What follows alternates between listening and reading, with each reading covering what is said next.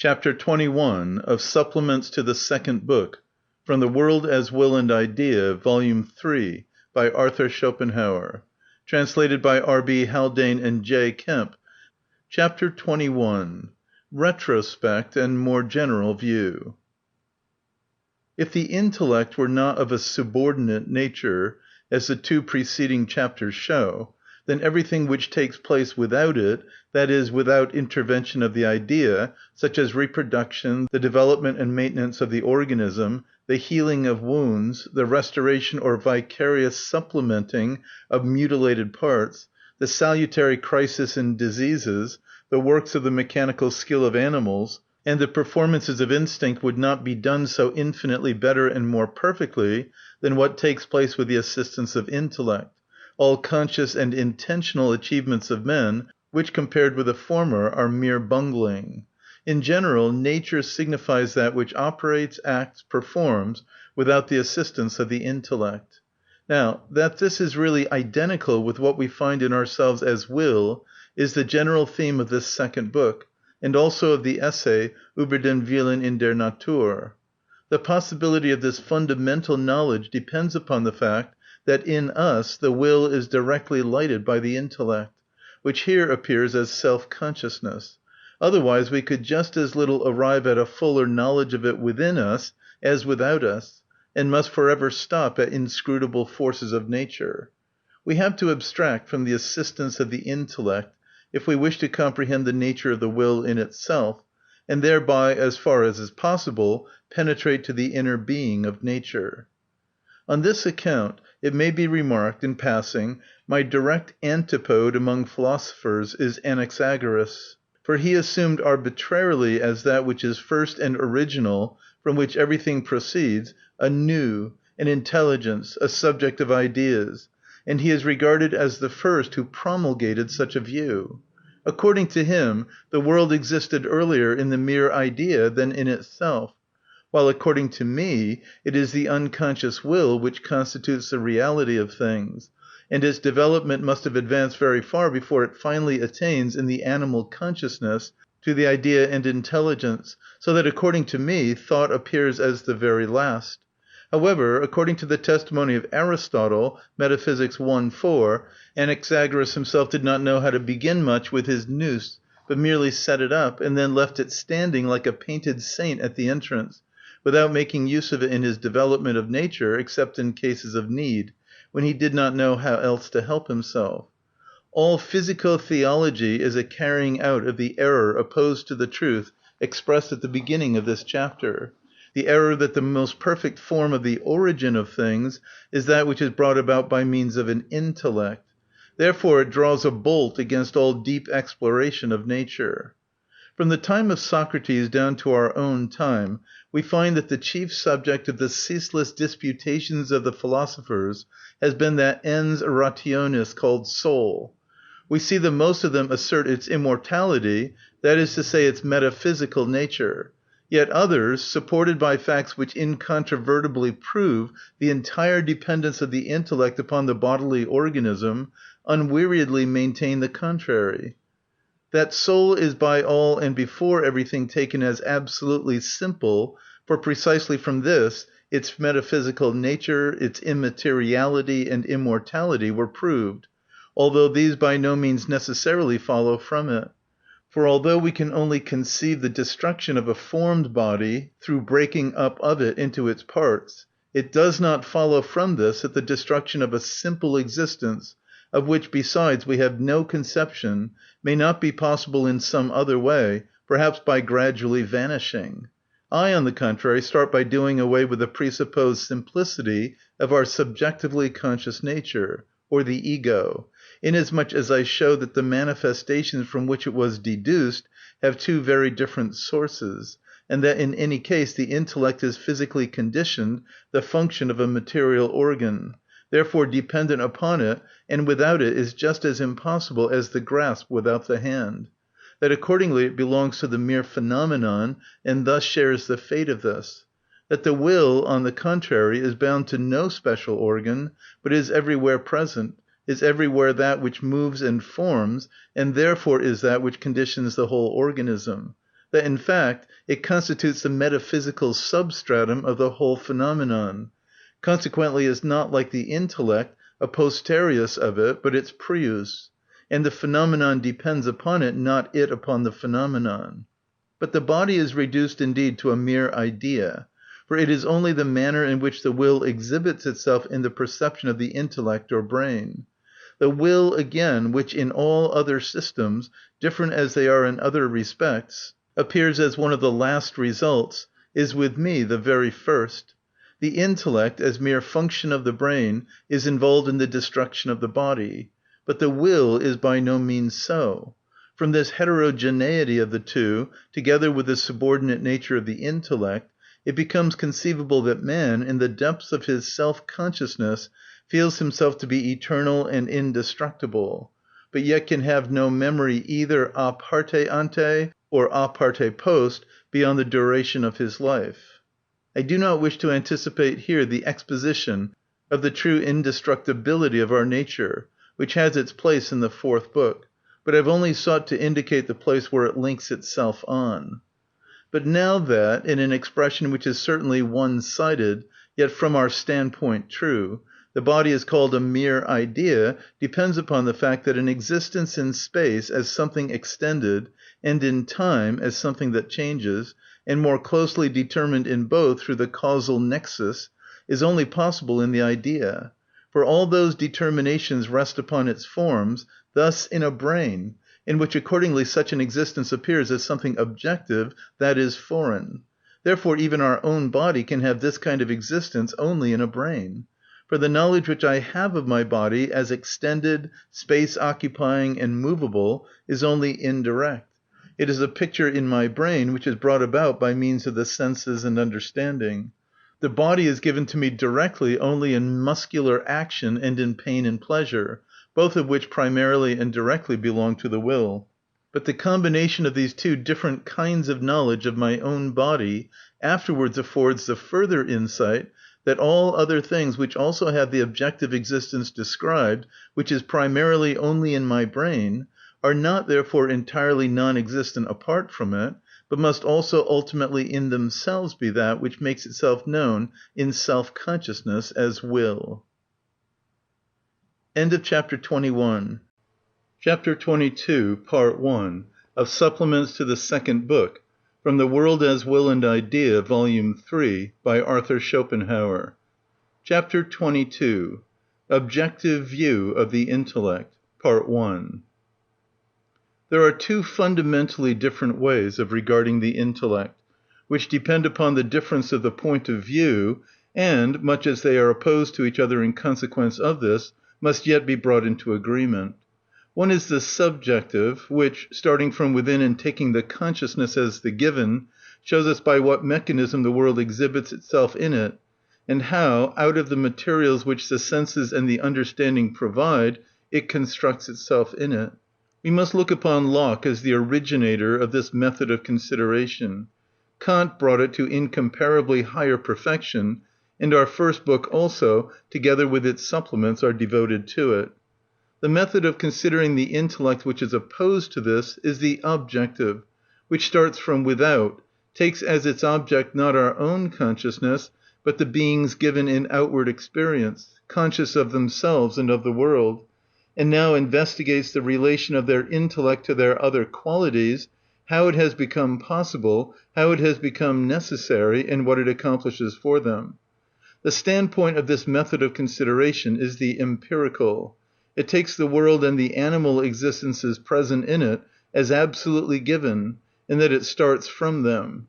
It is accordingly primarily zoological, anatomical, physiological, and only becomes philosophical by connection with that first method of consideration, and from the higher point of view thereby attained.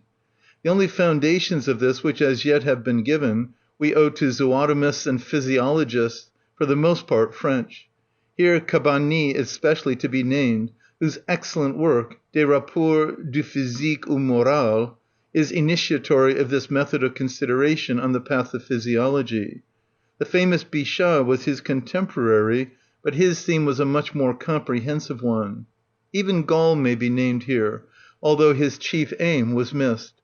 Ignorance and prejudice have raised against this method of consideration the accusation of materialism, because, adhering simply to experience, it does not know the immaterial substance, soul. The most recent advances in the physiology of the nervous system, through Sir Charles Bell, Magendie, Marshall Hall, and others, have also enriched and corrected the material of this method of consideration. A philosophy which, like the Kantian, entirely ignores this point of view for the intellect is one-sided, and consequently inadequate. It leaves an impassable gulf between our philosophical and our physiological knowledge, with which we can never find satisfaction. Although what I have said in the two preceding chapters concerning the life and the activity of the brain belongs to this method of consideration, and in the same way all the discussions to be found under the heading Pflanzenphysiologie in the essay Über den Willen in der Natur, and also a portion of those under the heading Vergleichende Anatomie, are devoted to it, the following exposition of its results in general will be by no means superfluous.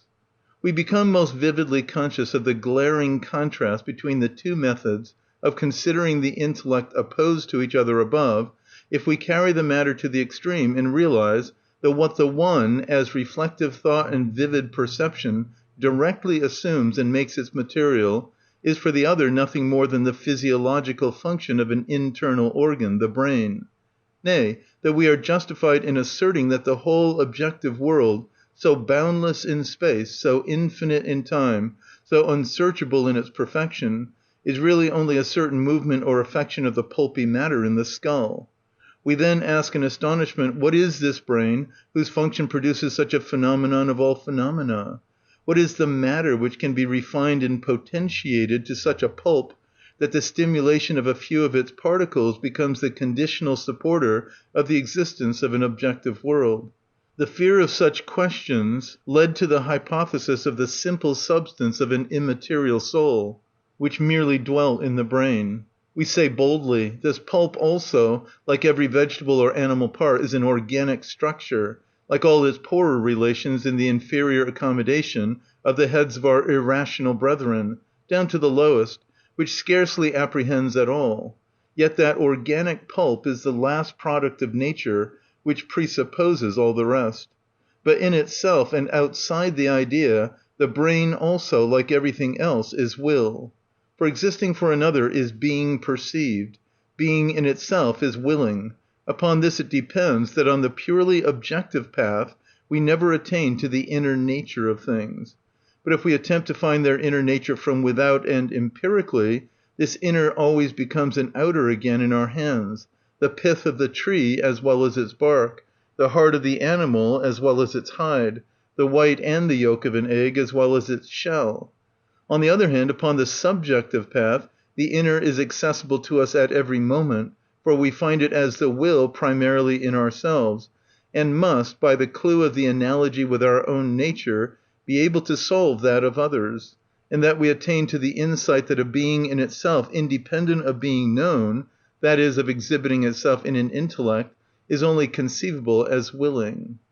If now, in the objective comprehension of the intellect, we go back as far as we possibly can, we shall find that the necessity or the need of knowledge in general arises from the multiplicity and the separate existence of beings, thus from individuation. For suppose there only existed a single being, such a being would have no need of knowledge, because nothing would exist which was different from it, and whose existence it would therefore have to take up into itself indirectly through knowledge, that is, image and concept. It would itself already be all in all, and therefore there would remain nothing for it to know, that is, nothing foreign that could be apprehended as object. In the case of a multiplicity of beings, on the other hand, every individual finds itself in a condition of isolation from all the rest, and hence arises the necessity of knowledge. The nervous system, by means of which the animal individual primarily becomes conscious of itself, is bounded by a skin. Yet in the brain that has attained to intellect, it passes beyond this limit by means of its form of knowledge, causality, and thus there arises for it perception as a consciousness of other things, as an image of beings in space and time, which change in accordance with causality. In this sense it would be more correct to say only the different is known by the different, than, as Empedocles said, only the like is known by the like, which was a very indefinite and ambiguous proposition, although points of view may certainly also be conceived from which it is true. As, for instance, we may observe in passing that of Helvetius, when he says so beautifully and happily, Il n'y a que l'esprit qui sent l'esprit, c'est une corde qui ne frémit qu'à l'unisson, which corresponds with Xenophon's sophon enai dei ton epignosomenon ton sophon, that is, sapientem esse oportet eum qui sapientem agniturus sit, and is a great sorrow. But now again, from the other side, we know that multiplicity of similars only becomes possible through time and space, thus through the forms of our knowledge. Space first arises in that the knowing subject sees externally. It is the manner in which the subject comprehends something as different from itself. But we also saw knowledge in general conditioned by multiplicity and difference.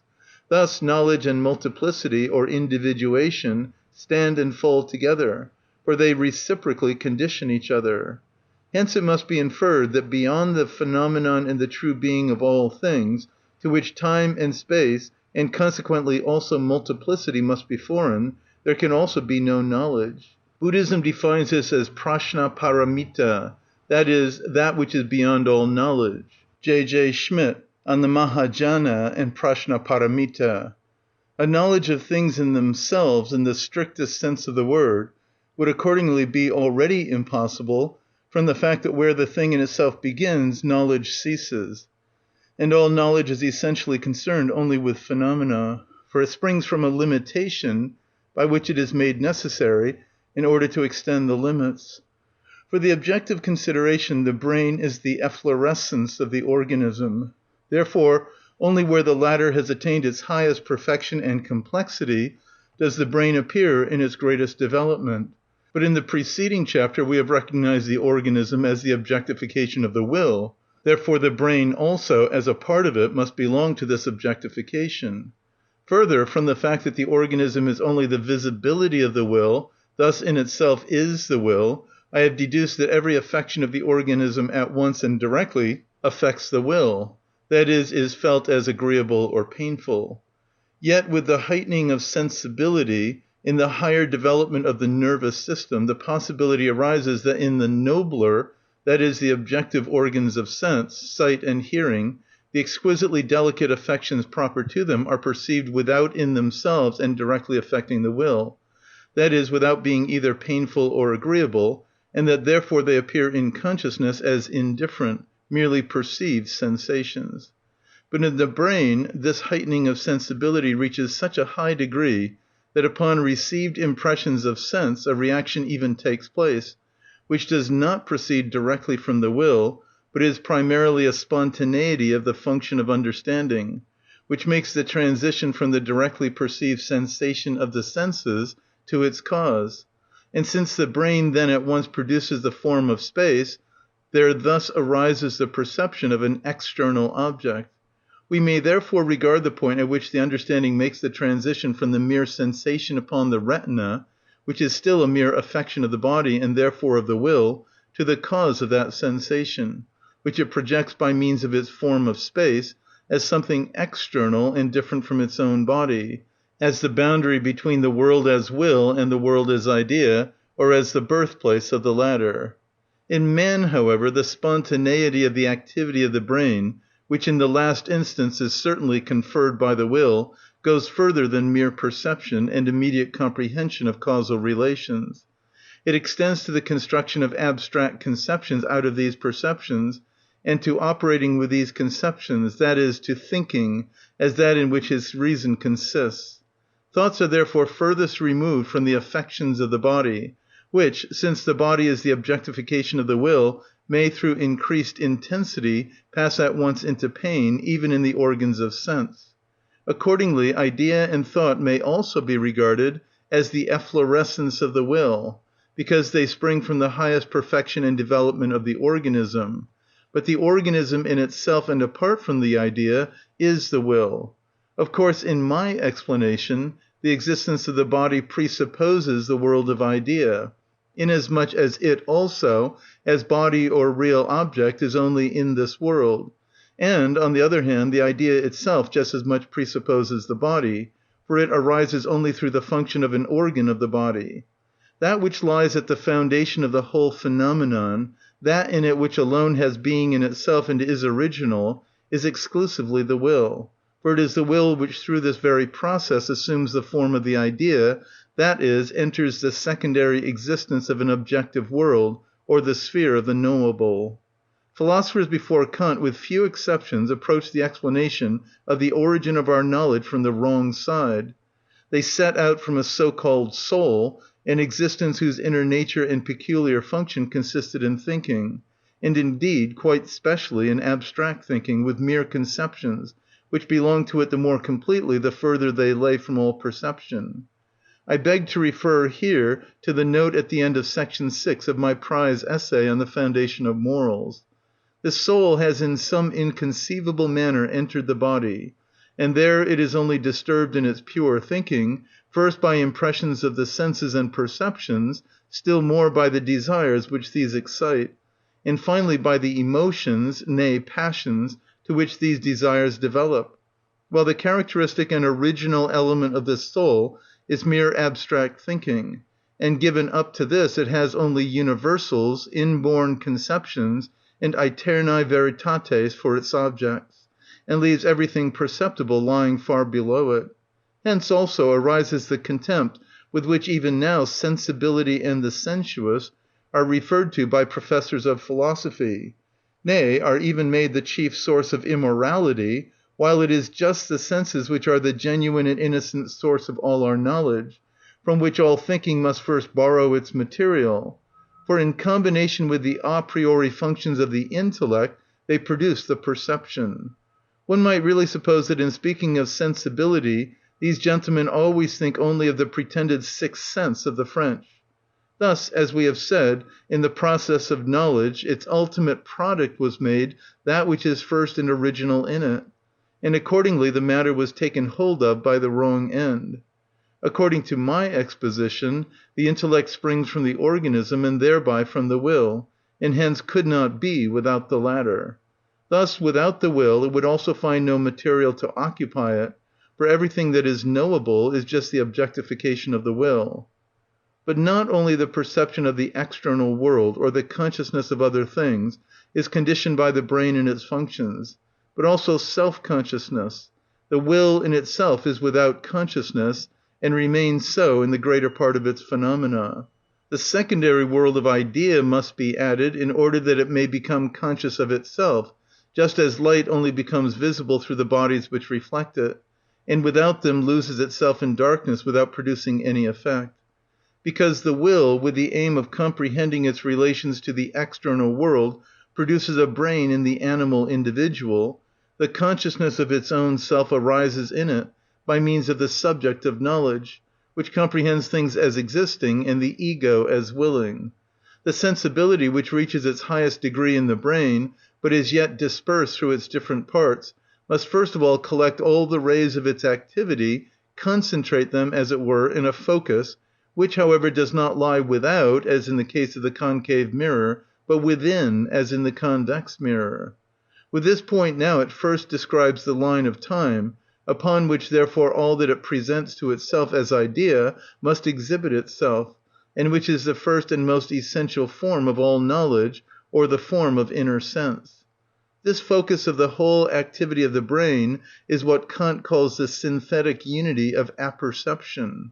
Only by means of this does the will become conscious of itself, because this focus of the activity of the brain, or that which knows, apprehends itself as identical with its own basis from which it springs, that which wills, and thus the ego arises.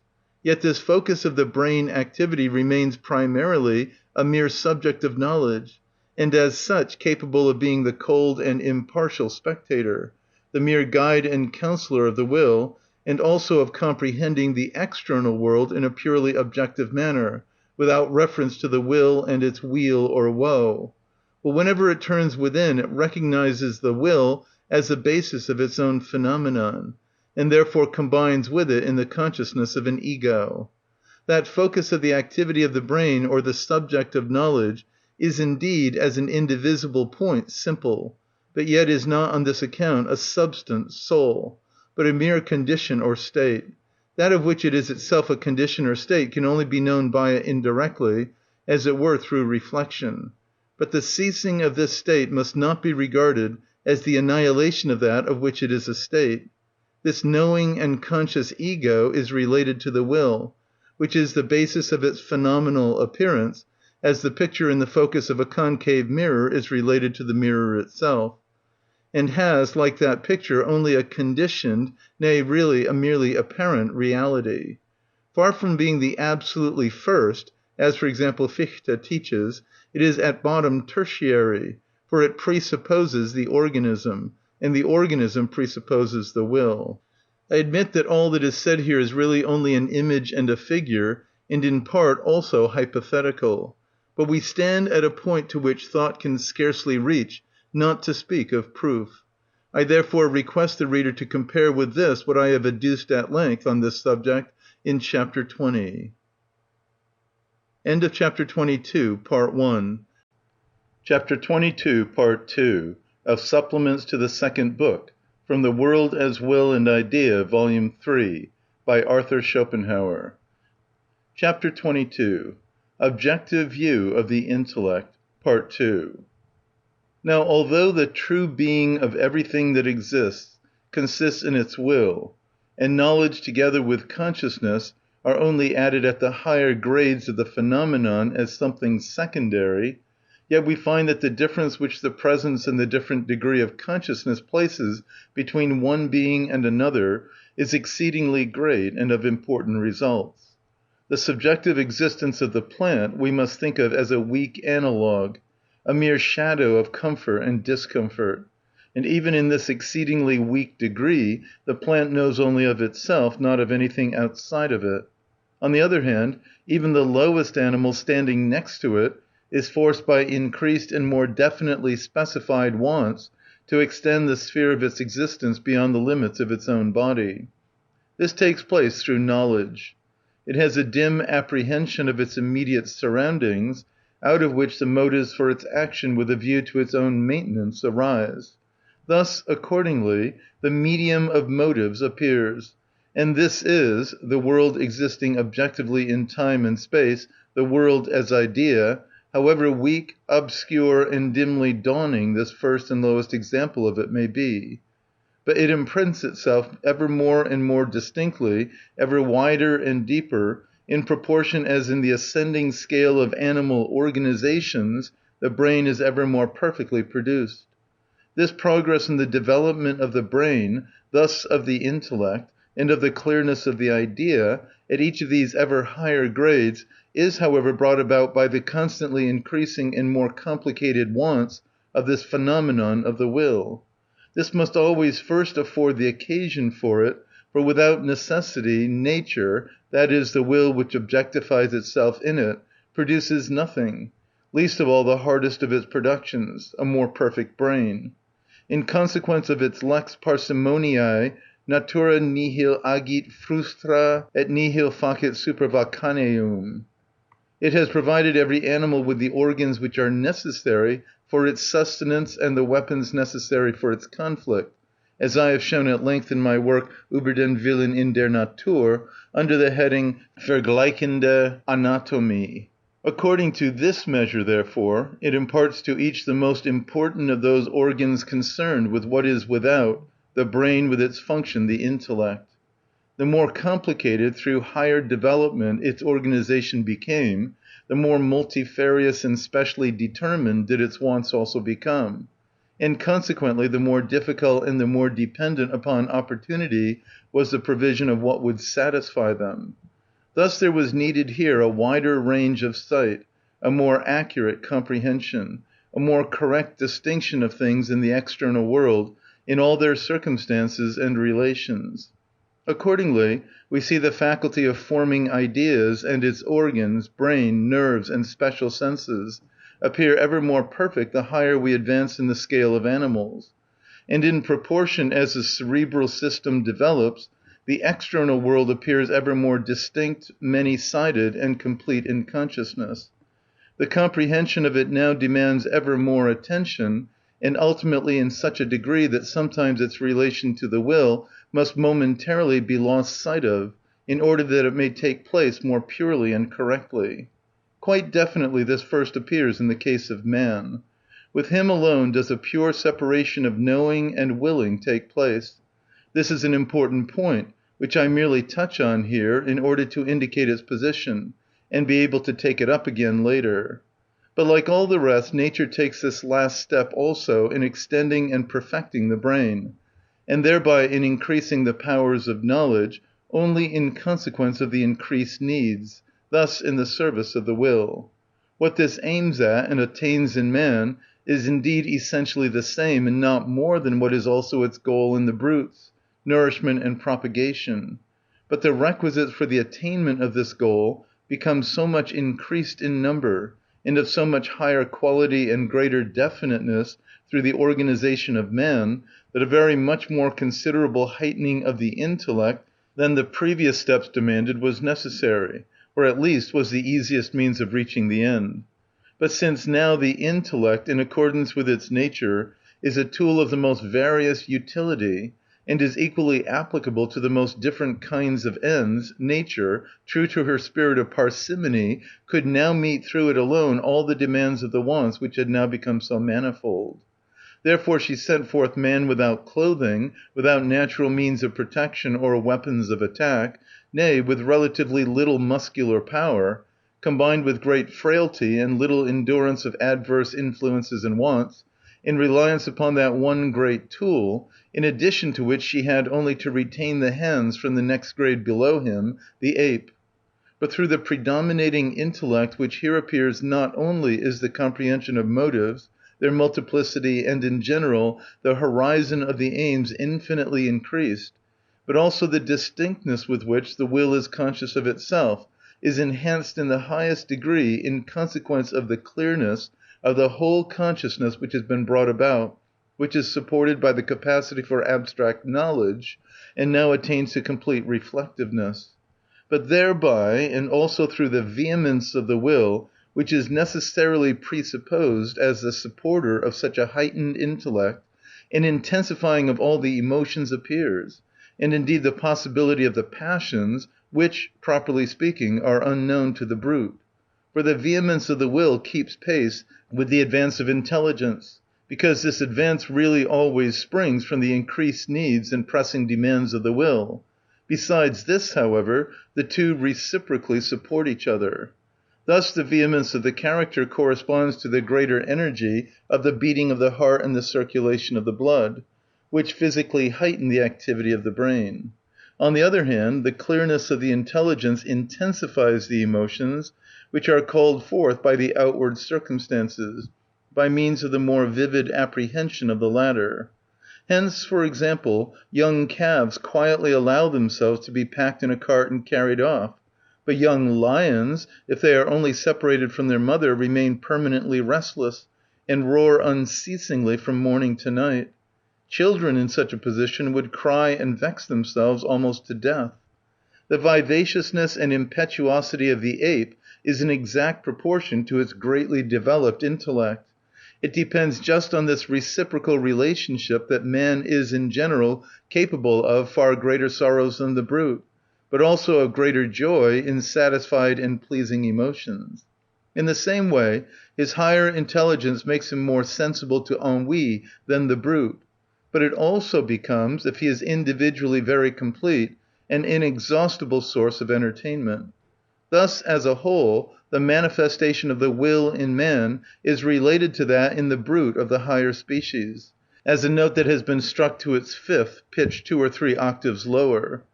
But between the different kinds of brutes also the differences of intellect, and thereby of consciousness, are great and endlessly graduated.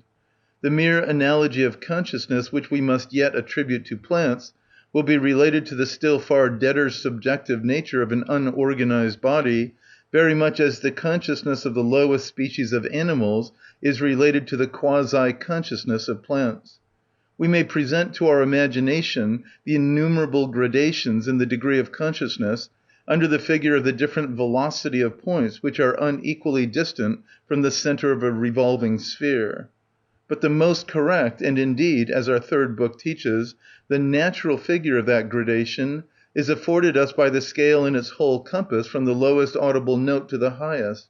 It is, however, the grade of consciousness which determines the grade of existence of a being. For every immediate existence is subjective. The objective existence is in the consciousness of another, thus only for this other, consequently quite indirect. Through the grade of consciousness, beings are as different as through the will they are alike, for the will is what is common to them all. But what we have now considered between the plant and the animal, and then between the different species of animals, occurs also between man and man. Here also that which is secondary, the intellect, by means of the clearness of consciousness and distinctness of knowledge which depends upon it, constitutes a fundamental and immeasurably great difference in the whole manner of the existence, and thereby in the grade of it. The higher the consciousness has risen, the more distinct and connected are the thoughts, the clearer the perceptions, the more intense the sensations. Through it, everything gains more depth: emotion, sadness, joy, and sorrow. Commonplace blockheads are not even capable of real joy. They live on in dull insensibility.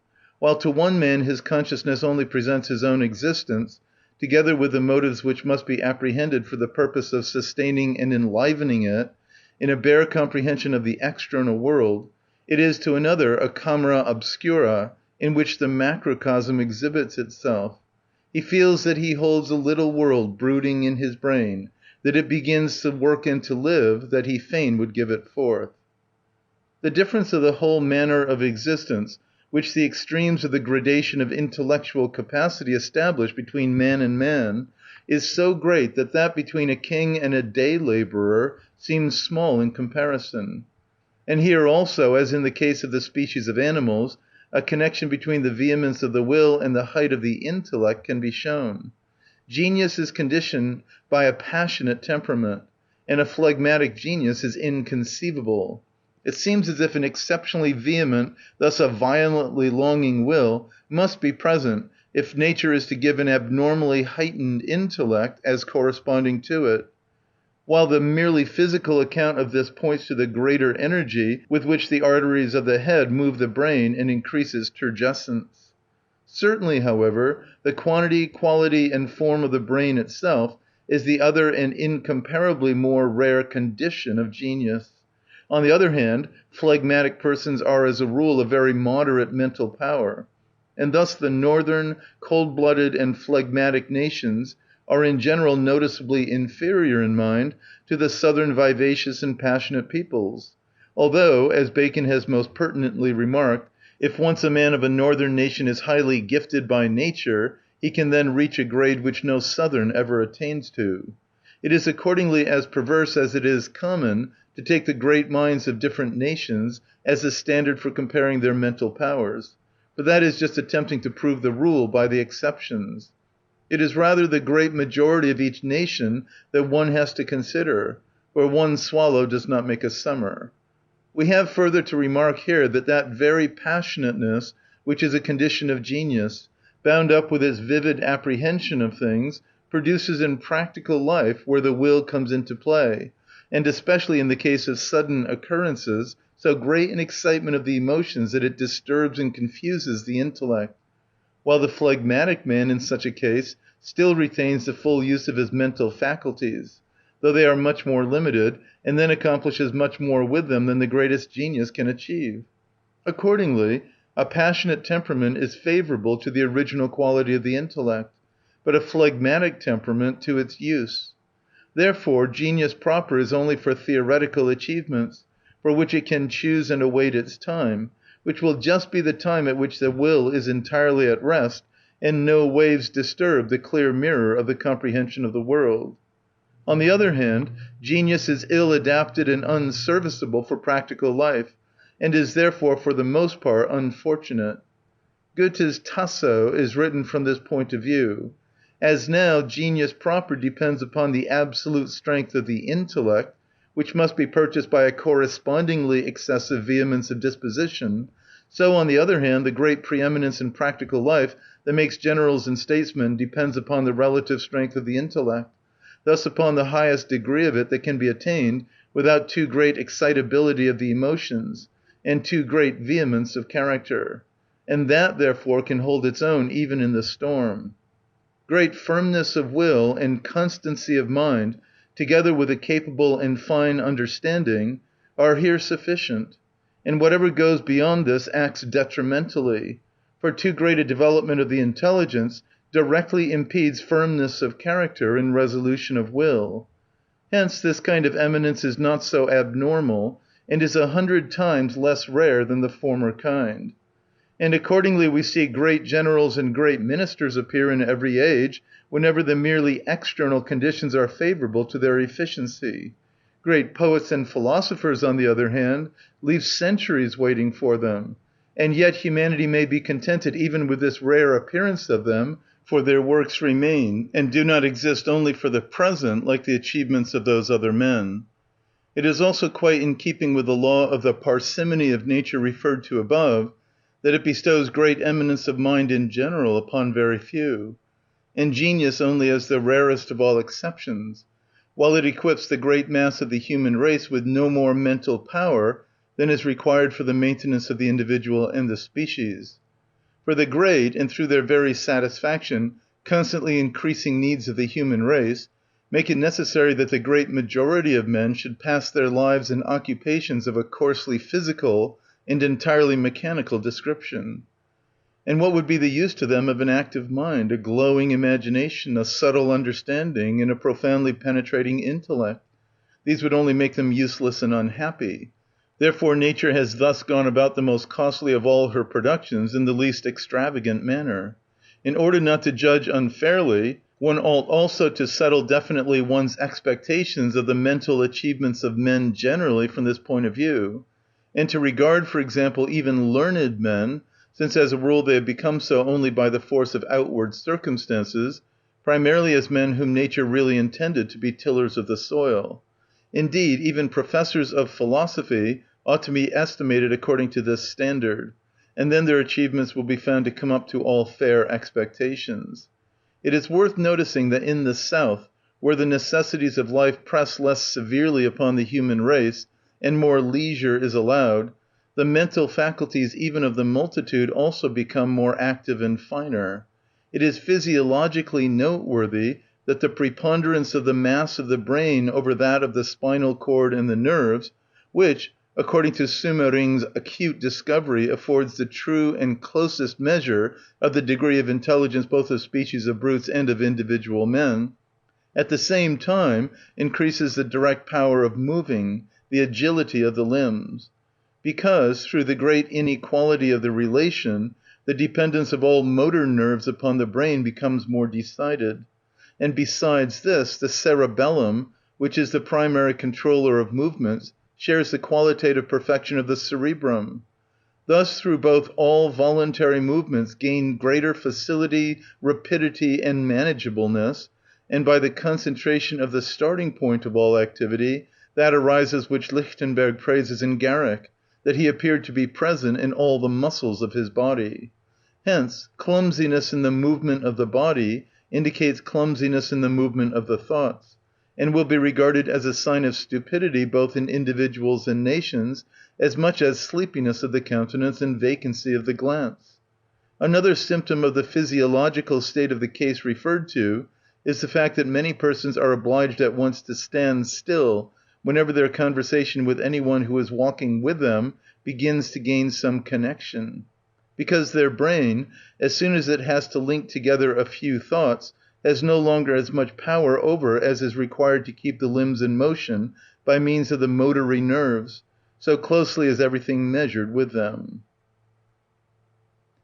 End of chapter 22, part 2. Chapter 22, part 3. Of Supplements to the Second Book, from The World as Will and Idea, Volume 3, by Arthur Schopenhauer. Chapter 22. Objective View of the Intellect, Part 3. It results from this whole objective consideration of the intellect and its origin, that it is designed for the comprehension of those ends upon the attainment of which depends the individual life and its propagation, but by no means for deciphering the inner nature of things and of the world, which exists independently of the knower. What to the plant is a susceptibility to light, in consequence of which it guides its growth in the direction of it, that is in kind the knowledge of the brute, nay, even of man, although in degree it is increased in proportion as the needs of each of these beings demand. With them all apprehension remains a mere consciousness of their relations to other things, and is by no means intended to present again in the consciousness of the knower the peculiar, absolutely real nature of these things. Rather, as springing from the will, the intellect is also only designed for its service, thus for the apprehension of motives. It is adapted for this, and is therefore of a thoroughly practical tendency. This also holds good if we conceive the significance of life as ethical, for in this regard too we find man knowing only for the benefit of his conduct. Such a faculty of knowledge, existing exclusively for practical ends, will from its nature always comprehend only the relations of things to each other, but not the inner nature of them, as it is in itself. But to regard the complex of these relations as the absolute nature of the world as it is in itself, and the manner in which it necessarily exhibits itself in accordance with the laws predisposed in the brain as the eternal laws of the existence of all things, and then to construct ontology, cosmology, and theology in accordance with this view, this was really the old fundamental error, of which Kant's teaching has made an end. Here then our objective, and therefore for the most part physiological consideration of the intellect, meets his transcendental consideration of it, nay, appears in a certain sense even as an a priori insight into it. For, from a point of view which we have taken up outside of it, our objective view enables us to know in its origin, and therefore as necessary, what that transcendental consideration, starting from facts of consciousness, presents only as a matter of fact. For it follows from our objective consideration of the intellect that the world as idea, as it exists stretched out in space and time, and moves on regularly according to the strict law of causality, is primarily only a physiological phenomenon, a function of the brain, which brings it about certainly upon the occasion of certain external stimuli, but yet in conformity with its own laws.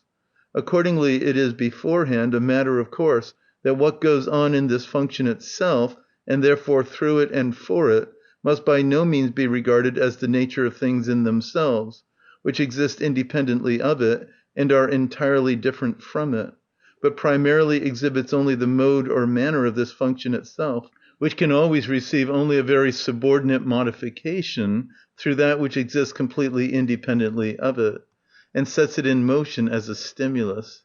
As then Locke claimed for the organs of sense all that comes into our apprehension by means of the sensation, in order to deny that it belongs to things in themselves, so Kant, with the same intention and pursuing the same path further, has proved all that makes perception proper possible, thus space, time, and causality to be functions of the brain, although he has refrained from using this physiological expression, to which, however, our present method of investigation coming from the opposite side, the side of the real, necessarily leads us. Kant arrived upon his analytical path at the result that what we know are mere phenomena. What this mysterious expression really means becomes clear from our objective and genetic investigation of the intellect. The phenomena are the motives for the aims of individual will, as they exhibit themselves in the intellect which the will has produced for this purpose, which itself appears as a phenomenon objectively as the brain, and which, when comprehended, as far as one can follow their concatenation, afford us in their connection the world which extends itself objectively in time and space, and which I call the world as idea.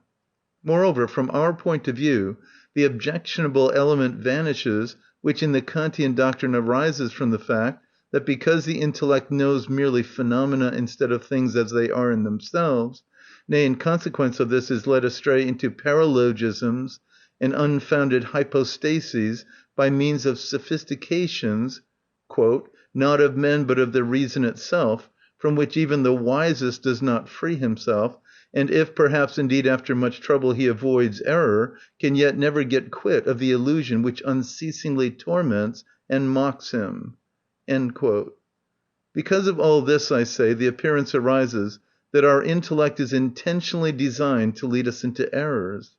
For the objective view of the intellect given here, which contains a genesis of it, makes it conceivable that being exclusively intended for practical ends, it is merely the medium of motives, and therefore fulfills its end by an accurate presentation of these; and that if we undertake to discover the nature of things in themselves, from the manifold phenomena which here exhibit themselves objectively to us, and their laws, we do this at our own peril and on our own responsibility.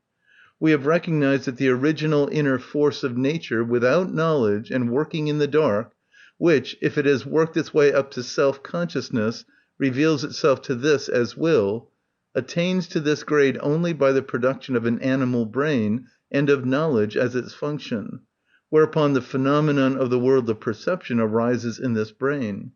But to explain this mere brain phenomenon with the conformity to law which is invariably connected with its functions, as the objective inner nature of the world and the things in it, which is independent of the brain, existing before and after it, is clearly a spring which nothing warrants us in making.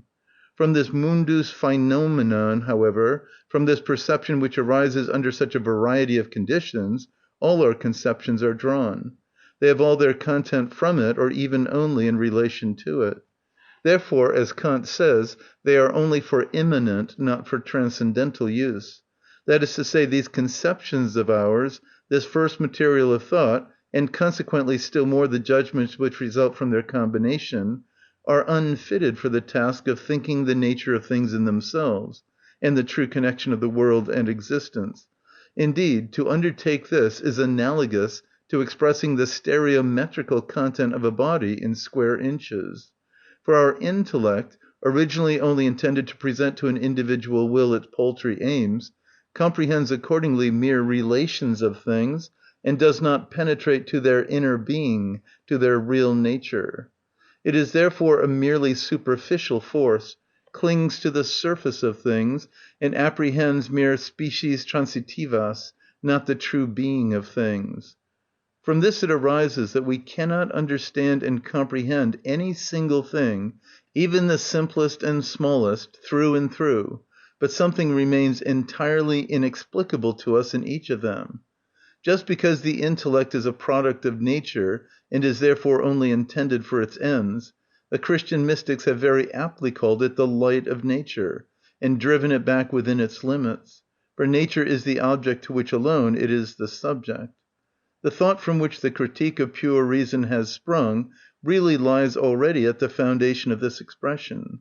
That we cannot comprehend the world on the direct path, that is, through the uncritical, direct application of the intellect and its data, but when we reflect upon it become ever more deeply involved in insoluble mysteries, points to the fact that the intellect, thus knowledge itself, is secondary, a mere product, brought about by the development of the inner being of the world, which consequently till then preceded it, and it at last appeared as a breaking through to the light out of the obscure depths of the unconscious striving, the nature of which exhibits itself as will to the self‐consciousness which now at once arises.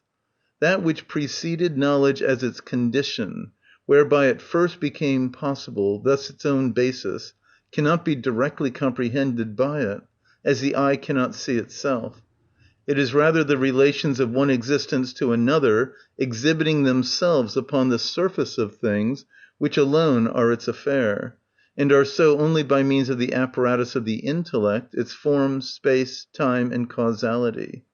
Just because the world has made itself without the assistance of knowledge, its whole being does not enter into knowledge, but knowledge presupposes the existence of the world, on which account the origin of the world does not lie within its sphere. It is accordingly limited to the relations between the things which lie before it, and is thus sufficient for the individual will, for the service of which alone it appeared.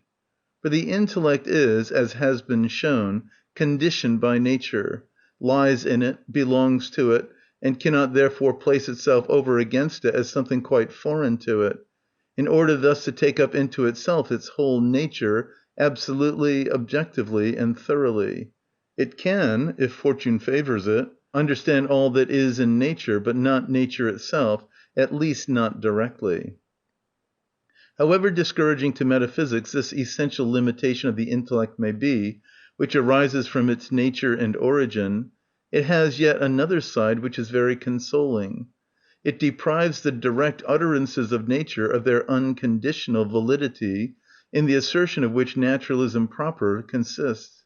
If therefore nature presents to us every living thing as appearing out of nothing, and, after an ephemeral existence, returning again forever to nothing, and if it seems to take pleasure in the unceasing production of new beings, in order that it may be able unceasingly to destroy, and, on the other hand, is unable to bring anything permanent to light, if accordingly we are forced to recognise matter as that which alone is permanent, which never came into being and never passes away, but brings forth all things from its womb, whence its name appears to be derived from mater rerum, and along with it, as the father of things, form, which just as fleeting as matter is permanent, changes really every moment, and can only maintain itself so long as it clings as a parasite to matter, now to one part of it, now to another. But when once it entirely loses hold, disappears, as is shown by the Paleotheria and the Ichthyosaurians, we must indeed recognise this as the direct and genuine utterance of nature. But on account of the origin of the intellect explained above, and the nature of it which results from this origin, we cannot ascribe to this utterance an unconditional truth, but rather only an entirely conditional truth, which Kant has appropriately indicated as such by calling it the phenomenon, in opposition to the thing in itself. If, in spite of this essential limitation of the intellect, it is possible by a circuitous route to arrive at a certain understanding of the world and the nature of things, by means of reflection widely pursued, and the skilful combination of objective knowledge directed towards without, with the data of self-consciousness, this will yet be only a very limited, entirely indirect, and relative understanding, a parabolical translation into the forms of knowledge, thus a quadam prodire tenus, which must always leave many problems still unsolved.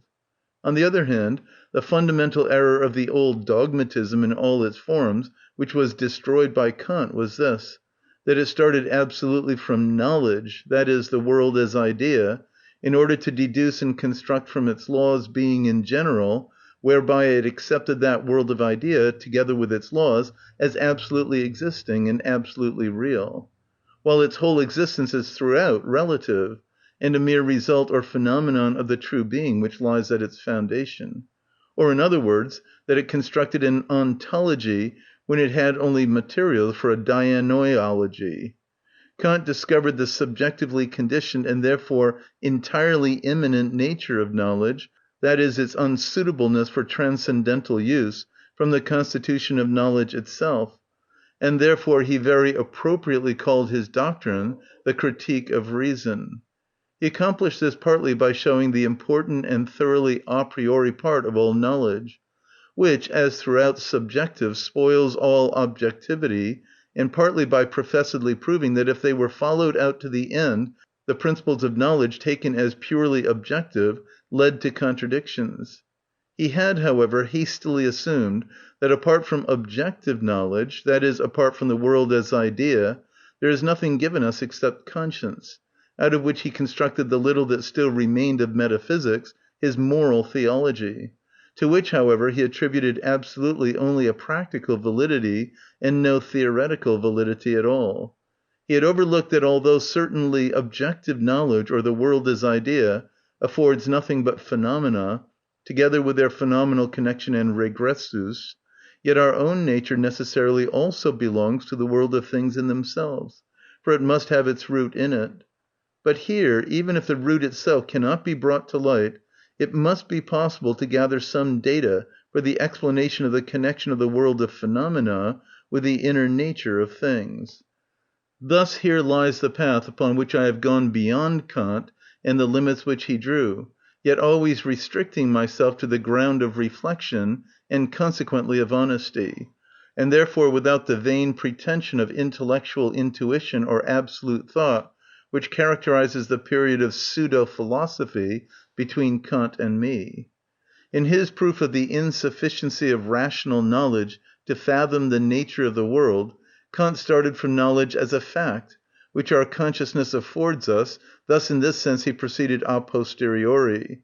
But in this chapter, and also in my work Über den Willen in der Natur, I have sought to show what knowledge is in its nature and origin, something secondary, designed for individual ends. Whence it follows that it must be insufficient to fathom the nature of the world. Thus so far I have reached the same goal a priori. But one never knows anything wholly and completely until one has gone right round it for that purpose, and has got back to it from the opposite side from which one started.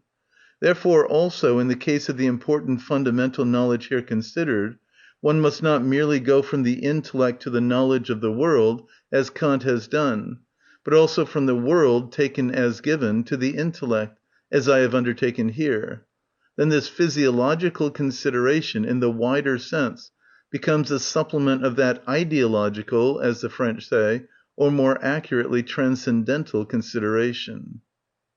In the above, in order not to break the thread of the exposition, I have postponed the explanation of one point which I touched upon.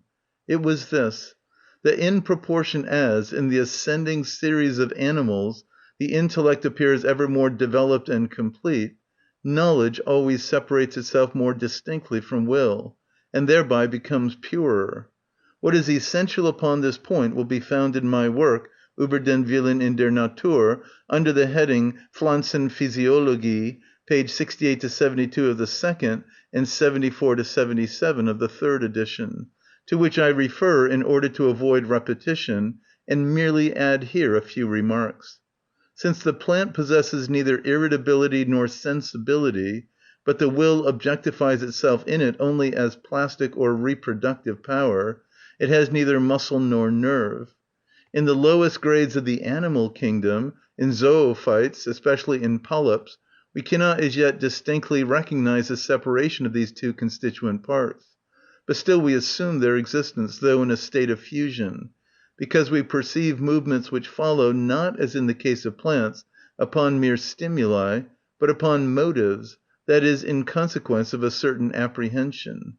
Now, in proportion as, in the ascending series of animals, the nervous and muscular systems separate ever more distinctly from each other, till in the vertebrate animals, and most completely in man, the former divides into an organic and a cerebral nervous system, and of these the latter again develops into the excessively complicated apparatus of the cerebrum and cerebellum, spinal marrow, cerebral and spinal nerves, sensory and motor nerve fascicles, of which only the cerebrum, together with the sensory nerves depending upon it, and the posterior spinal nerve fascicles are intended for the apprehension of the motive from the external world, while all the other parts are intended for the transmission of the motive to the muscles in which the will manifests itself directly.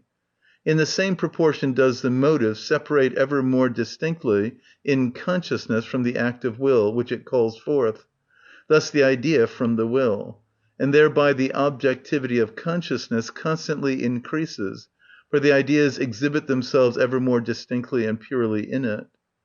These two separations are, however, really only one and the same, which we have here considered from two sides, the objective and the subjective, or first in the consciousness of other things, and then in self-consciousness.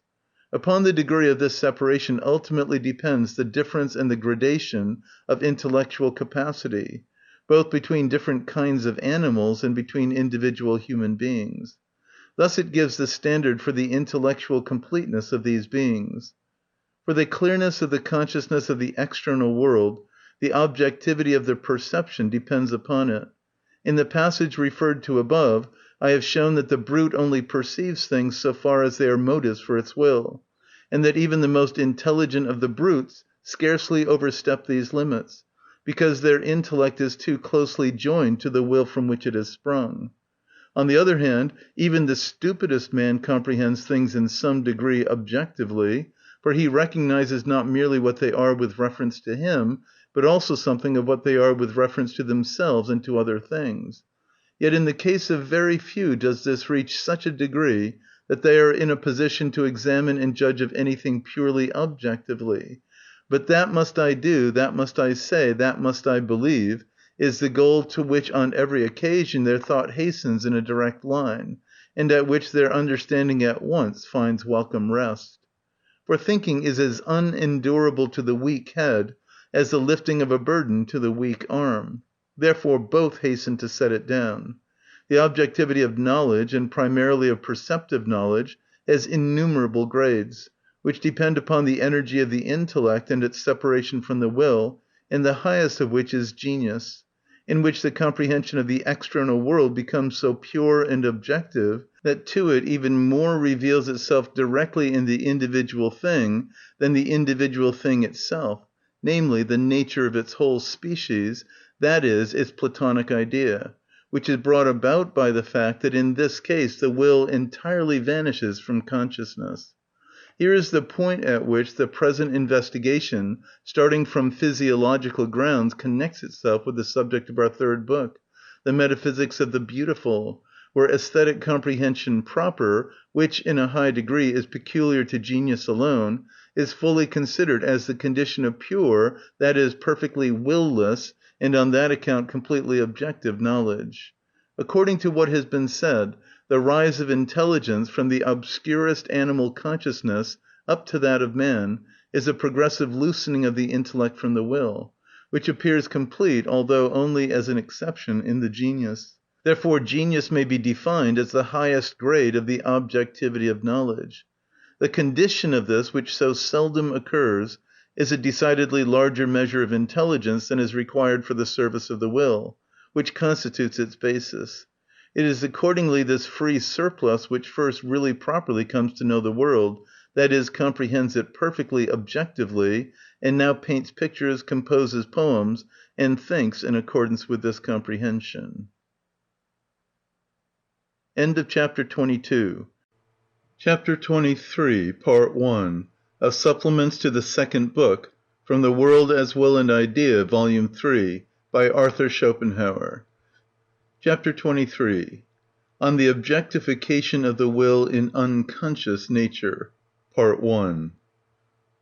That the will which we find within us does not proceed, as philosophy has hitherto assumed, first from knowledge, and indeed is a mere modification of it, thus something secondary, derived, and, like knowledge itself, conditioned by the brain, but that it is the prius of knowledge, the kernel of our nature, and that original force itself which forms and sustains the animal body, in that it carries out both its unconscious and its conscious functions.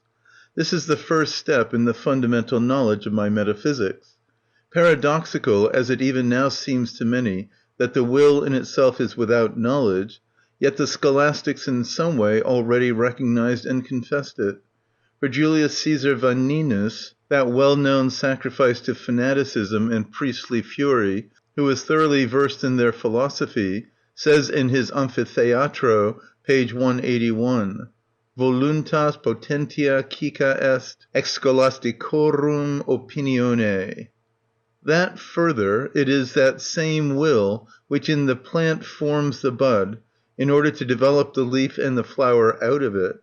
Nay, that the regular form of the crystal is only the trace which its momentary effort has left behind, and that in general, as the true and only automaton, in the proper sense of the word, it lies in the foundation of all the forces of unorganized nature, plays, acts in all their multifarious phenomena, imparts power to their laws, and even in the crudest mass manifests itself as gravity. This insight is the second step in that fundamental knowledge, and is brought about by further reflection. But it would be the grossest misunderstanding to suppose that this is a mere question of a word to denote an unknown quantity. It is rather the most real of all real knowledge which is here expressed in language. for it is the tracing back of that which is quite inaccessible to our immediate knowledge, and therefore in its essence foreign and unknown to us, which we denote by the words force of nature, to that which is known to us most accurately and intimately, but which is yet only accessible to us in our own being and directly, and must therefore be carried over from this to other phenomena. It is the insight that what is inward and original in all the changes and movements of bodies, however various they may be, is in its nature identical, that yet we have only one opportunity of getting to know it more closely and directly, and that is in the movements of our own body. In consequence of this knowledge we must call it will. It is the insight that that which acts and strives in nature and exhibits itself in ever more perfect phenomena, when it has worked itself up so far that the light of knowledge falls directly upon it, that is, when it has attained to the state of self-consciousness, exists as that will which is what is most intimately known to us, and therefore cannot be further explained by anything else, but rather affords the explanation of all other things. It is accordingly the thing in itself, so far as this can ever be reached by knowledge. Consequently, it is that which must express itself in some way in everything in the world, for it is the inner nature of the world and the kernel of all phenomena. As my essay Über den Willen in der Natur specially refers to the subject of this chapter, and also adduces the evidence of unprejudiced empiricists in favor of this important point of my doctrine, I have only to add now to what is said there a few supplementary remarks, which are therefore strung together in a somewhat fragmentary manner. First, then, with reference to plant life, I draw attention to the remarkable first two chapters of Aristotle's work upon plants. What is most interesting in them, as is so often the case with Aristotle, are the opinions of earlier profound philosophers quoted by him. We see there that Anaxagoras and Empedocles quite rightly taught that plants have the motion of their growth by virtue of their indwelling desires, epithumia; nay, that they also attributed to them pleasure and pain, therefore sensation. But Plato only ascribed to them desires, and that on account of their strong appetite for nutrition. Compare Plato in the Timaeus, page 403. Aristotle, on the other hand, true to his customary method, glides on the surface of things, confines himself to single characteristics and conceptions fixed by current expressions, and asserts that without sensation there can be no desires, and that plants have not sensation. He is, however, in considerable embarrassment, as his confused language shows, till here also, where fails the comprehension, a word steps promptly in as deputy, namely to threptikon, the faculty of nourishing. Plants have this, and thus a part of the so-called soul, according to his favorite division into anima vegetativa, sensitiva, and intellectiva. This, however, is just a scholastic quidditas, and signifies plantae nutriuntur, quia habent facultatum nutritivam. It is therefore a bad substitute for the more profound research of his predecessors, whom he is criticizing.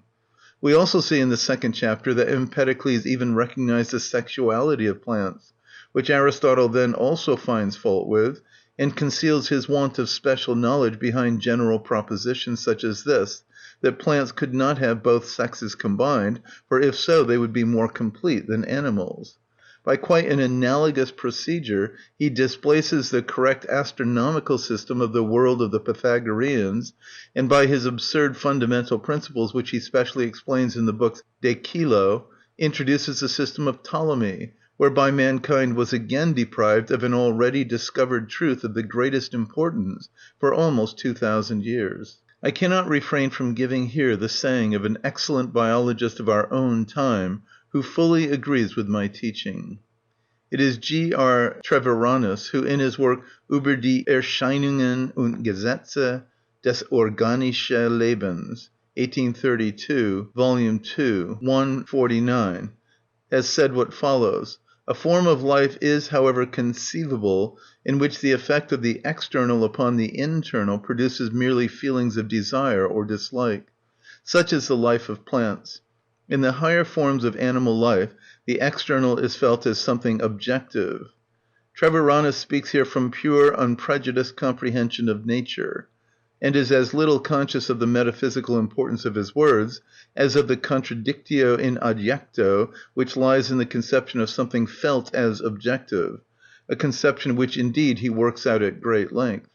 He does not know that all feeling is essentially subjective, and all that is objective is, on the other hand, perception, and therefore a product of the understanding. Yet this does not detract at all from the truth and importance of what he says. In fact, in the life of plants, the truth that will can exist without knowledge is apparent, one might say palpably recognizable. For here we see a decided effort determined by wants, modified in various ways, and adapting itself to the difference of the circumstances, yet clearly without knowledge. And just because the plant is without knowledge, it bears its organs of generation ostentatiously in view, in perfect innocence. It knows nothing about it. As soon, on the other hand, as in the series of existences knowledge appears, the organs of generation are transferred to a hidden part. Man, however, with whom this is again less the case, conceals them intentionally. He is ashamed of them. Primarily, then, the vital force is identical with the will, but so also are all other forces of nature, though this is less apparent. If, therefore, we find the recognition of a desire, that is, of a will, as the basis of plant life, expressed at all times, with more or less distinctness of conception, on the other hand, the reference of the forces of unorganized nature to the same foundation is rarer in proportion as their remoteness from our own nature is greater. In fact, the boundary between the organized and the unorganized is the most sharply drawn in the whole of nature, and perhaps the only one that admits of no transgressions, so that natura non facit saltus seems to suffer an exception here. Although certain crystallizations display an external form resembling the vegetable, yet even between the smallest lichen, the lowest fungus, and everything unorganized, there remains a fundamental and essential difference.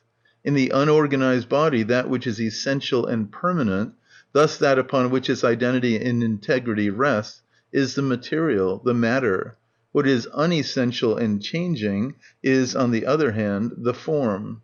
With the organized body the case is exactly reversed, for its life, that is, its existence as an organized being, simply consists in the constant change of the material, while the form remains permanent.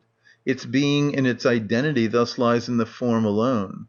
Therefore the continuance of the unorganized body depends upon repose and exclusion from external influences. Thus alone does it retain its existence. And if this condition is perfect, such a body lasts forever. The continuance of the organized body, on the contrary, just depends upon continual movement, and the constant reception of external influences. As soon as these are wanting, and the movement in it stops, it is dead, and thereby ceases to be organic, although the trace of the organism that has been still remains for a while. Therefore the talk, which is so much affected in our own day, of the life of what is unorganized, indeed of the globe itself, and that it, and also the planetary system, is an organism, is entirely inadmissible. The predicate life belongs only to what is organized. Every organism, however, is throughout organized, is so in all its parts, and nowhere are these, even in their smallest particles, composed by aggregation of what is unorganized. Thus, if the earth were an organism, all mountains and rocks and the whole interior of their mass would necessarily be organized, and accordingly really nothing unorganized would exist, and therefore the whole conception of it would be wanting. On the other hand, that the manifestation of a will is as little bound up with life and organization as with knowledge, and that therefore the unorganized has also a will, the manifestations of which are all its fundamental qualities, which cannot be further explained, this is an essential point in my doctrine, although the trace of such a thought is far seldomer found in writers who have preceded me than that of the will in plants, where, however, it is still unconscious. In the forming of the crystal we see, as it were, a tendency towards an attempt at life, to which, however, it does not attain, because the fluidity of which, like a living thing, it is composed at the moment of that movement, is not enclosed in a skin, as is always the case with the latter. and consequently it has neither vessels in which that movement could go on, nor does anything separate it from the external world. Therefore rigidity at once seizes that momentary movement, of which only the trace remains as the crystal. The thought that the will, which constitutes the basis of our own nature, is also the same will which shows itself even in the lowest unorganized phenomena, on account of which the conformity to law of both phenomena shows a perfect analogy, lies at the foundation of Goethe's Wahlverwandtschaften, as the title indeed indicates, although he himself was unconscious of this. Mechanics and astronomy specially show us how this will conducts itself, so far as it appears at the lowest grade of its manifestation, merely as gravity, rigidity, and inertia. Hydraulics shows us the same thing, where rigidity is wanting, and the fluid material is now unrestrainedly surrendered to its predominating passion, gravity. In this sense hydraulics may be conceived as a characteristic sketch of water, for it presents to us the manifestations of will to which water is moved by gravity. These always correspond exactly to the external influences, for in the case of all non-individual existences, there is no particular character in addition to the general one. Thus they can easily be referred to fixed characteristics, which are called laws, and which are learned by experience of water. These laws accurately inform us how water will conduct itself under all different circumstances on account of its gravity, the unconditioned mobility of its parts, and its want of elasticity. Hydrostatics teaches how it is brought to rest through gravity, hydrodynamics how it is set in motion, and the latter has also to take account of hindrances which adhesion opposes to the will of water. The two together constitute hydraulics. In the same way, chemistry teaches us how the will conducts itself when the inner qualities of materials obtain free play, by being brought into a fluid state, and there appears that wonderful attraction and repulsion, separating and combining, leaving go of one to seize upon another, from which every precipitation originates, and the whole of which is denoted by elective affinity, an expression which is entirely borrowed from the conscious will. But anatomy and physiology allow us to see how the will conducts itself in order to bring about the phenomenon of life and sustain it for a while. Finally, the poet shows us how the will conducts itself under the influence of motives and reflection. He exhibits it therefore for the most part in the most perfect of its manifestations, in rational beings, whose character is individual, and whose conduct and suffering he brings before us in the drama, the epic, the romance, etc. The more correctly, the more strictly according to the laws of nature his characters are there presented, the greater is his fame. Hence Shakespeare stands at the top. The point of view which is here taken up corresponds at bottom to the spirit in which Goethe followed and loved the natural sciences, although he was not conscious of the matter in the abstract. Nay more, this not only appears from his writings, but is also known to me from his personal utterances. If we consider the will, where no one denies it, in conscious beings, we find everywhere, as its fundamental effort, the self-preservation of every being. Omnis natura vult esse conservatrix sui. But all manifestations of this fundamental effort may constantly be traced back to a seeking or pursuit, and a shunning or fleeing from, according to the occasion. Now this also may be shown even at the lowest grades of nature, that is, of the objectification of the will, where the bodies still act only as bodies in general, thus are the subject matter of mechanics, and are considered only with reference to the manifestations of impenetrability, cohesion, rigidity, elasticity, and gravity. Here also the seeking shows itself as gravitation, and the shunning as the receiving of motion, and the movableness of bodies by pressure or impact, which constitutes the basis of mechanics, is at bottom a manifestation of the effort after self-preservation, which dwells in them also. For, since as bodies they are impenetrable, this is the sole means of preserving their cohesion, thus their continuance at any time. The body which is impelled or exposed to pressure would be crushed to pieces by the impelling or pressing body, if it did not withdraw itself from its power by flight, in order to preserve its cohesion.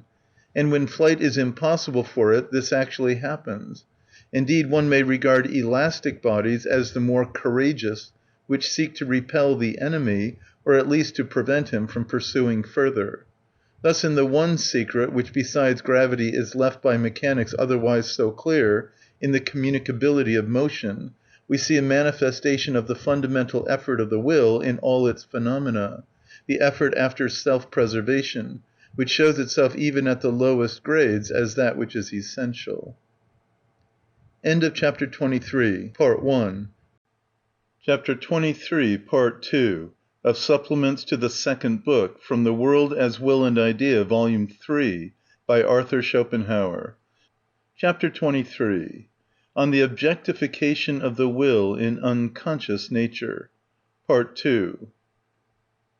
In unorganized nature, the will objectifies itself primarily in the universal forces, and only by means of these in the phenomena of the particular things which are called forth by causes. In section 26 of the first volume, I have fully explained the relation between cause, force of nature, and will as thing in itself. One sees from that explanation that metaphysics never interrupts the course of physics, but only takes up the thread where physics leaves it, at the original forces in which all causal explanation has its limits. Only here does the metaphysical explanation from the will as the thing in itself begin. In the case of every physical phenomenon, of every change of material things, its cause is primarily to be looked for, and this cause is just such a particular change which has appeared immediately before it. Then, however, the original force of nature is to be sought by virtue of which this cause was capable of acting. And first of all, the will is to be recognized as the inner nature of this force in opposition to its manifestation. Yet the will shows itself just as directly in the fall of a stone as in the action of the man. The difference is only that its particular manifestation is in the one case called forth by a motive, in the other by a mechanically acting cause, for example, the taking away of what supported the stone, yet in both cases with equal necessity, and that in the one case it depends upon an individual character, in the other upon an universal force of nature. This identity of what is fundamentally essential is even made palpable to the senses. If, for instance, we carefully observe a body which has lost its equilibrium, and on account of its special form rolls back and forward for a long time till it finds its center of gravity again, a certain appearance of life forces itself upon us, and we directly feel that something analogous to the foundation of life is also active here. This is certainly the universal force of nature, which, however, in itself identical with the will, becomes here, as it were, the soul of a very brief quasi-life. Thus what is identical in the two extremes of the manifestation of the will makes itself faintly known here even to direct perception, and that this raises a feeling in us that here also something entirely original, such as we only know in the acts of our own will, directly succeeded in manifesting itself. We may attain to an intuitive knowledge of the existence and activity of the will in unorganized nature in quite a different and a sublime manner if we study the problem of the three heavenly bodies, and thus learn more accurately and specially the course of the moon round the earth. By the different combinations which the constant change of the position of these three heavenly bodies towards each other introduces, the course of the moon is now accelerated, now retarded, now it approaches the earth and again recedes from it. And this again takes place differently in the perihelion of the earth from in its aphelion, all of which together introduces such irregularity into the moon's course that it really obtains a capricious appearance. For indeed Kepler's third law is no longer constantly valid, but in equal times it describes unequal areas. The consideration of this course is a small and separate chapter of celestial mechanics, which is distinguished in a sublime manner from terrestrial mechanics by the absence of all impact and pressure, thus of the vis a tergo, which appears to us so intelligible, and indeed of the actually completed case. For besides vis inertiae, it knows no other moving and directing force except only gravitation, that longing for union which proceeds from the very inner nature of bodies. If now we construct for ourselves in imagination the working of this given case in detail, we recognize distinctly and directly in the moving force here that which is given to us in self-consciousness as will. For the alterations in the course of the earth and the moon, according as one of them is by its position more or less exposed to the influence of the sun, are evidently analogous to the influence of newly appearing motives upon our wills, and to the modifications of our action which result. The following is an illustrative example of another kind. Liebig, Chemie in Anwendung auf Agrikultur, page 501 says, if we bring moist copper into air which contains carbonic acid, the affinity of the metal for the oxygen of the air will be increased by the contact with this acid to such a degree that the two will combine with each other. Its surface will be coated with green carbonic oxide of copper. But now two bodies which have the capacity of combining, the moment they meet, assume opposite electrical conditions. Therefore, if we touch the copper with iron, by producing a special electrical state, the capacity of the copper to enter into combination with the oxygen is destroyed. Even under the above conditions it remains bright. The fact is well known and of technical use. I quote it in order to say that here the will of the copper, laid claim to and occupied by the electrical opposition to iron, leaves unused the opportunity which presents itself for its chemical affinity for oxygen and carbonic acid. Accordingly it conducts itself exactly as the will in a man who omits an action which he would otherwise feel himself moved to in order to perform another to which a stronger motive urges him. I have shown in the first volume that the forces of nature lie outside the chain of causes and effects, because they constitute their accompanying condition, their metaphysical foundation, and therefore prove themselves to be eternal and omnipresent, that is, independent of time and space. Even in the uncontested truth that what is essential to a cause as such consists in this, that it will produce the same effect at any future time as it does now, it is already involved that something lies in the cause which is independent of the course of time, that is outside of all time. This is the force of nature which manifests itself in it. One can even convince oneself to a certain extent empirically, and as a matter of fact, of the ideality of this form of our perception by fixing one's eyes upon the powerlessness of time as opposed to natural forces. If, for example, a rotatory motion is imparted to a planet by some external cause, if no new cause enters to stop it, this motion will endure forever. This could not be so if time were something in itself and had an objective real existence, for then it would necessarily also produce some effect. Thus we see here on the one hand the forces of nature which manifest themselves in that rotation, and, if it is once begun, carry it on forever without becoming weary or dying out, prove themselves to be eternal or timeless, and consequently absolutely real and existing in themselves. And on the other hand, time as something which consists only in the manner in which we apprehend that phenomenon, since it exerts no power and no influence upon the phenomenon itself, for what does not act is not.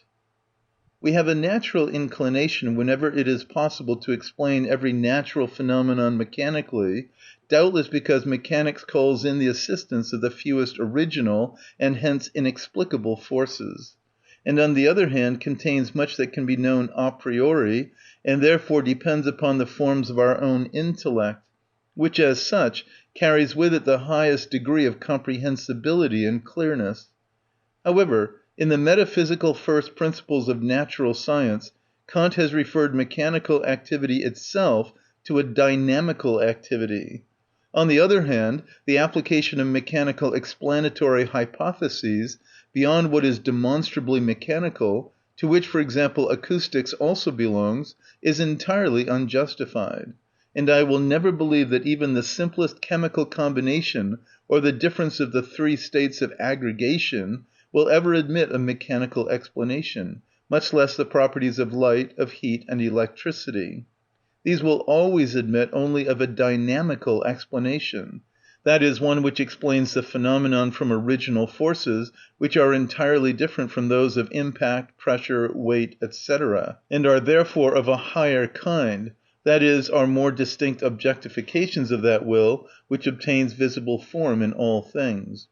I am of opinion that light is neither an emanation nor a vibration. Both views are akin to that which explains transparency from pores, and the evident falseness of which is proved by the fact that light is subject to no mechanical laws. In order to obtain direct conviction of this one only requires to watch the effects of a storm of wind, which bends, upsets, and scatters everything, but during which a ray of light shooting down from a break in the clouds is entirely undisturbed and steadier than a rock, so that with great directness it imparts to us the knowledge that it belongs to another order of things than the mechanical. It stands there unmoved, like a ghost. Those constructions of light from molecules and atoms which have originated with the French are indeed a revolting absurdity. An article by Ampère, who is otherwise so acute, upon light and heat, which is to be found in the April number of the Annales de Chimie et Physique of 1835, may be considered as a flagrant expression of this, and indeed of the whole of atomism in general. There the solid, the fluid, and the elastic consist of the same atoms, and all differences arise solely from their aggregation. Nay, it is said that space indeed is infinitely divisible, but not matter, because if the division has been carried as far as the atoms, the further division must fall in the spaces between the atoms. Light and heat, then, are here vibrations of the atoms, and sound, on the other hand, is a vibration of the molecules composed of the atoms. In truth, however, these atoms are a fixed idea of the French savants, and therefore they just speak of them as if they had seen them. Otherwise one would necessarily marvel that such a matter-of-fact nation as the French can hold so firmly to a completely transcendent hypothesis, which is quite beyond the possibility of experience, and confidently build upon it up to the sky. This is just a consequence of the backward state of the metaphysics they shun so much, which is poorly represented by M. Cousin, who with all good will is shallow and very scantily endowed with judgment. At bottom they are still Lockeans, owing to the earlier influence of Condillac. Therefore for them the thing in itself is really matter, from the fundamental properties of which, such as impenetrability, form, hardness, and the other primary qualities, everything in the world must be ultimately explicable. They will not let themselves be talked out of this, and their tacit assumption is that matter can be only moved by mechanical forces. In Germany, Kant's teaching has prevented the continuance of the absurdities of the atomistic and purely mechanical physics for any length of time, although at the present moment these views prevail here also, which is a consequence of the shallowness, crudeness, and folly introduced by Hegel. However, it cannot be denied that not only the evidently porous nature of natural bodies, but also two special doctrines of modern physics apparently render assistance to the atomic nuisance. These are Hautz's crystallography, which traces every crystal back to its kernel form, which is an ultimate form, though only relatively indivisible, and Berzelius's doctrine of chemical atoms, which are yet mere expressions for combining proportions, thus only arithmetical quantities, and at bottom nothing more than counters. On the other hand, Kant's thesis in the second antinomy, in defence of atoms, which is certainly only set up for dialectical purposes, is a mere sophism, as I have proved in my criticism of his philosophy, and our understanding itself by no means leads us necessarily to the assumption of atoms. For just as little as I am obliged to think that the slow but constant and uniform motion of a body before my eyes is composed of innumerable motions which are absolutely quick, but broken and interrupted by just as many absolutely short moments of rest, but on the contrary know very well that the stone that has been thrown flies more slowly than the projected bullet, yet never pauses for an instant on the way, so little am I obliged to think of the mass of a body as consisting of atoms and the spaces between them, that is, of absolute density and absolute vacuity. But I comprehend those two phenomena without difficulty as constant continua, one of which uniformly fills time and the other space. But just as the one motion may yet be quicker than another, that is, in an equal time can pass through more space, so also one body may have a greater specific gravity than another, that is, in equal space may contain more matter. In both cases the difference depends upon the intensity of the acting force. For Kant, following Priestley, has quite correctly reduced matter to forces. But even if the analogy here set up should not be admitted as valid, and it should be insisted upon that the difference of specific gravity can only have its ground in porosity, even this assumption would always lead not to atoms, but only to a perfectly dense matter, unequally distributed among different bodies, a matter which would certainly be no longer compressible when no pores ran through it, but yet, like the space which it fills, would always remain infinitely divisible. For the fact that it would have no pores by no means involves that no possible force could do away with the continuity of its spatial parts. For to say that everywhere this is only possible by extending the already existing intervals is a purely arbitrary assertion.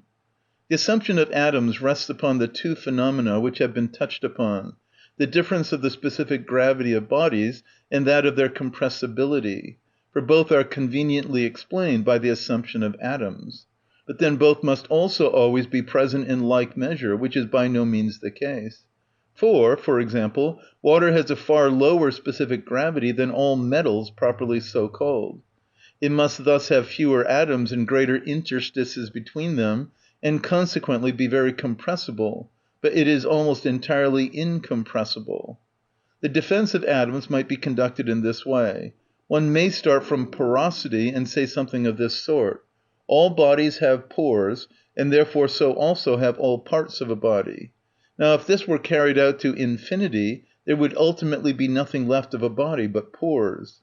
The refutation would be that what remained over would certainly have to be assumed as without pores, and so far as absolutely dense, yet not on that account as consisting of absolutely indivisible particles, atoms.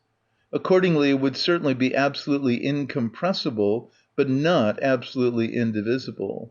It would therefore be necessary that it should be asserted that the division of a body is only possible by penetrating into its pores, which, however, is entirely unproved. If, however, this is assumed, then we certainly have atoms, that is, absolutely indivisible bodies, thus bodies of such strong cohesion of their spatial parts that no possible power can separate them. But then one may just as well assume such bodies to be large as small, and an atom might be as big as an ox if it only would resist all possible attacks upon it. Imagine two bodies of very different kinds, entirely freed from all pores by compression, as by means of hammering, or by pulverization. Would their specific gravity then be the same? This would be the criterion of dynamics.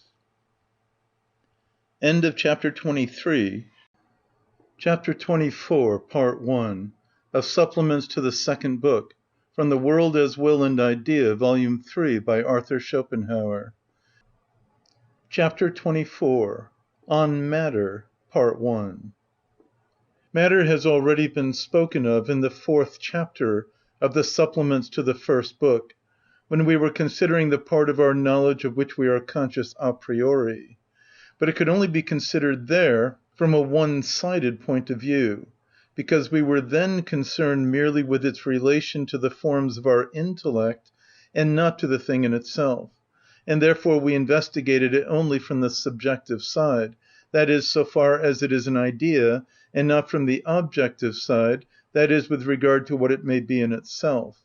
In the first respect, our conclusion was that it is objective activity in general, yet conceived without fuller determination. Therefore it takes the place of causality in the table of our a priori knowledge which is given there. For what is material is that which acts, the actual in general, and regarded apart from the specific nature of its action. Hence also matter, merely as such, is not an object of perception, but only of thought, and thus is really an abstraction. It only comes into perception in connection with form and quality as a body, that is, as a fully determined kind of activity. It is only by abstracting from this fuller determination that we think of matter as such, that is, separated from form and quality. Consequently, under matter we think of acting absolutely and in general, thus of activity in the abstract. The more fully determined acting we then conceive as the accident of matter, but only by means of this does matter become perceptible, that is, present itself as a body and an object of experience. Pure matter, on the other hand, which, as I have shown in the criticism of the Kantian philosophy, alone constitutes the true and admissible content of the conception of substance, is causality itself, thought objectively, consequently as in space, and therefore filling it. Accordingly, the whole being of matter consists in acting. Only thus does it occupy space and last in time. It is through and through pure causality. Therefore, wherever there is action there is matter, and the material is the active in general. But causality itself is the form of our understanding, for it is known to us a priori as well as time and space. Thus matter also, so far and up to this point, belongs to the formal part of our knowledge, and is consequently that form of the understanding, causality itself, bound up with space and time, hence objectified, that is, conceived as that which fills space. The fuller explanation of this doctrine will be found in the second edition of the essay on the principle of sufficient reason, page 77, third edition, page 82. So far, however, matter is properly not the object, but the condition of experience, like the pure understanding itself, whose function it so far is. Therefore of pure matter there is also only a conception, no perception. It enters into all external experience as a necessary constituent part of it. Yet it cannot be given in any experience, but is only thought, and thought indeed as that which is absolutely inert, inactive, formless, and without qualities, and which is yet the supporter of all forms, qualities, and effects. Accordingly, of all fleeting phenomena, thus of all manifestations of natural forces and all living beings, matter is the permanent substratum which is necessarily produced by the forms of our intellect, in which the world as idea exhibits itself. As such, and as having sprung from the forms of the intellect, it is entirely indifferent to those phenomena themselves. That is, it is just as ready to be the supporter of this force of nature as of that, whenever under the guidance of causality the necessary conditions appear, while it itself, just because its existence is really only formal, that is founded in the intellect, must be thought as that which under all that change is absolutely permanent, thus with regard to time is without beginning and without end. This is why we cannot give up the thought that anything may be made out of anything, for example, gold out of lead, for this would only require that we should find out and bring about the intermediate states which matter, in itself indifferent, would have to pass through upon that path. For a priori we can never see why the same matter which is now the supporter of the quality lead could not sometime become the supporter of the quality gold, matter, as that which is only thought a priori is distinguished from the a priori intuitions or perceptions proper by the fact that we can also think it entirely away. Space and time, on the contrary, never. But this only shows that we can present to ourselves space and time in imagination without matter. For the matter which has once been placed in them, and accordingly thought as existing, we can never again absolutely think away, that is, imagine it as vanished and annihilated, but are always forced to think of it merely as transferred to another space. So far, then, matter is as inseparably connected with our faculty of knowledge as space and time themselves. Yet even the difference that it must first be voluntarily thought as existing indicates that it does not belong so entirely and in every regard to the formal part of our knowledge as space and time, but also contains an element which is only given a posteriori. It is, in fact, the point of connection of the empirical part of our knowledge with the pure and a priori part, consequently the peculiar foundation stone of the world of experience. Only where all a priori assertions cease, therefore in the entirely empirical part of our knowledge of bodies, in their form, quality, and definite manner of acting, does that will reveal itself which we have already recognised and established as the true inner nature of things. But these forms and qualities always appear only as the properties and manifestations of that very matter, the existence and nature of which depends upon the subjective forms of our intellect, that is, they only become visible in it, and therefore by means of it. For that which always exhibits itself to us is only matter acting in some specially determined manner. Out of the inner properties of such matter, properties which cannot be further explained, proceeds every definite kind of effect of given bodies.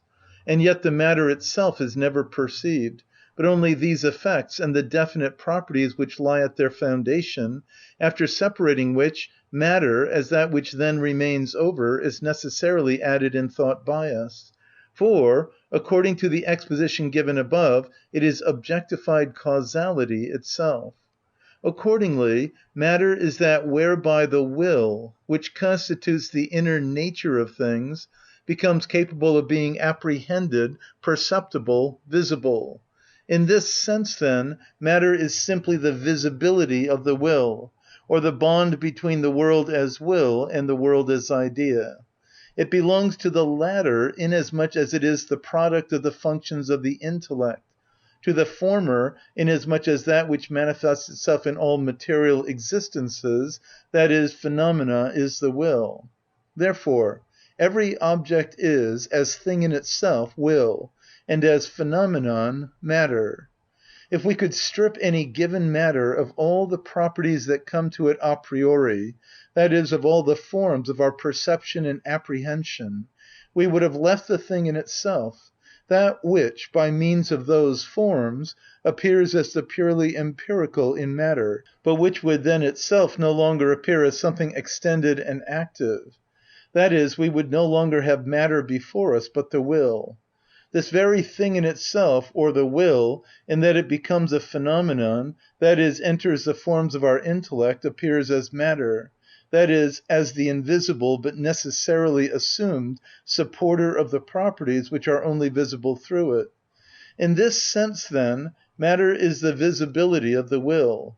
Consequently, Plotinus and Giordano Bruno were right, not only in their sense, but also in ours, when they made the paradoxical assertion already referred to in chapter 4. Matter itself is not extended, consequently it is incorporeal.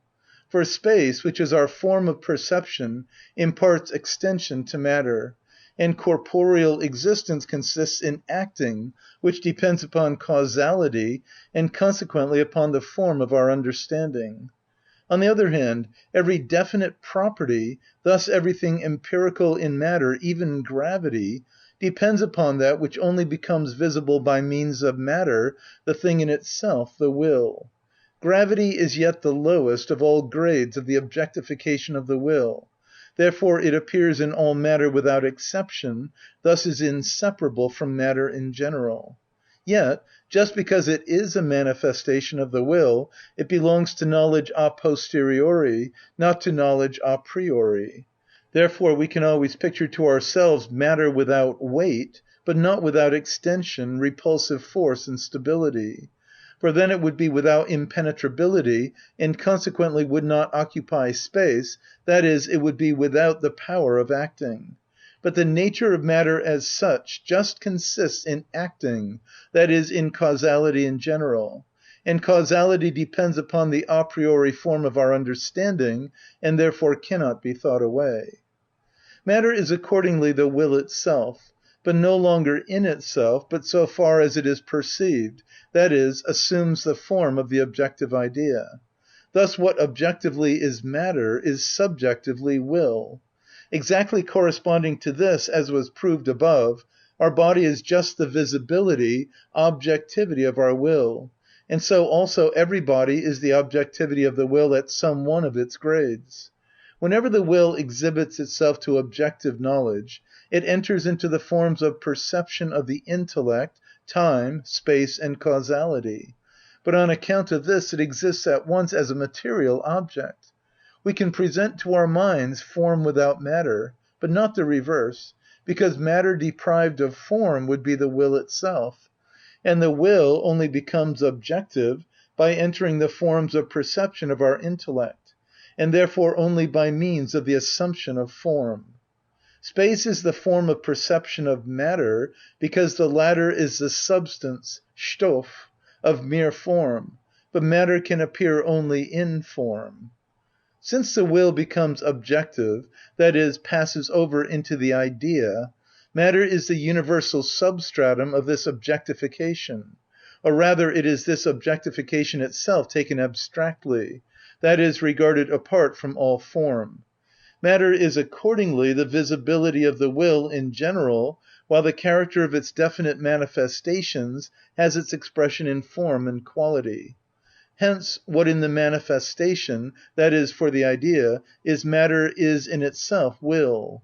Therefore, under the conditions of experience and perception, everything holds good of it that holds good of the will in itself, and it repeats all the relations and properties of the will in temporal images.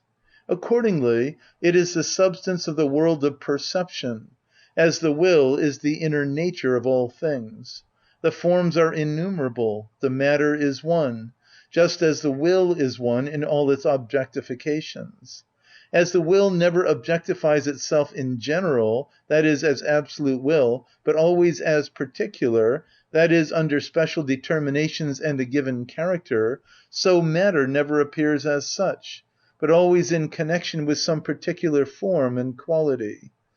In the manifestation or objectification of the will, matter represents its totality, it itself, which in all is one, as matter is one in all bodies.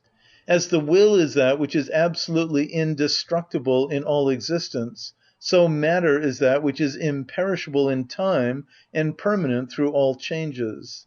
That matter for itself, thus separated from form, cannot be perceived or presented in imagination, depends upon the fact that in itself, and as the pure substantiality of bodies, it is really the will itself. But the will cannot be apprehended objectively, or perceived in itself, but only under all the conditions of the idea, and therefore only as phenomenon. Under these conditions, however, it exhibits itself at once as body, that is, as matter clothed in form and quality. But form is conditioned by space, and quality or power of acting by causality. Thus, both depend upon the functions of the intellect. Matter without them would just be the thing in itself, that is, the will itself. Therefore, as has been said, Plotinus and Giordano Bruno could only be brought by a completely objective path to the assertion that matter in and for itself is without extension, consequently without spatial properties, consequently incorporeal. Because, then, matter is the visibility of the will, and every force in itself is will, no force can appear without a material substratum, and conversely no body can be without forces dwelling in it, which constitute its quality. Therefore a body is the union of matter and form, which is called substance, Stoff. Force and substance are inseparable, because at bottom they are one. For as Kant has shown, matter itself is given us only as the union of two forces, the force of expansion and that of attraction. Thus there is no opposition between force and substance, rather they are precisely one. Led by the course of our consideration to this standpoint, and having attained to this metaphysical view of matter, we will confess without reluctance that the temporal origin of forms, shapes, or species cannot reasonably be sought elsewhere than in matter. Some time or other they must have come forth from it, just because it is the mere visibility of the will which constitutes the inner nature of all phenomena. In that the will manifests itself, that is, presents itself objectively to the intellect, matter, as its visibility, assumes form by means of the functions of the intellect. Hence, the schoolmen said, materia appetit formam. That such was the origin of all forms of life cannot be doubted. We cannot even conceive it otherwise. Whether, however, now, since the paths to the perpetuation of the forms stand open, and are secured and sustained by nature with boundless care and jealousy, generatio equivoca still takes place, can only be decided by experience, especially since the saying natura nihil facit frustra might, with reference to the paths of regular propagation, be used as a valid argument against it. Yet in spite of the most recent objections to it, I hold that at very low grades generatio equivoca is very probable, and primarily indeed in the case of entozoa and epizoa, particularly such as appear in consequence of special cachexia of the animal organism. For the conditions of their life only appear exceptionally. Consequently, their species cannot propagate itself in the regular manner, and therefore has always to arise anew whenever opportunity offers. Therefore, as soon as the conditions of life of epizoa have appeared in consequence of certain chronic diseases or cachexia, in accordance with them, pediculus capitis or pubis or corporis appears entirely of itself, and without any egg. And this notwithstanding the complex structure of these insects, for the putrefaction of a living animal body affords material for higher productions than that of hay and water, which only produces infusoria. Or is it thought more likely that the eggs of the epizoa are constantly floating about in the air in expectation, fearful to think of? Let us rather remember the disease of phthiriasis, which occurs even now. An analogous case takes place when, through special circumstances, the conditions of life appear of a species which up till then was foreign to that place. Thus Auguste Saint-Hilaire saw in Brazil, after the burning of a primitive forest, as soon as ever the ashes had cooled, a number of plants grow up out of them, the species of which was not to be found far and wide, and quite recently Admiral Petit-Thouars informed the Académie des Sciences that upon the growing coral islands in Polynesia a soil gradually deposits itself, which is now dry, now lies in water, and which vegetation soon takes possession of, bringing forth trees which are absolutely peculiar to these islands. Compte rendu, 17th January 1859, page 147. Whenever putrefaction takes place, mold, fungi, and in liquids, infusoria appear. The assumption now in favour that spores and eggs of the innumerable species of all those kinds of animal life are everywhere floating in the air, and wait through long years for a favourable opportunity, is more paradoxical than that of generatio equivoca. Putrefaction is the decomposition of an organised body, first into its more immediate chemical constituents. Since now these are more or less the same in all living beings, the omnipresent will to live can possess itself of them in order, in accordance with the circumstances, to produce new existences from them. And these forming themselves according to design, that is, objectifying the volition of the will at the time, solidify out of the chemical elements as the chicken out of the fluidity of the egg. When, however, this does not take place, the putrefying matter is resolved into its ultimate constituent parts, which are the chemical elements, and now passes over again into the great course of nature. The war which has been waged for the last 10 or 15 years against generatio equivoca, with its premature shouts of victory, was the prelude to the denial of the vital force and related to it. Let no one, however, be deceived by dogmatic assertions and brazen assurances that the questions are decided, settled, and generally recognized. On the contrary, the whole mechanical and atomistic view of nature is approaching its bankruptcy, and its defenders have to learn that something more is concealed behind nature than action and reaction. The reality of generatio equivoca and the folly of the extraordinary assumption that in the atmosphere, everywhere and always, billions of seeds of all possible kinds of fungi and eggs of all possible kinds of infusoria are floating about, till now one and then another by chance finds its suitable medium, has quite recently, 1859, been thoroughly and victoriously shown by Pouchet before the French Academy, to the great vexation of the other members. End of chapter 24, part 1. Chapter 24, part 2, of Supplements to the Second Book, from The World as Will and Idea, Volume 3, by Arthur Schopenhauer. Chapter 24, on Matter, part 2. Our wonder at the origin of forms in matter is at bottom like that of the savage, who looks for the first time in a mirror and marvels at his own image which he sees there. For our own inner nature is the will, whose mere visibility is matter. Yet matter never appears otherwise than with the visible, that is, under the outer shell of form and quality, and therefore is never directly apprehended, but always merely added in thought as that which is identical in all things, under all differences of quality and form. On this account it is more a metaphysical than a physical principle of explanation of things, and to make all existences arise from it is really to explain them from something which is very mysterious, which all know it to be except those who confound attacking with comprehending.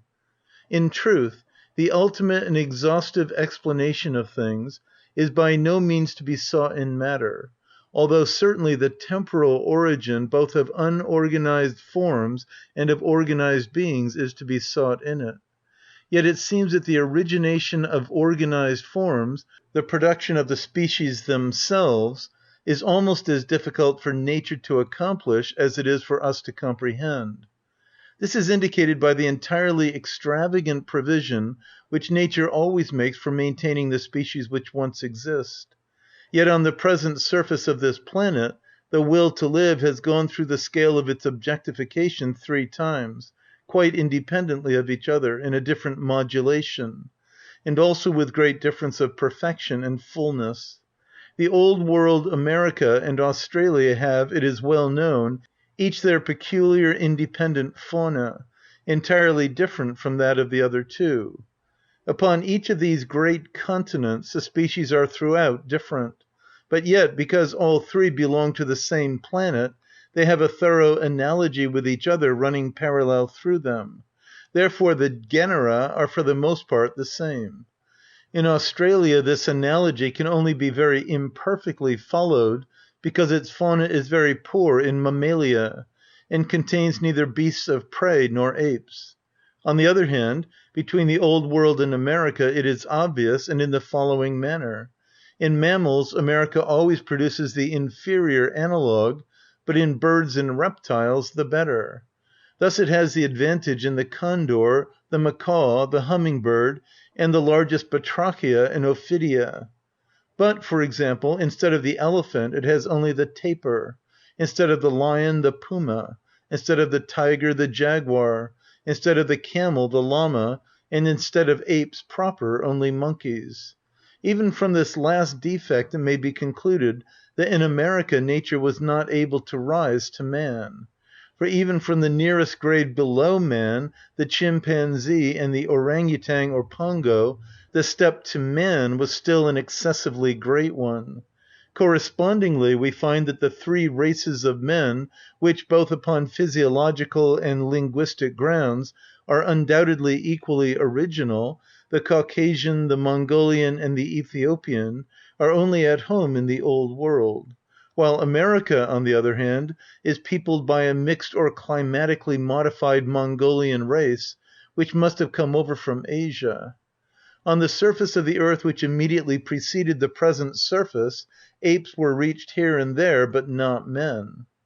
From this standpoint of our consideration, which shows us matter as the direct visibility of the will which manifests itself in all things, nay, indeed, for the merely physical investigation which follows the guidance of time and causality, lets it pass as the origin of things, we are easily led to the question whether even in philosophy we could not just as well start from the objective as from the subjective side, and accordingly set up as the fundamental truth the proposition, there is in general nothing but matter and its indwelling forces.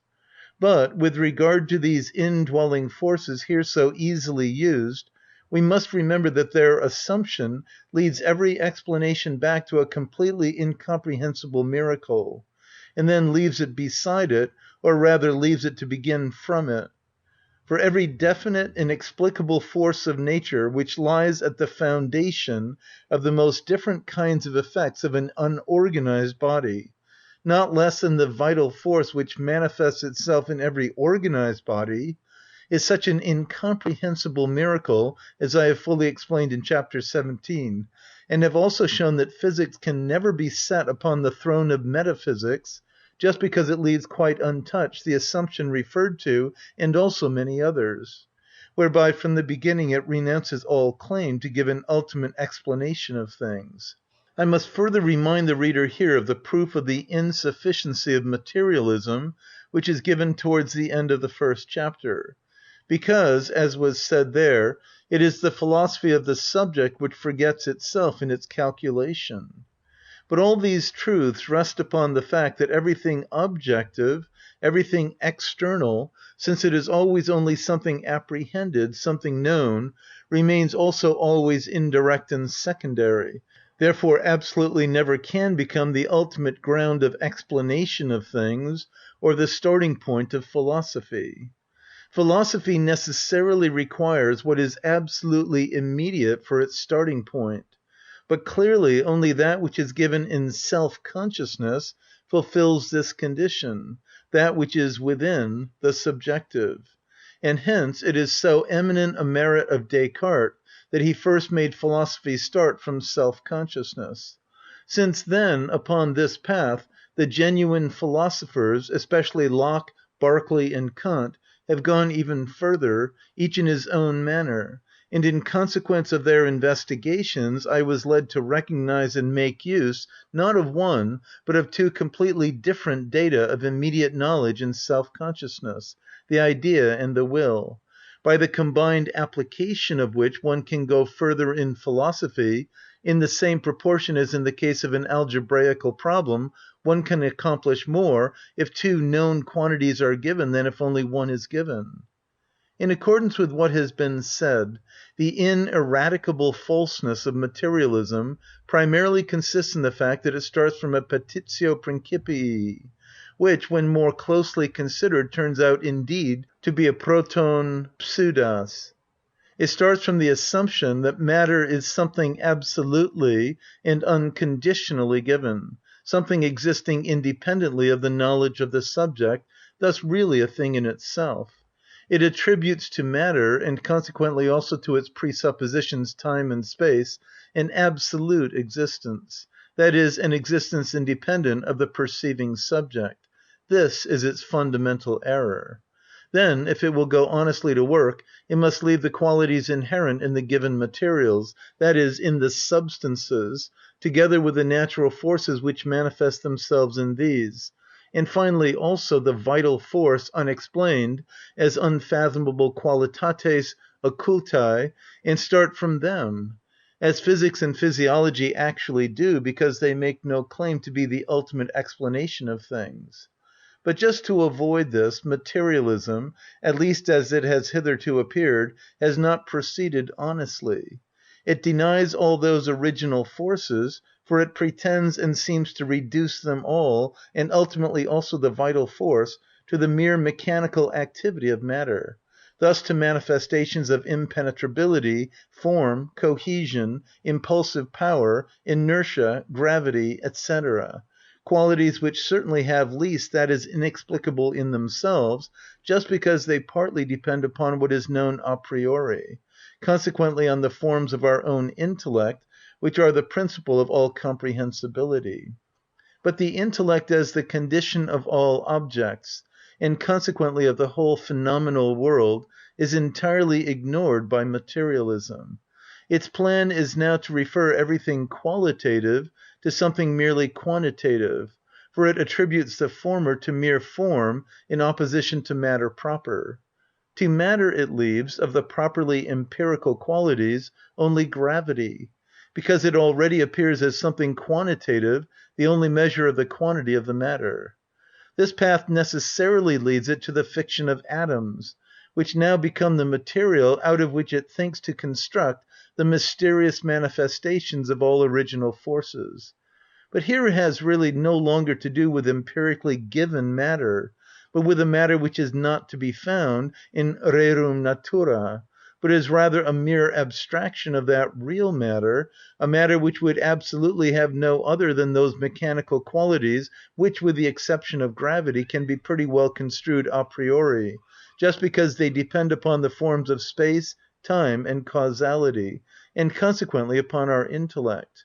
To this poor material, then, it finds itself reduced for the construction of its castle in the air. In this way it inevitably becomes atomism, as happened to it already in its childhood in the hands of Leucippus and Democritus, and happens to it again now that it has come to a second childhood through age, with the French because they have never known the Kantian philosophy, and with the Germans because they have forgotten it. And indeed, it carries it further in this its second childhood than in its first. Not merely solid bodies are supposed to consist of atoms, but liquids, water, air, gas, nay, even light, which is supposed to be the undulations of a completely hypothetical and altogether unproved ether, consisting of atoms, the difference of the rapidity of these undulations causing colours. This is an hypothesis which, like the earlier Newtonian seven-colour theory, starts from an analogy with music, entirely arbitrarily assumed and then violently carried out. One must really be credulous to an unheard-of degree to let oneself be persuaded that the innumerable different ether vibrations proceeding from the infinite multiplicity of coloured surfaces in this varied world could constantly, and each in its own time, run through and everywhere cross each other without ever disturbing each other, but should rather produce through such tumult and confusion the profoundly peaceful aspect of illumined nature and art. Credat Judaius appella. Certainly the nature of light is to us a secret, but it is better to confess this than to bar the way of future knowledge by bad theories. That light is something quite different from a mere mechanical movement, undulation, or vibration and tremor. Indeed, that it is material is shown by its chemical effects, a beautiful series of which was recently laid before the Académie des Sciences by Chevreul, who let sunlight act upon different coloured materials. The most beautiful thing in these experiments is that a white roll of paper which has been exposed to the sunlight exhibits the same effects, nay, does so even after 6 months, if during this time it has been secured in a firmly closed metal tube. Has, then, the tremulation paused for 6 months, and does it now fall into time again? This whole hypothesis of vibrating ether atoms is not only a chimera, but equals in awkward crudeness the worst of Democritus, and yet is shameless enough at the present day to profess to be an established fact, and has thus brought it about that it is orthodoxly repeated by 1,000 stupid scribblers of all kinds, who are devoid of all knowledge of such things, and is believed in as a gospel. But the doctrine of atoms in general goes still further. It is soon a case of spartam quam nactus est orna. Different perpetual motions are then ascribed to all the atoms, revolving, vibrating, etc., according to the office of each. In the same way, every atom has its atmosphere of ether or something else, and whatever other similar fancies there may be. The fancies of Schelling's philosophy of nature and its disciples were for the most part ingenious, lofty, or at least witty. But these, on the contrary, are clumsy, insipid, paltry, and awkward, the production of minds which in the first place are unable to think any other reality than a fabulous qualityless matter, which is also an absolute object, that is, an object without a subject, and secondly can think of no other activity than motion and impact. These two alone are comprehensible to them, and that everything runs back to these is their a priori assumption, for these are their thing in itself. To attain to this end, the vital force is reduced to chemical forces, which are insidiously and unjustifiably called molecular forces, and all processes of unorganized nature to mechanism, that is, to action and reaction. And thus at last the whole world and everything in it becomes merely a piece of mechanical ingenuity, like the toys worked by levers, wheels, and sand, which represent a mine or the work on a farm. The source of the evil is, that through the amount of handwork which experimenting requires the headwork of thinking has been allowed to get out of practice. The crucible and the voltaic pile are supposed to assume its functions, hence also the profound abhorrence of all philosophy. But the matter might be put in this way. One might say that materialism, as it has hitherto appeared, has only failed because it did not adequately know the matter out of which it thought to construct the world, and therefore was dealing not with matter itself, but with a propertyless substitute for it. If, on the contrary, instead of this, it had taken the actual and empirically given matter, that is, material substance, or rather substances, endowed as it is with all physical, chemical, electrical properties, and also with the power of spontaneously producing life out of itself, thus the true mater rerum, from the obscurity of whose womb all phenomena and forms come forth, to fall back into it some time again. From this, that is, from matter fully comprehended and exhaustively known, a world might have been constructed of which materialism would not need to be ashamed. Quite true. Only the trick would then consist in this, that the quaesita had been placed in the data, for professedly what was taken as given and made the starting point of the deduction was mere matter. But really it included all the mysterious forces of nature which cling to it, or, more correctly, by means of it become visible to us, much the same as if under the name of the dish we understand what lies upon it. For, in fact, for our knowledge, matter is really merely the vehicle of the qualities and natural forces which appear as its accidents, and just because I have traced these back to the will, I call matter the mere visibility of the will. Stripped of all these qualities, matter remains behind as that which is without qualities, the caput mortuum of nature, out of which nothing can honestly be made. If, on the contrary, in the manner referred to, one leaves it all these properties, one is guilty of a concealed petitio principii, for one has assumed the quaesita beforehand as data. But what is accomplished with this will no longer be a proper materialism, but merely naturalism, that is, an absolute system of physics, which, as was shown in chapter 17 already referred to, can never assume and fill the place of metaphysics, just because it only begins after so many assumptions, thus never undertakes to explain things from the foundation. Mere naturalism is therefore essentially based simply upon qualitates occultae, which one can never get beyond, except, as I have done, by calling in the aid of the subjective source of knowledge, which then certainly leads to the long and toilsome roundabout path of metaphysics, for it presupposes the complete analysis of self-consciousness and of the intellect and will given in it.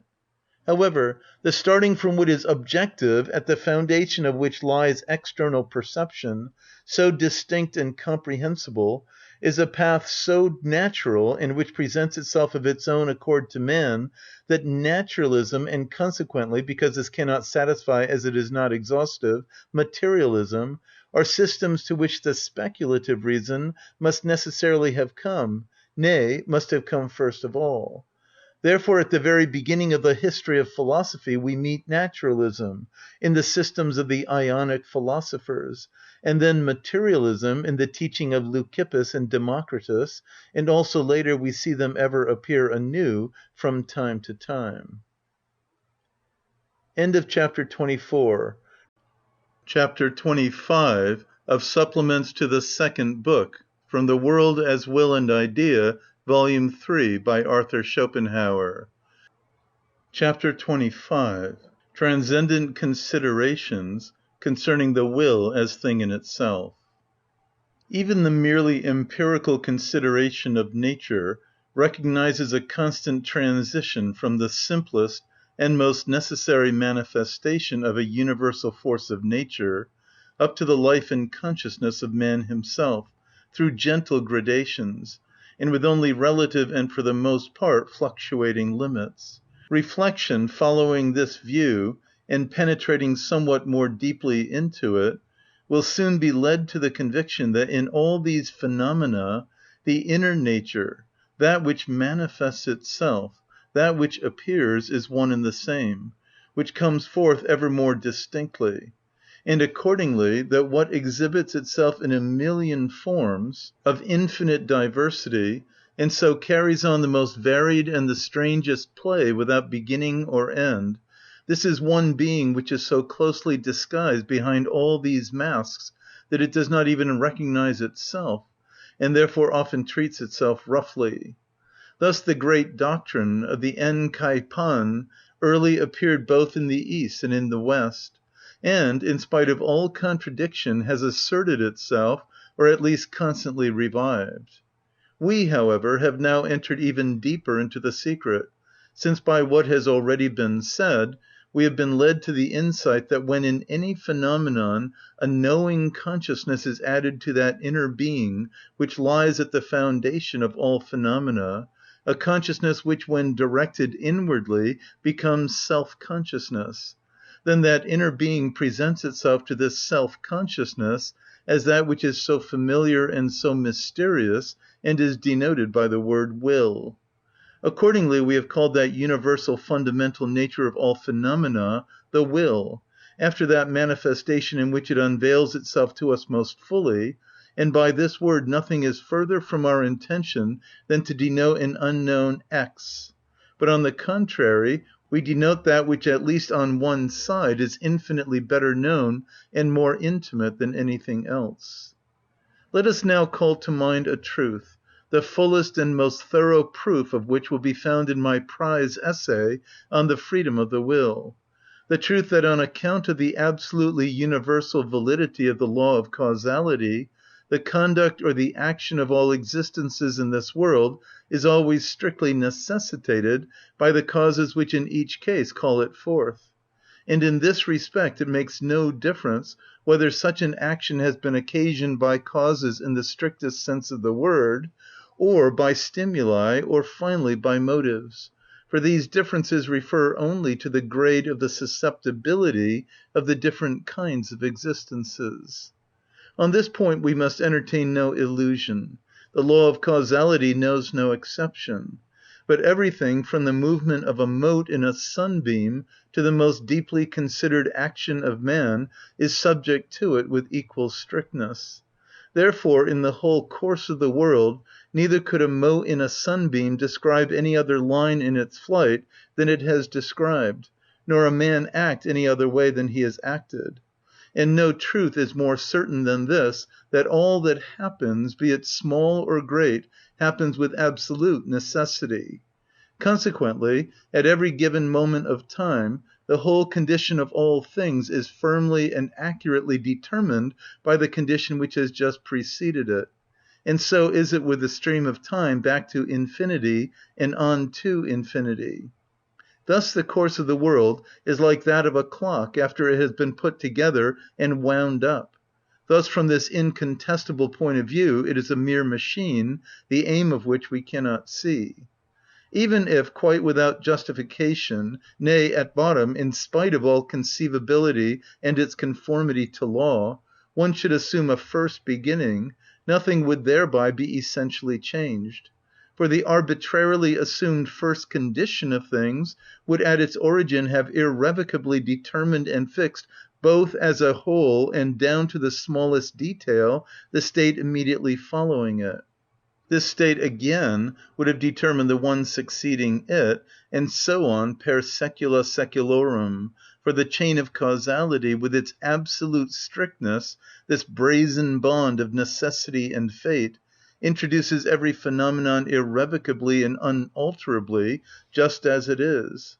The difference merely amounts to this, that in the case of the one assumption we would have before us a piece of clockwork which had once been wound up, but in the case of the other a perpetual motion. The necessity of the course, on the other hand, would remain the same. In the prize essay already referred to, I have irrefutably proved that the action of man can make no exception here, for I showed how it constantly proceeds with strict necessity from two factors, his character and the motives which come to him. The character is inborn and unalterable, the motives are introduced with necessity under the guidance of causality by the strictly determined course of the world. Accordingly, then, from one point of view, which we certainly cannot abandon, because it is established by the objective laws of the world, which are a priori valid, the world, with all that is in it, appears as an aimless and therefore incomprehensible play of an eternal necessity, an inscrutable and inexorable αναγκη. Now what is objectionable, nay revolting, in this inevitable and irrefutable view of the world cannot be thoroughly done away with by any assumption except this, that as in one aspect every being in the world is a phenomenon, and necessarily determined by the laws of the phenomenon, in another aspect it is itself will, and indeed absolutely free will, for necessity only arises through the forms which belong entirely to the phenomenon through the principle of sufficient reason in its different modes. Such a will, then, must be self‐dependent, for as free, that is, as a thing in itself, and therefore not subject to the principle of sufficient reason, it cannot depend upon another in its being and nature any more than in its conduct and action. By this assumption alone will as much freedom be supposed as is needed to counterbalance the inevitable strict necessity which governs the course of the world.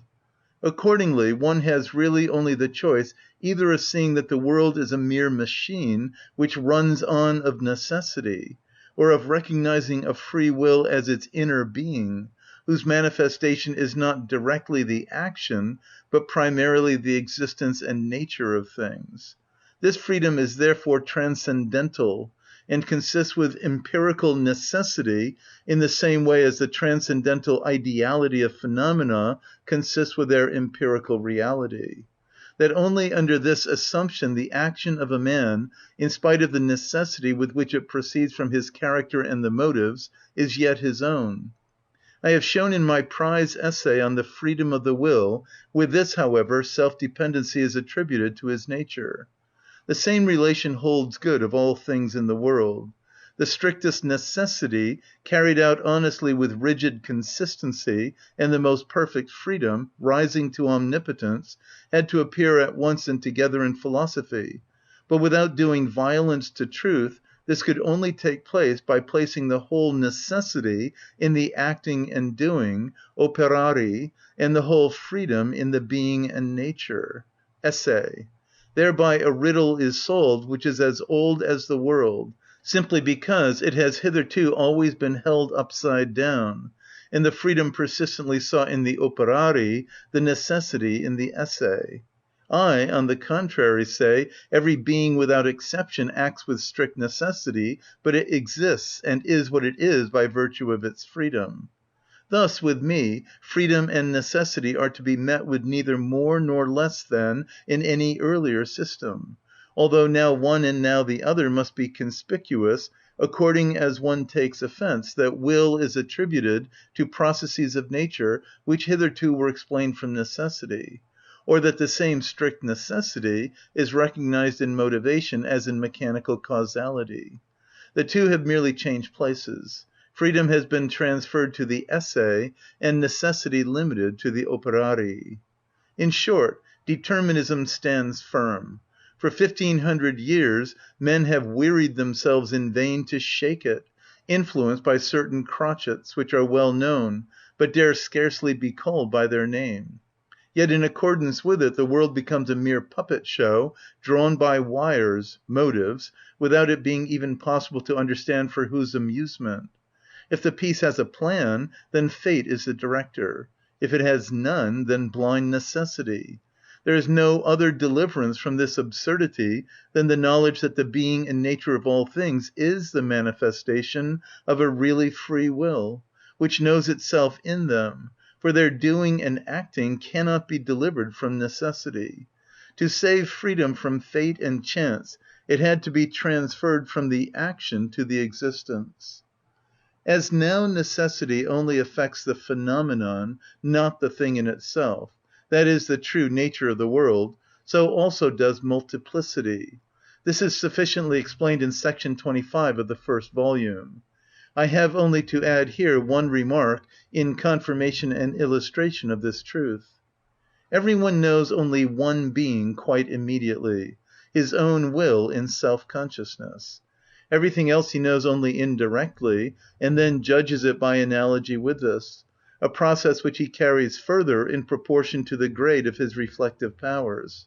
Even this ultimately springs from the fact that there really is only one being, the illusion of multiplicity, Maya, which proceeds from the forms of external, objective comprehension, could not penetrate to inner simple consciousness, therefore this always finds before it only one being.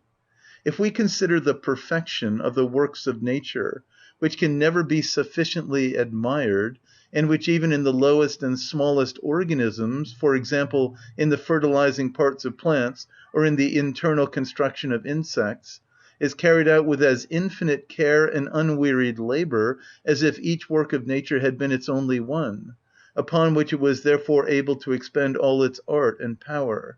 If we yet find this repeated an infinite number of times in each one of innumerable individuals of every kind, and not less carefully worked out in that one whose dwelling‐place is the most lonely, neglected spot, to which till then no eye had penetrated.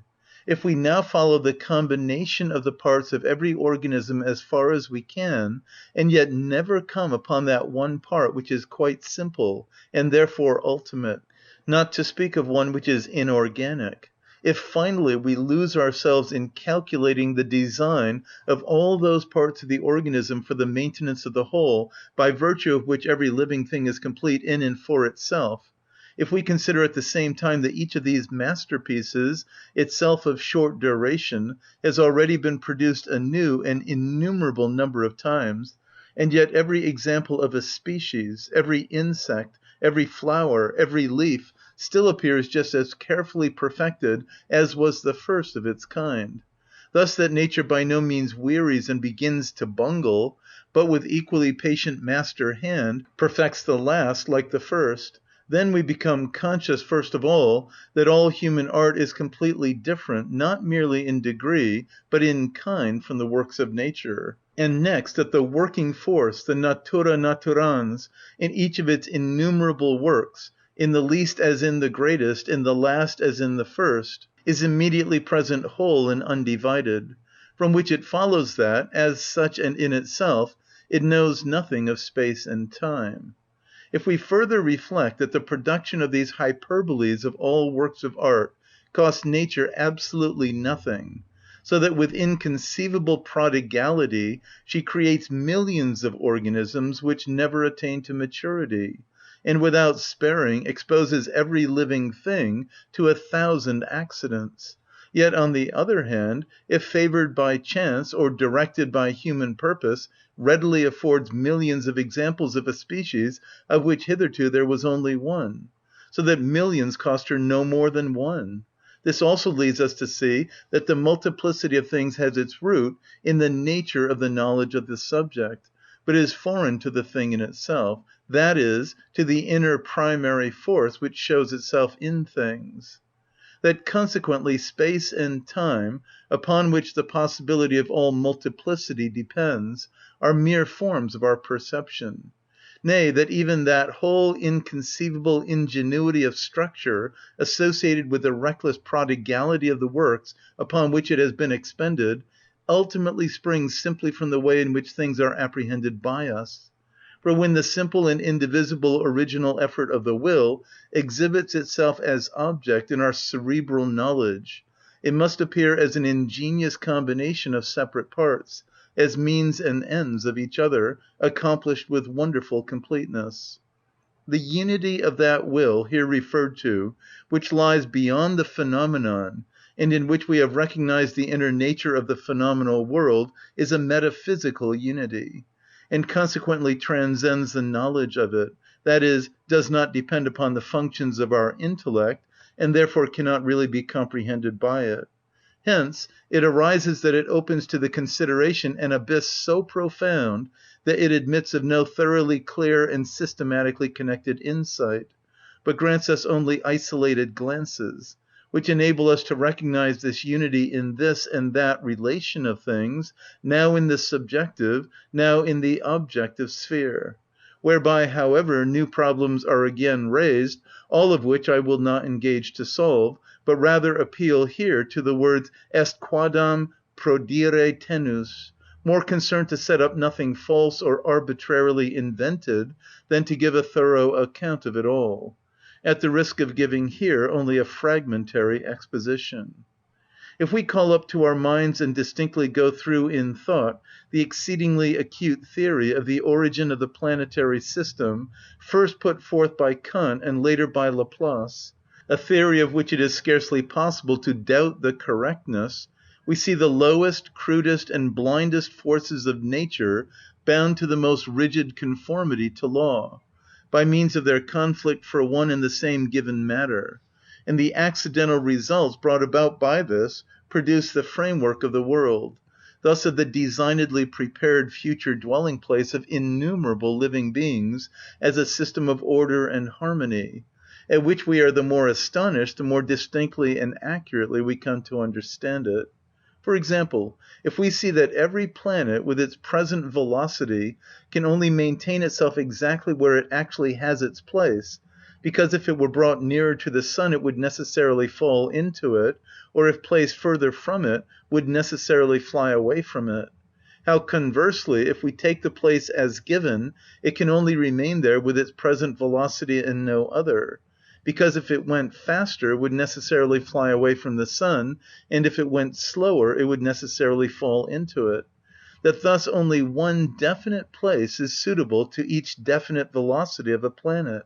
And if we now see this solved by the fact that the same physical, necessary, and blindly acting cause which appointed it its place, at the same time, and just by doing so, imparted to it exactly the only velocity suitable for this place, in consequence of the law of nature, that a revolving body increases its velocity in proportion as its revolution becomes smaller.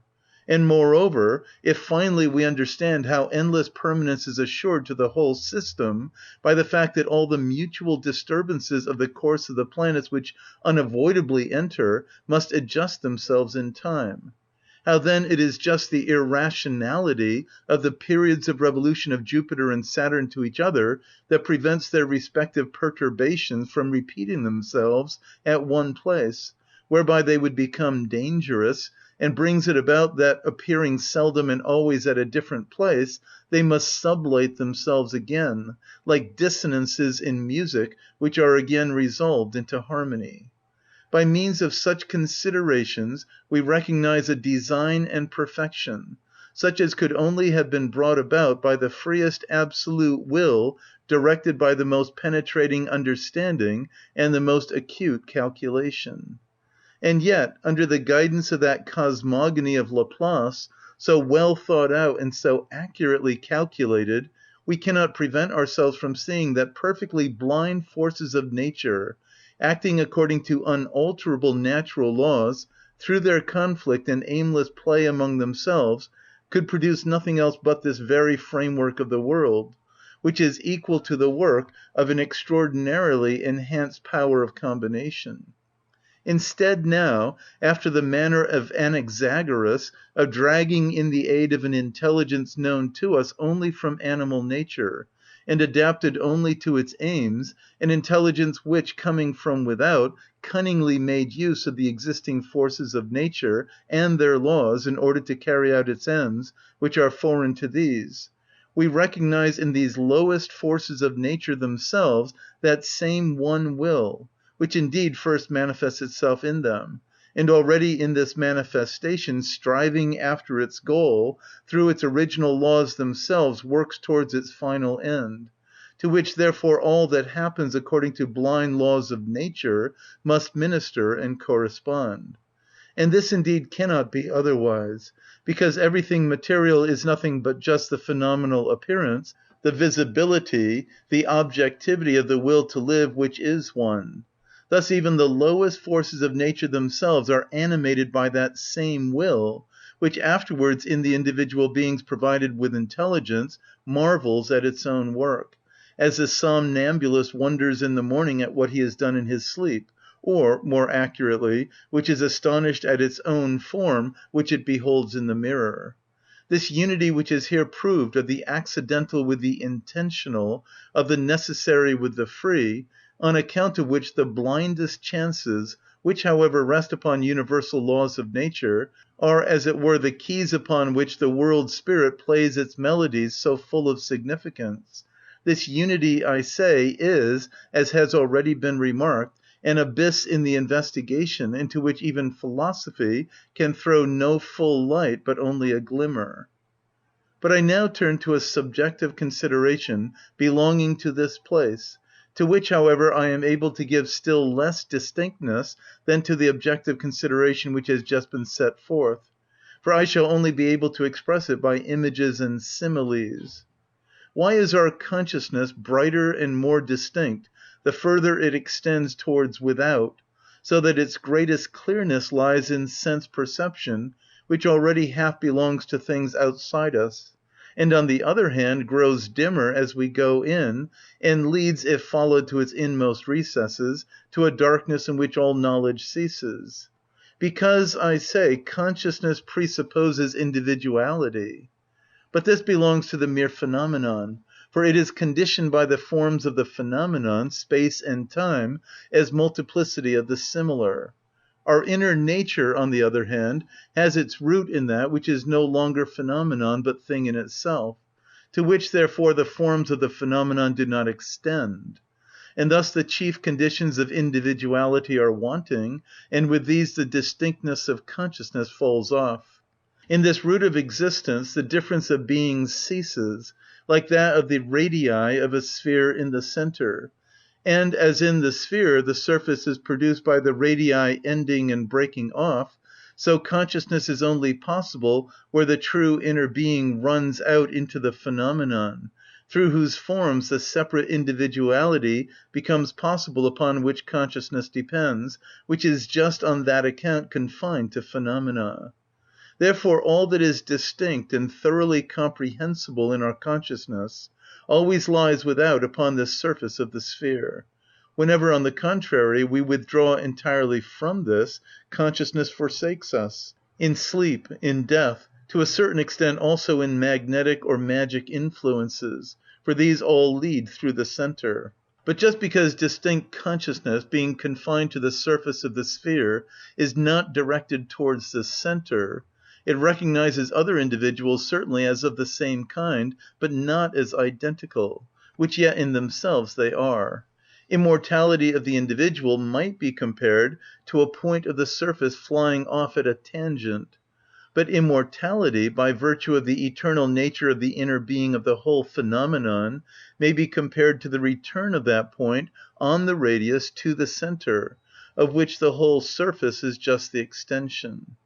The will, as the thing in itself, is whole and undivided in every being, as the centre is an integral part of every radius, while the peripherical end of this radius is in the most rapid revolution, with the surface, which represents time and its content, the other end at the centre, which represents eternity, remains in the profoundest peace, because the centre is the point at which the rising half is not different from the sinking.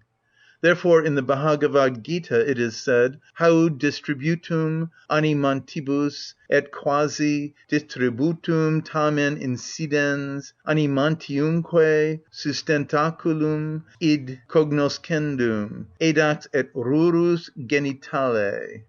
Book 13, verse 16, Schlegel.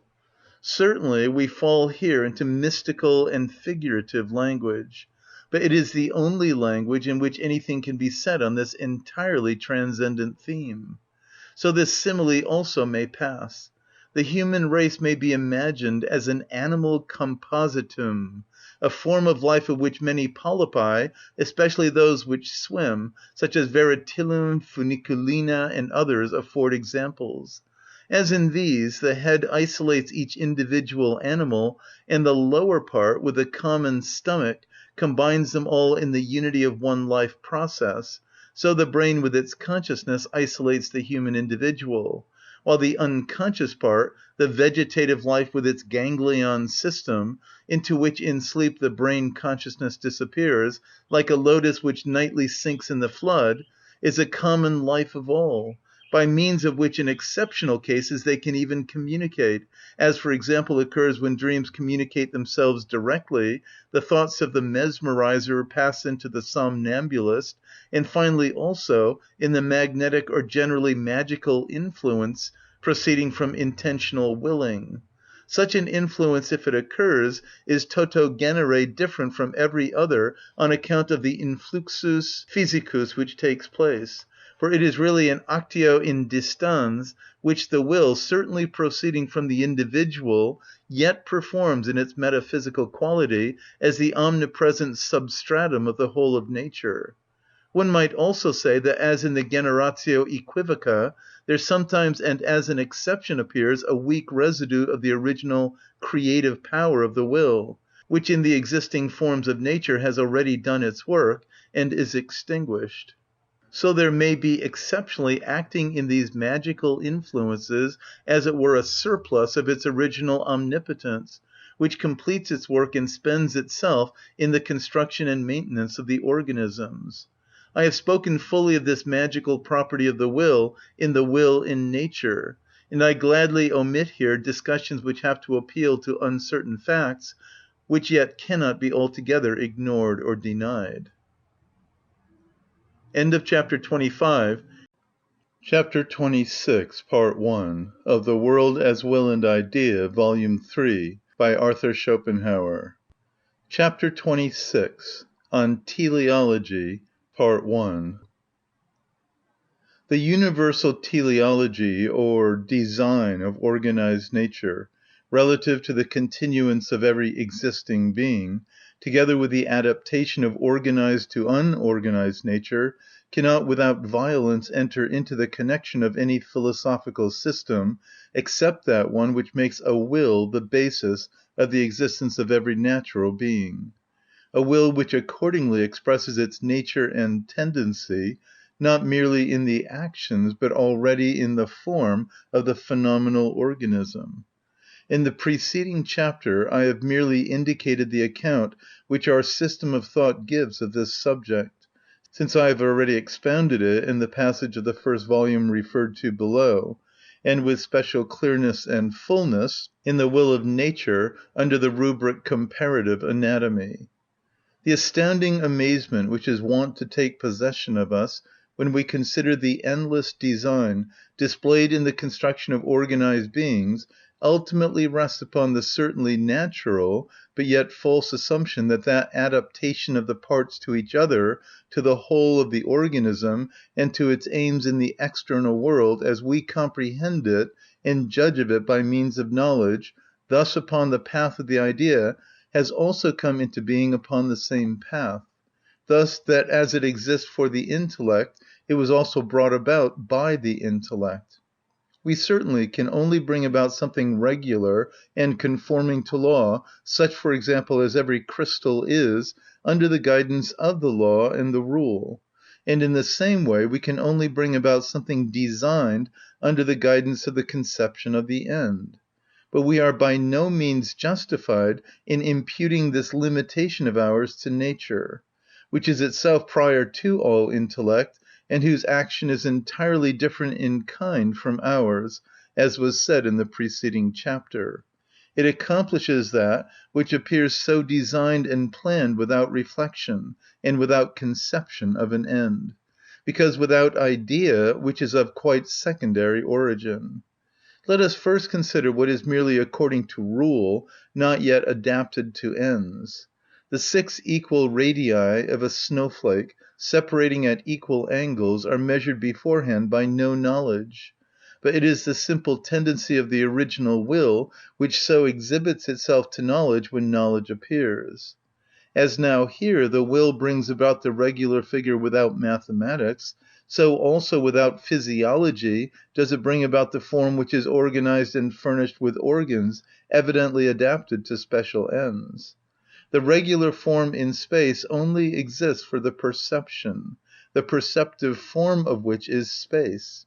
So the design of the organism only exists for the knowing reason, the reflection of which is bound to the conceptions of end and means. If direct insight into the working of nature was possible for us, we would necessarily recognise that the wonder excited by teleology referred to above is analogous to that which that savage referred to by Kant in his explanation of the ludicrous felt when he saw the froth irresistibly foaming out of a bottle of beer which had just been opened, and expressed his wonder not that it should come out, but that any one had ever been able to get it in. For we also assume that the teleology of natural productions has been put in the same way as it comes out for us. Therefore our astonishment at design may likewise be compared to that which the first productions of the art of printing excited in those who considered them, under the supposition that they were works of the pen, and therefore had to resort to the assumption of the assistance of a devil in order to explain them. For, let it be said again, it is our intellect which by means of its own forms, space, time, and causality apprehends as object the act of will, in itself metaphysical and indivisible, which exhibits itself in the phenomenon of an animal. It is our intellect which first produces the multiplicity and diversity of the parts, and is then struck with amazement at their perfect agreement and conspiring together, which proceeds from the original unity, whereby then in a certain sense it marvels at its own work. If we give ourselves up to the contemplation of the indescribably and infinitely ingenious construction of any animal, even if it were only the commonest insect, lose ourselves in admiration of it, and it now occurs to us that nature recklessly exposes even this exceedingly ingenious and highly complicated organism daily and by thousands to destruction, by accident, animal rapacity, and human wantonness, this wild prodigality fills us with amazement. But our amazement is based upon an ambiguity of the conceptions. For we have in our minds the human work of art which is accomplished by the help of the intellect and by overcoming a foreign and resisting material, and therefore certainly costs much trouble. Nature's works, on the contrary, however ingenious they may be, cost her absolutely no trouble, for here the will to work is already the work itself, since, as has already been said, the organism is merely the visibility of the will which is here present, brought about in the brain. In consequence of the nature of organised beings which has been set forth, teleology, as the assumption of the adaptation of every part to its end, is a perfectly safe guide in considering the whole of organised nature. On the other hand, in a metaphysical regard, for the explanation of nature beyond the possibility of experience, it must only be regarded as valid in a secondary and subsidiary manner for the confirmation of principles of explanation which are otherwise established, for here it belongs to the problems which have to be given account of. Accordingly, if in some animal a part is found of which we do not see any use, we must never venture the conjecture that nature has produced it aimlessly, perhaps trifling, or out of mere caprice. Certainly it is possible to conceive something of this kind under the Anaxagorean assumption that the disposition of nature has been brought about by means of an ordering understanding, which as such obeys a foreign will, but not under the assumption that the true inner being, that is, outside of our idea of every organism, is simply and solely its own will, for then the existence of every part is conditioned by the circumstance that in some way it serves the will, which here lies at its foundation, expresses and realises some tendency of it, and consequently in some way contributes to the maintenance of this organism. For apart from the will which manifests itself in it, and the conditions of the external world under which this has voluntarily undertaken to live, for the conflict with which its whole form and disposition is already adapted, nothing can have influenced it and determined its form and parts, thus no arbitrary power, no caprice. On this account everything in it must be designed, and therefore final causes, causae finales, are the clue to the understanding of organised nature, as efficient causes, causae efficientes, are the clue to the understanding of unorganised nature. It depends upon this, that if in anatomy or zoology we cannot find the end or aim of an existing part, our understanding receives a shock similar to that which it receives in physics from an effect whose cause remains concealed. And as we assume the latter as necessary, so also we assume the former, and therefore go on searching for it, however long we may already have done so in vain. This is, for example, the case with the spleen, as to the use of which men never cease inventing hypotheses, till some day one shall have proved itself correct. So is it also with the large spiral-formed teeth of the babyroussa, the horn-shaped excrescences of certain caterpillars, and more of the like. Negative cases are also judged by us according to the same rule. For example, that in a class which as a whole is so uniform as that of lizards, so important a part as the bladder is present in many species, while it is wanting in others. Similarly, that dolphins and certain cetacea related to them are entirely without olfactory nerves, while the rest of the cetacea and even fishes have them. There must be a reason which determines this. Individual real exceptions to this universal law of design in organised nature have indeed been discovered, and with great surprise. But in these cases the exceptio firmat regulam applies, since they can be accounted for upon other grounds. Such, for example, is the fact that the tadpoles of the pipa toad have tails and gills, although, unlike all other tadpoles, they do not swim, but await their metamorphosis on the back of the mother; that the male kangaroo has the marsupial bones, which in the female carry the pouch; that male mammals have breasts; that the mus typhus, a rat, has eyes, although very small ones, without any opening for them in the outer skin, which thus covers them, clothed with hair; and that the moles of the Apennines, and also two fishes, Muræna cecilia and Gastrobrauchus cecus, are in the same case. Of like kind is the Proteus anguinus. These rare and surprising exceptions to the rule of nature, which is otherwise so rigid, these contradictions with itself into which it falls, we must explain from the inner connection which the different kinds of phenomena have with each other, by virtue of the unity of that which manifests itself in them, and in consequence of which nature must hint at some thing in one, simply because another of the same type actually has it. Accordingly, the male animal has a rudimentary form of an organ which is actually present in the female. As now here the difference of the sex cannot abolish the type of the species, so also the type of a whole order, for example of the Batrachia, asserts itself even where in one particular species, Pipa, one of its determinations is superfluous. Still less can nature allow a determination, eyes, which belongs to the type of a whole division, vertebrata, to vanish entirely without a trace, even if it is wanting in some particular species, mus typhus, as superfluous. But here also it must at least indicate in a rudimentary manner what it carries out in all the others. Even from this point of view it is to some extent possible to see upon what depends that homology in the skeleton primarily of mammals, and in a wider sense of all vertebrates, which has been so fully explained, especially by Richard Owen, in his Ostéologie comparée, and on account of which, for example, all mammals have 7 cervical vertebrae, every bone of the human hand and arm finds its analogue in the fin of the whale, the skull of the bird in the egg has exactly as many bones as that of the human fetus, etc. All this points to a principle which is independent of teleology, but which is yet the foundation upon which teleology builds, or the already given material for its works, and just that which Geoffroy St. Hilaire has explained as the anatomical element.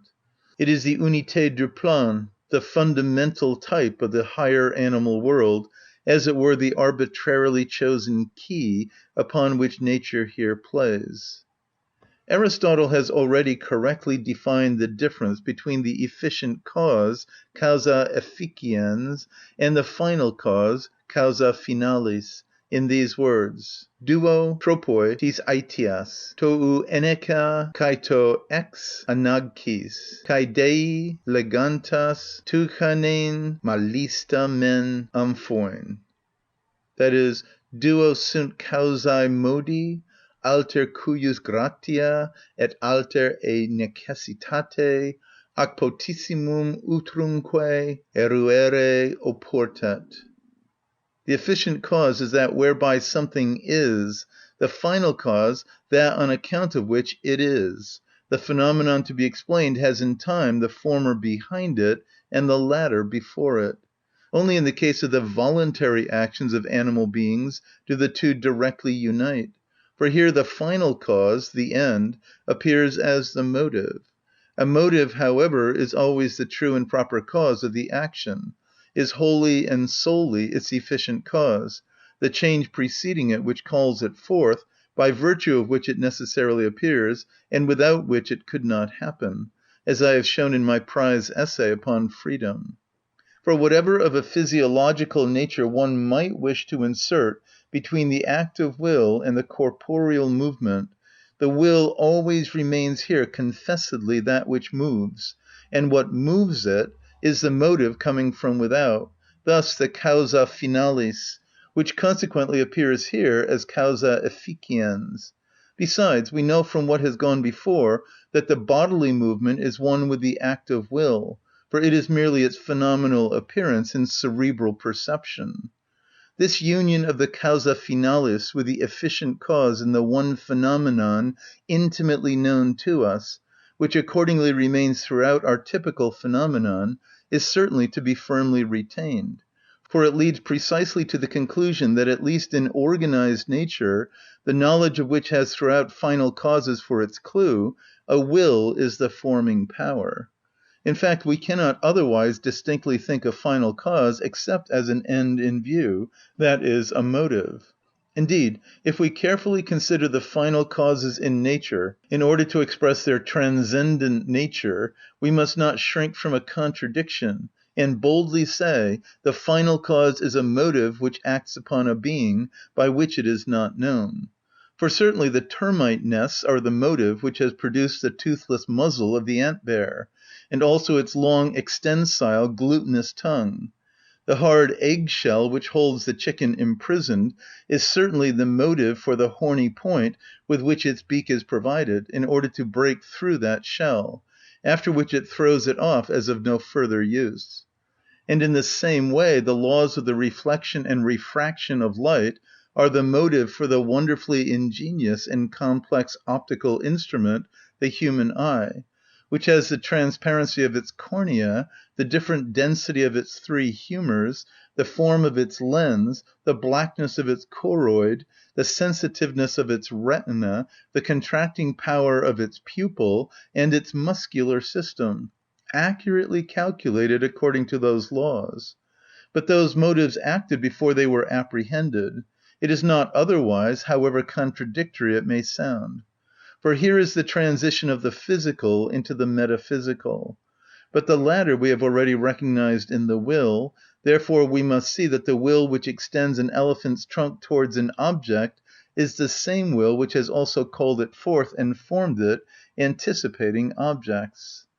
It is in conformity with this that in the investigation of organised nature we are entirely referred to final causes. Everywhere seek for these and explain everything from them. The efficient causes, on the contrary, here assume only a quite subordinate position as the mere tools of the final causes. And just as in the case of the voluntary movement of the limbs, which is confessedly effected by external motives, they are rather assumed than pointed out. In explaining the physiological functions we certainly look about for the efficient causes, though for the most part in vain. But in explaining the origin of the parts we again look for them no more, but are satisfied with the final causes alone.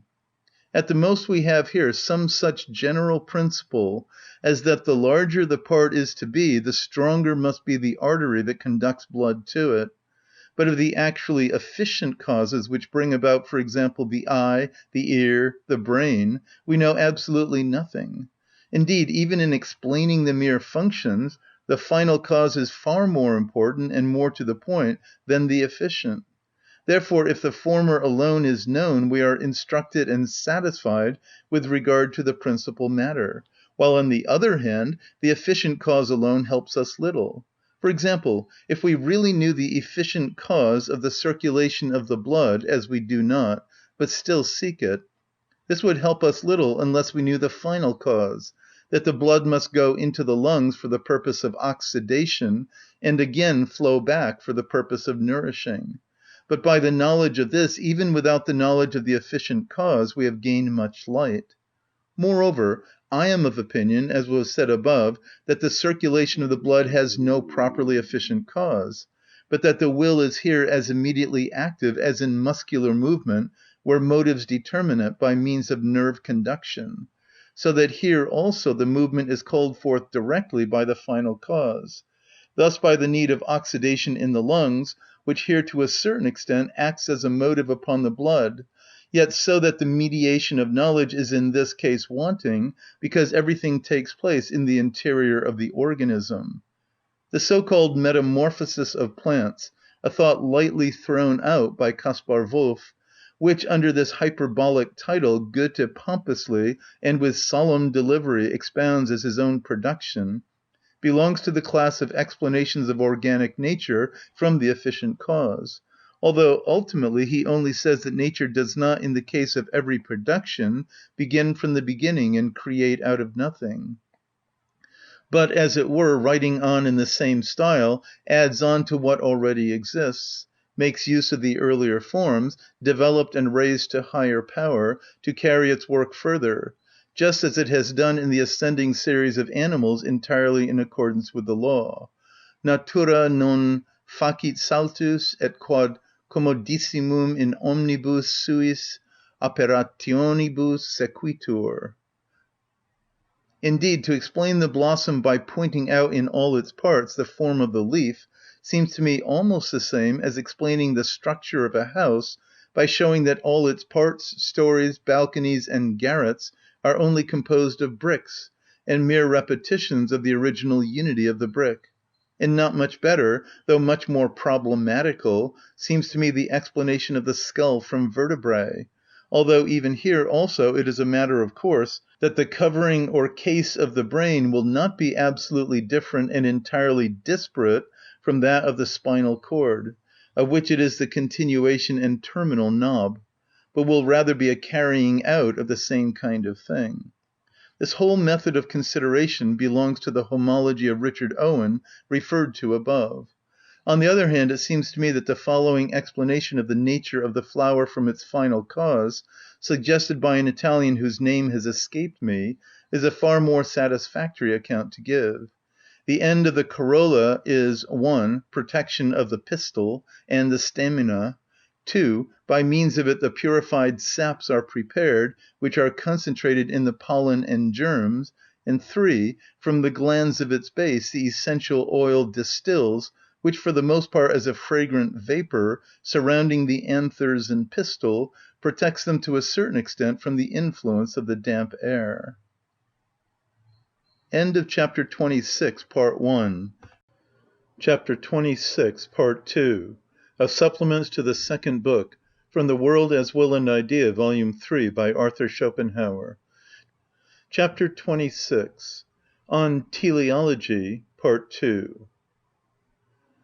It is also one of the advantages of final causes that every efficient cause always ultimately rests upon something that cannot be fathomed, a force of nature, that is, a qualitas occulta, and therefore it can only give a relative explanation, while the final cause within its sphere affords a sufficient and perfect explanation. It is true we are only perfectly content when we know both the efficient cause, also called by Aristotle η αιτία εξ ανάγκης, and the final cause, ikarin tu beltianos, at once and yet separately, as their concurrence, their wonderful working together, then surprises us, and on account of it the best appears as the absolutely necessary, and the necessary again as if it were merely the best and not necessary. For then arises in us the dim perception that both causes, however different may be their origin, are yet connected in the root, in the nature of the thing in itself. But such a twofold knowledge is seldom attainable: in organised nature, because the efficient cause is seldom known to us; in unorganised nature, because the final cause remains problematical.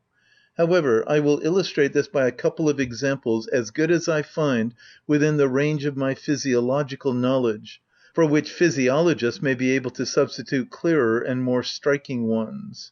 The louse of the negro is black. Final cause, its own safety. Efficient cause, because its nourishment is the black ret malpighi of the negro. The multifarious, brilliant, and gay coloring of the plumage of tropical birds is explained, although only very generally, from the strong effect of the light in the tropics, as its efficient cause.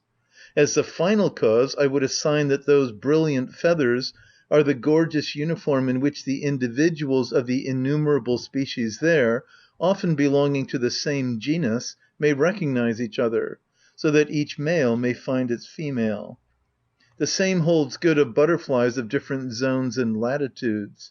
It has been observed that consumptive women, in the last stage of their illness, readily become pregnant, that the disease stops during pregnancy, but after delivery appears again worse than before, and now generally results in death. Similarly, that consumptive men generally beget another child in the last days of their life. The final cause here is that nature, always so anxiously concerned for the maintenance of the species, seeks to replace by a new individual the approaching loss of one in the prime of life. The efficient cause, on the other hand, is the unusually excited state of the nervous system which occurs in the last period of consumption. From the same final cause is to be explained the analogous phenomenon that, according to Oken, Die Zeugung, p. 65, flies poisoned with arsenic still couple and die in the act of copulation. The final cause of the pubes in both sexes, and of the mons veneris in the female, is that even in the case of very thin subjects the ossa pubis shall not be felt, which might excite antipathy. The efficient cause, on the other hand, is to be sought in the fact that wherever the mucous membrane passes over to the outer skin, hair grows in the vicinity. And secondly, also that the head and the genitals are to a certain extent opposite poles of each other, and therefore have various relations and analogies between them, among which is that of being covered with hair. The same efficient cause holds good also of the beard of the man. The final cause of it, I suppose, lies in the fact that the pathognomic signs, thus the rapid alterations of the countenance betraying every movement of the mind, are principally visible in the mouth and its vicinity. Therefore, in order to conceal these from the prying eye of the adversary as something dangerous in bargaining or in sudden emergencies, nature gave man the beard, which shows that homo homini lupus. The woman, on the other hand, could dispense with this, for with her dissimulation and command of countenance are inborn. As I have said, there must be far more apt examples to be found to show how the completely blind working of nature unites in the result with the apparently intentional, or as Kant calls it, the mechanism of nature with its technique, which points to the fact that both have their common origin beyond their difference in the will as the thing in itself. Much would be achieved for the elucidation of this point of view, if, for example, we could find the efficient cause which carries the driftwood to the treeless polar lands, or that which has concentrated the dry land of our planet principally in the northern half of it, while it is to be regarded as the final cause of this, that the winter of that half, because it occurs in the perihelion which accelerates the course of the earth, is 8 days shorter, and hereby is also milder. Yet in considering unorganized nature, the final cause is always ambiguous, and especially when the efficient cause is found, leaves us in doubt whether it is not a merely subjective view, an aspect conditioned by our point of view. In this respect, however, it may be compared to many works of art, for example, to coarse mosaics, theatre decorations, and to the god Apennine at Pratolino near Florence, composed of large masses of rock, all of which only produce their effect at a distance and vanish when we come near, because instead of them the efficient cause of their appearance now becomes visible. But the forms are yet actually existent, and are no mere imagination. Analogous to this, then, are the final causes in unorganized nature, if the efficient causes appear. Indeed, those who take a wide view of things would perhaps allow it to pass if I added that something similar is the case with omens. For the rest, if any one desires to misuse the external design, which, as has been said, always remains ambiguous for physico-theological demonstrations, which is done even at the present day, though it is to be hoped only by Englishmen, there are in this class enough examples in contrarium, thus etiological instances to derange his conception.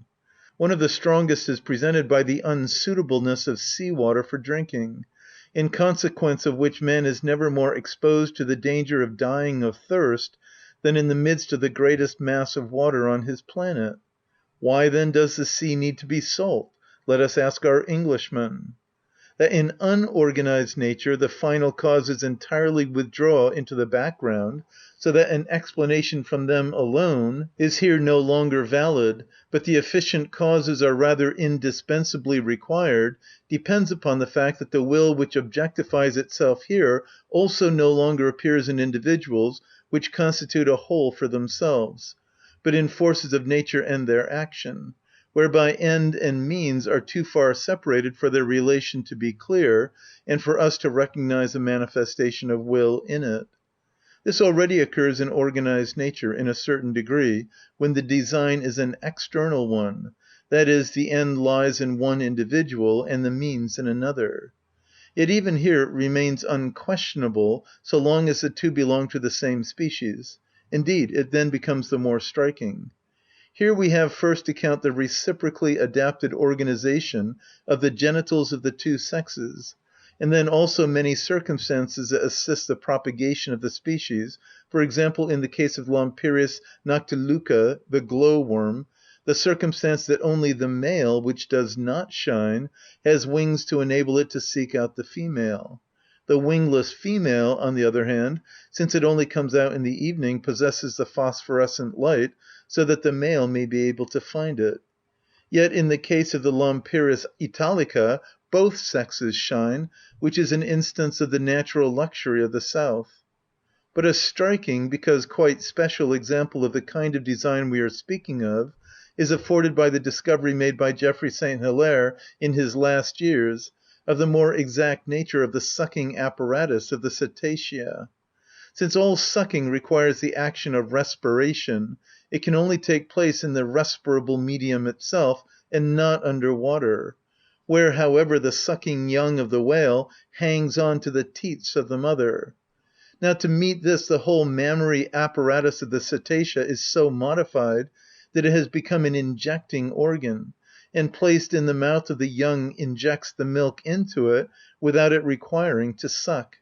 When, on the contrary, the individual that affords essential help to another belongs to an entirely different species, and even to another kingdom of nature, we will doubt this external design just as in unorganized nature, unless it is evident that the maintenance of the species depends upon it. But this is the case with many plants whose fructification only takes place by means of insects, which either bear the pollen to the stigma, or bend the stamina to the pistil. The common barberry, many kinds of iris, and Aristolochia clematitis cannot fructify themselves at all without the help of insects. Very many Dioecia, Monoecia, and Polygamia are in the same position. The reciprocal support which the plant and the insect worlds receive from each other will be found admirably described in Burdach's Large Physiology, Vol. 1, section 263. He very beautifully adds, this is no mechanical assistance, no makeshift, as if nature had made the plants yesterday and had committed an error which she tries to correct today through the insect. It is rather a deep-lying sympathy between the plant and the animal worlds. It ought to reveal the identity of the two. Both, children of one mother, ought to subsist with each other and through each other.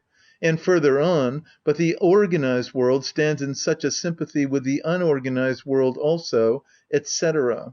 A proof of this consensus naturae is also afforded by the observation communicated in the second volume of the Introduction into Entomology by Kirby and Spence, that the insect eggs that pass the winter attached to the twigs of the trees, which serve as nourishment for their larvae, are hatched exactly at the time at which the twig buds. Thus, for example, the aphis of the birch a month earlier than that of the ash. Similarly, that the insects of perennial plants pass the winter upon these as eggs, but those of mere annuals, since they cannot do this, in the state of pupae. Three great men have entirely rejected teleology, or the explanation from final causes, and many small men have echoed them. These three are Lucretius, Bacon of Verulam, and Spinoza. But in the case of all three, we know clearly enough the source of this aversion, namely, that they regarded it as inseparable from speculative theology, of which, however, they entertained so great a distrust, which Bacon indeed prudently sought to conceal, that they wanted to give it a wide berth. We find Leibnitz also entirely involved in this prejudice, for with characteristic naivete he expresses it as something self-evident in his Lettre à M. Nicaise, Spinozae op. ed. Paulus, vol. 2, page 672. Les causes finales, ou ce qui est la même chose, la considération de la sagesse divine dans l'ordre des choses. The devil also même chose. At the same point of view we find indeed Englishmen even at the present day.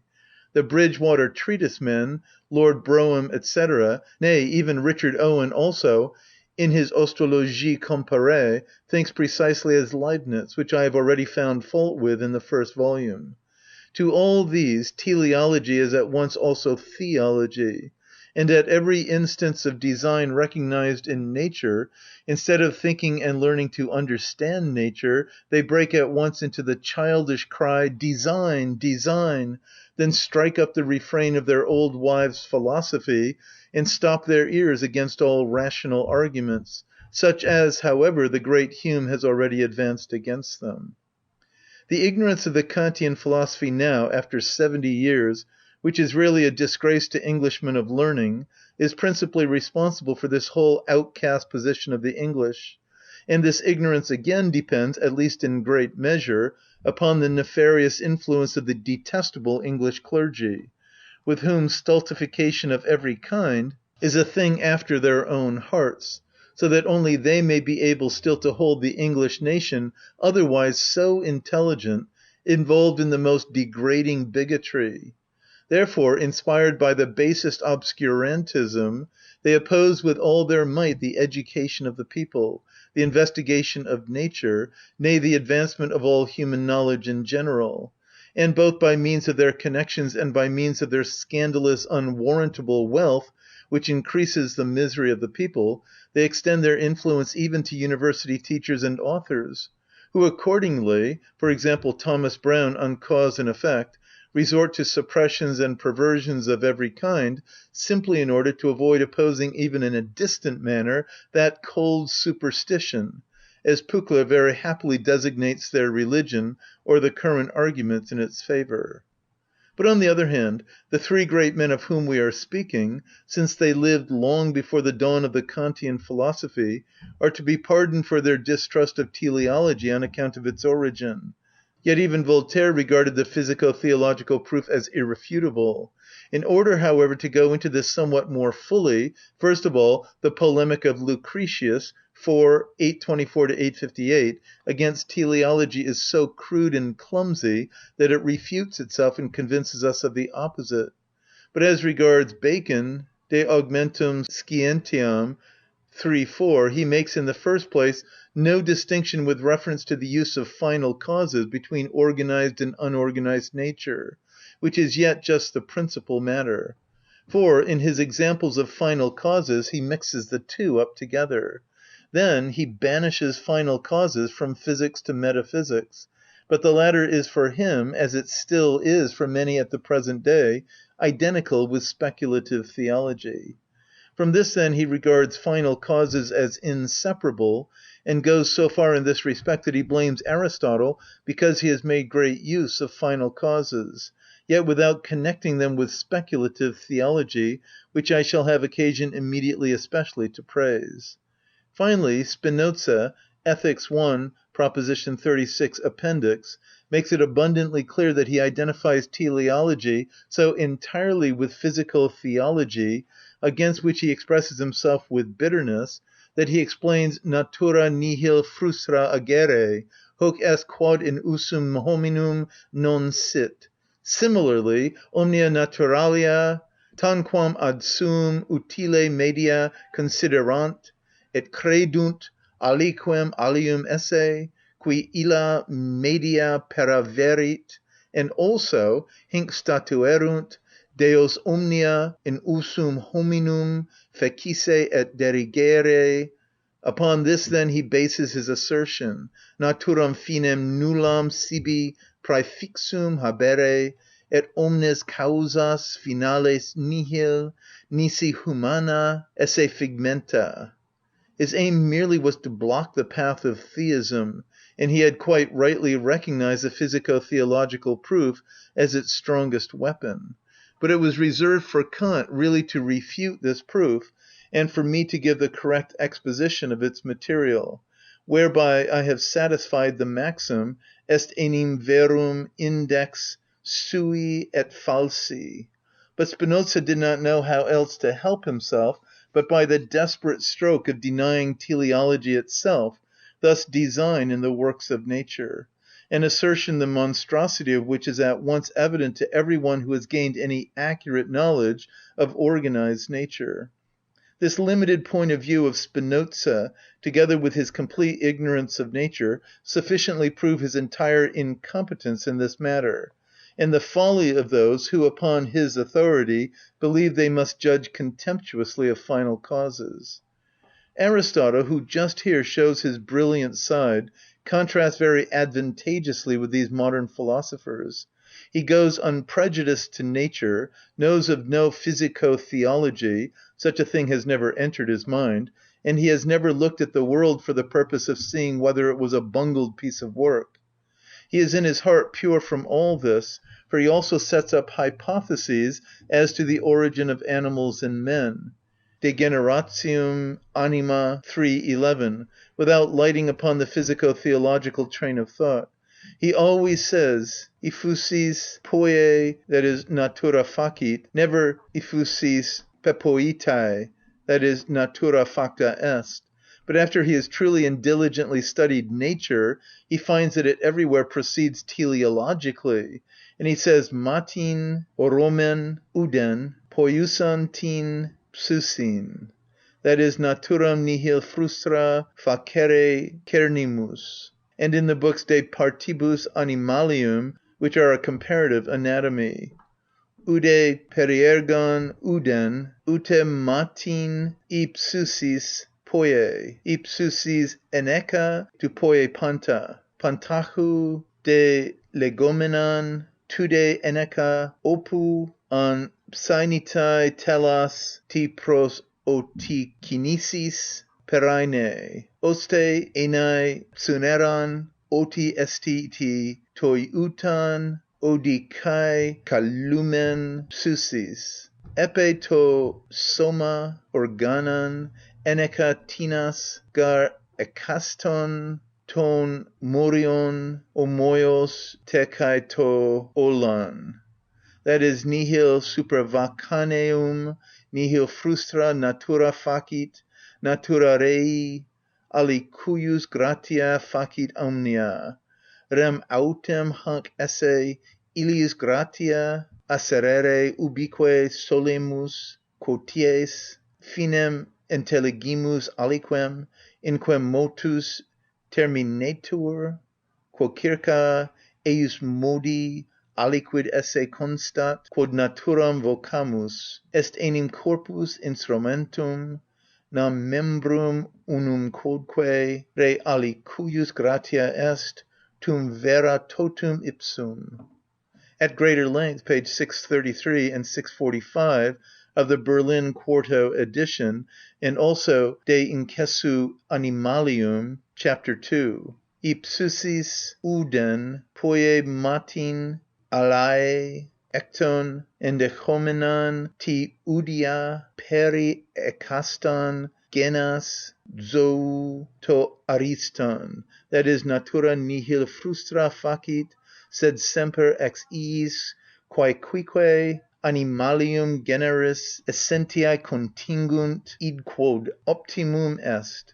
But he expressly recommends teleology at the end of the books De Generatione Animalium, and blames Democritus for having denied it, which is just what Bacon in his Prejudice praises in him. Especially, however, in the Physica 2.8, page 198, Aristotle speaks ex professo of final causes, and establishes them as the true principle of the investigation of nature. In fact, every good and regular mind must, in considering organised nature, hit upon teleology, but unless it is determined by the preconceived opinions, by no means either upon physico-theology or upon the anthropoteleology condemned by Spinoza. With regard to Aristotle generally, I wish further to draw attention to the fact here that his teaching, so far as it concerns unorganised nature, is very defective and unserviceable, as in the fundamental conceptions of mechanics and physics he accepts the most gross errors, which is the less pardonable since before him the Pythagoreans and Empedocles had been upon the right path and had taught much better. Empedocles, indeed, as we learn from Aristotle's second book, De Kilo, chapter 1, page 284, had already grasped the conception of a tangential force arising from rotation, and counteracting gravity, which Aristotle again rejects. Quite the reverse, however, is Aristotle's relation to the investigation of organised nature. This is his field. Here the wealth of his knowledge, the keenness of his observation, nay, sometimes the depth of his insight, astonish us. Thus, to give just one example, he already knew the antagonism in which the ruminants, the horns, and the teeth of the upper jaw stand to each other, on account of which, therefore, the latter are wanting where the former are found, and conversely. De Partibus Animalia 3.2. Hence, then, also, his correct estimation of final causes. End of chapter 26. Chapter 27 of Supplements to the Second Book, from The World as Will and Idea, Volume 3, by Arthur Schopenhauer. Chapter 27. On Instinct and Mechanical Tendency. It is as if nature had wished, in the mechanical tendencies of animals, to give the investigator an illustrative commentary upon her works, according to final causes, and the admirable design of her organized productions, which is thereby introduced. For these mechanical tendencies show most clearly that creatures can work with the greatest decision and definiteness towards an end which they do not know, nay, of which they have no idea. Such, for instance, is the bird's nest, the spider's web, the ant-lion's pitfall, the ingenious beehive, the marvellous termite dwelling, etc., at least for those individual animals that carry them out for the first time. For neither the form of the perfected work nor the use of it can be known to them. Precisely so, however, does organizing nature work.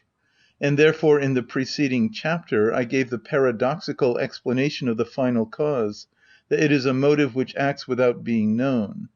And as in working from mechanical tendency, that which is active is evidently and confessedly the will, so is it also really the will which is active in the working of organizing nature. One might say the will of animal creatures is set in motion in two different ways, either by motivation or by instinct, thus from without or from within, by an external occasion or by an internal tendency. The former is explicable because it lies before us without, the latter is inexplicable because it is merely internal. But, more closely considered, the contrast between the two is not so sharp. Indeed, ultimately it runs back into a difference of degree. The motive also only acts under the assumption of an inner tendency, that is, a definite quality of will, which is called its character. The motive in each case only gives to this a definite direction, individualizes it for the concrete case. So also instinct, although a definite tendency of the will, does not act entirely like a spring from within, but it also waits for some external circumstance necessarily demanded for its action, which at least determines the time of its manifestation. Such is for the migrating bird the season of the year, for the bird that builds its nest the fact of pregnancy and the presence of the material for the nest. For the bee it is for the beginning of the structure, the basket or the hollow tree, and for the following work many individually appearing circumstances. For the spider it is a well-adapted corner, for the caterpillar the suitable leaf, for egg-laying insects the for the most part very specially determined and often rare place where the hatched larvae will at once find their nourishment, and so on. It follows from this that in works of mechanical tendency it is primarily the instinct of these animals that is active, yet subordinated also to their intellect. The instinct gives the universal, the rule, the intellect, the particular, the application, and then it directs the detail of the execution, in which therefore the work of these animals clearly adapts itself to the circumstances of the existing case. According to all this, the difference between instinct and mere character is to be fixed thus. Instinct is a character which is only set in motion by a quite specially determined motive, and on this account the action that proceeds from it is always exactly of the same kind; while the character which is possessed by every species of animal, and which individual man is certainly a permanent and unalterable quality of will, which can yet be set in motion by very different motives, and adapts itself to these. And on account of this, the action proceeding from it may, according to its material quality, be very different, but yet will always bear the stamp of the same character, and will therefore express and reveal this, so that for the knowledge of this character the material quality of the action in which it appears is essentially a matter of indifference. Accordingly we might explain instinct as a character which is beyond all measure one-sided and strictly determined. It follows from this exposition that being determined by mere motivation presupposes a certain width of the sphere of knowledge, and consequently a more fully developed intellect. Therefore it is peculiar to the higher animals, quite preeminently, however, to man, while being determined by instinct alone demands as much intellect as is necessary to apprehend the one quite specially determined motive, which alone and exclusively becomes the occasion for the manifestation of the instinct. Therefore it is found in the case of an exceedingly limited sphere of knowledge, and consequently as a rule, and in the highest degree, only in animals of the lower classes, especially insects; since accordingly the actions of these animals only require an exceedingly simple and small motivation from without.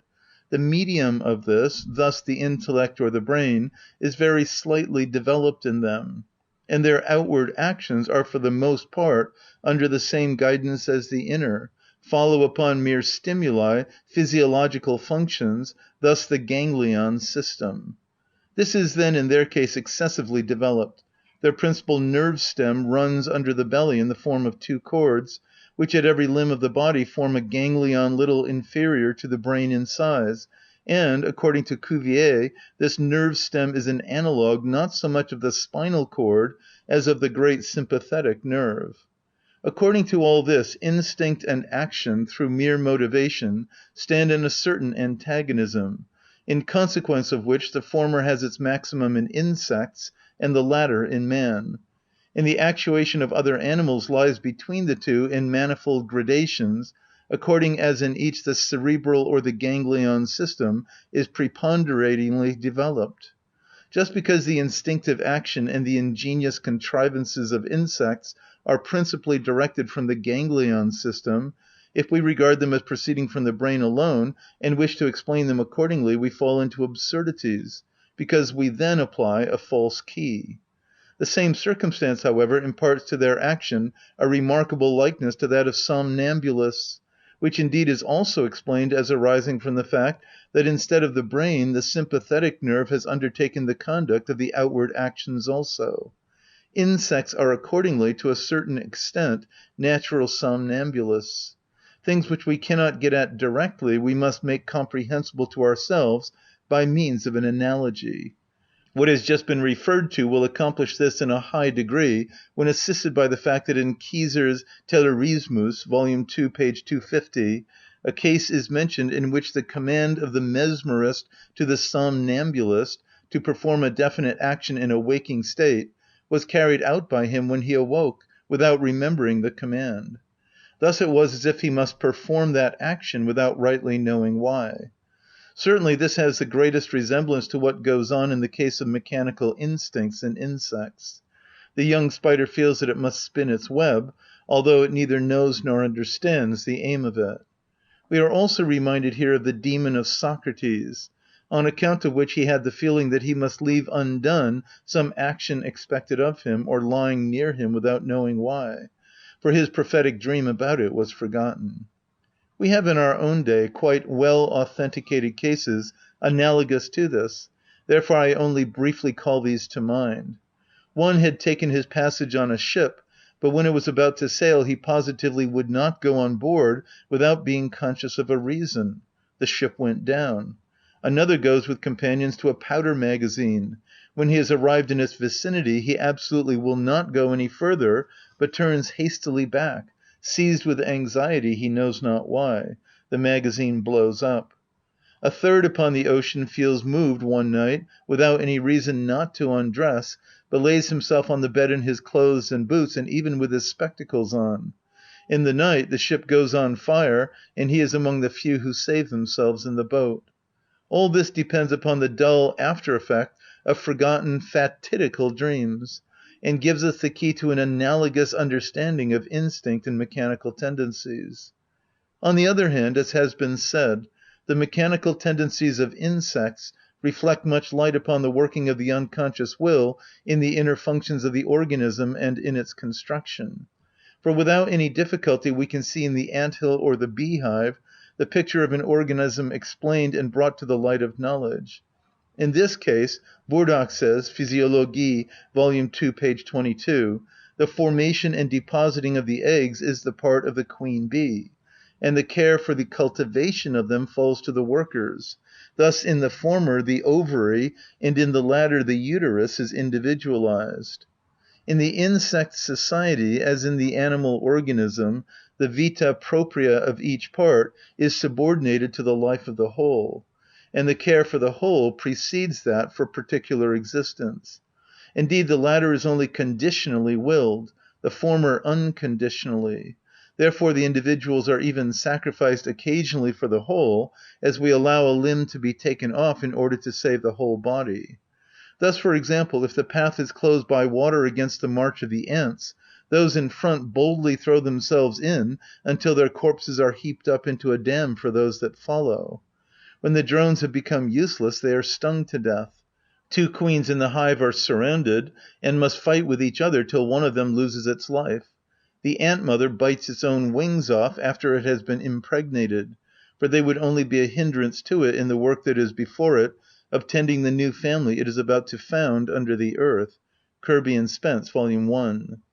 As the liver will do nothing more than secrete gall for the service of the digestion, nay, will only itself exist for this end, and so with every other part, the working bees also will do nothing more than collect honey, secrete wax, and make cells for the brood of the queen. The drones nothing more than impregnate. The queen nothing but deposit eggs. Thus all the parts work only for the maintenance of the whole, which alone is the unconditional end, just like the parts of the organism. The difference is merely that in the organism the will acts perfectly blindly in its primary condition. In the insect society, on the other hand, the thing goes on already in the light of knowledge, to which, however, a decided cooperation and individual choice is only left in the accidents of detail, where it gives assistance and adopts what has to be carried out to the circumstances. But the insects will the end as a whole without knowing it, just like organized nature working according to final causes. Even the choice of the means is not as a whole left to their knowledge, but only the more detailed disposition of them. Just on this account, however, their action is by no means automatic, which becomes most distinctly visible if one opposes obstacles to their action. For example, the caterpillar spins itself in leaves without knowing the end. But if we destroy the web, it skillfully repairs it. Bees adapt their hive at the first to the existing circumstances, and subsequent misfortunes, such as intentional destruction, they meet in the way most suitable to the special case.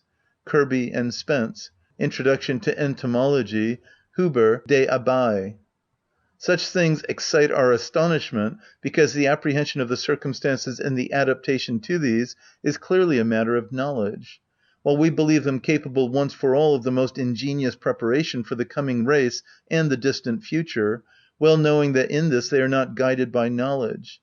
For a forethought of that kind proceeding from knowledge demands an activity of the brain rising to the level of reason.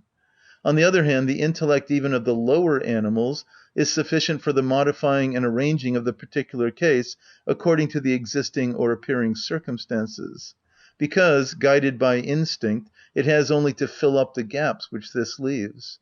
Thus we see ants carry off their larvae whenever the place is too damp, and bring them back again when it becomes dry. They do not know the aim of this, thus are not guided in it by knowledge, but the choice of the time at which the place is no longer suitable for the larvae, and also of the place to which they now bring them, is left to their knowledge. I wish here also to mention a fact which some one related to me verbally from his own experience, though I have since found that Bourdat quotes it from Gleditsch. The latter, in order to test the burying beetle, Necrophorus vespillo, had tied a dead frog lying upon the ground to a string, the upper end of which was fastened to a stick stuck obliquely in the ground. Now after several burying beetles had, according to their custom, undermined the frog, it could not, as they expected, sink into the ground. After much perplexed running hither and thither, they undermined the stick also. To this assistance rendered to instinct, and that repairing of the works of mechanical tendency, we find in the organism the healing power of nature analogous, which not only heals wounds, replacing even bone and nerve substance, but if through the injury of a vein or nerve branch a connection is interrupted, opens a new connection by means of enlargement of other veins or nerves, nay, perhaps even by producing new branches, which further makes some other part or function take the place of a diseased part or function.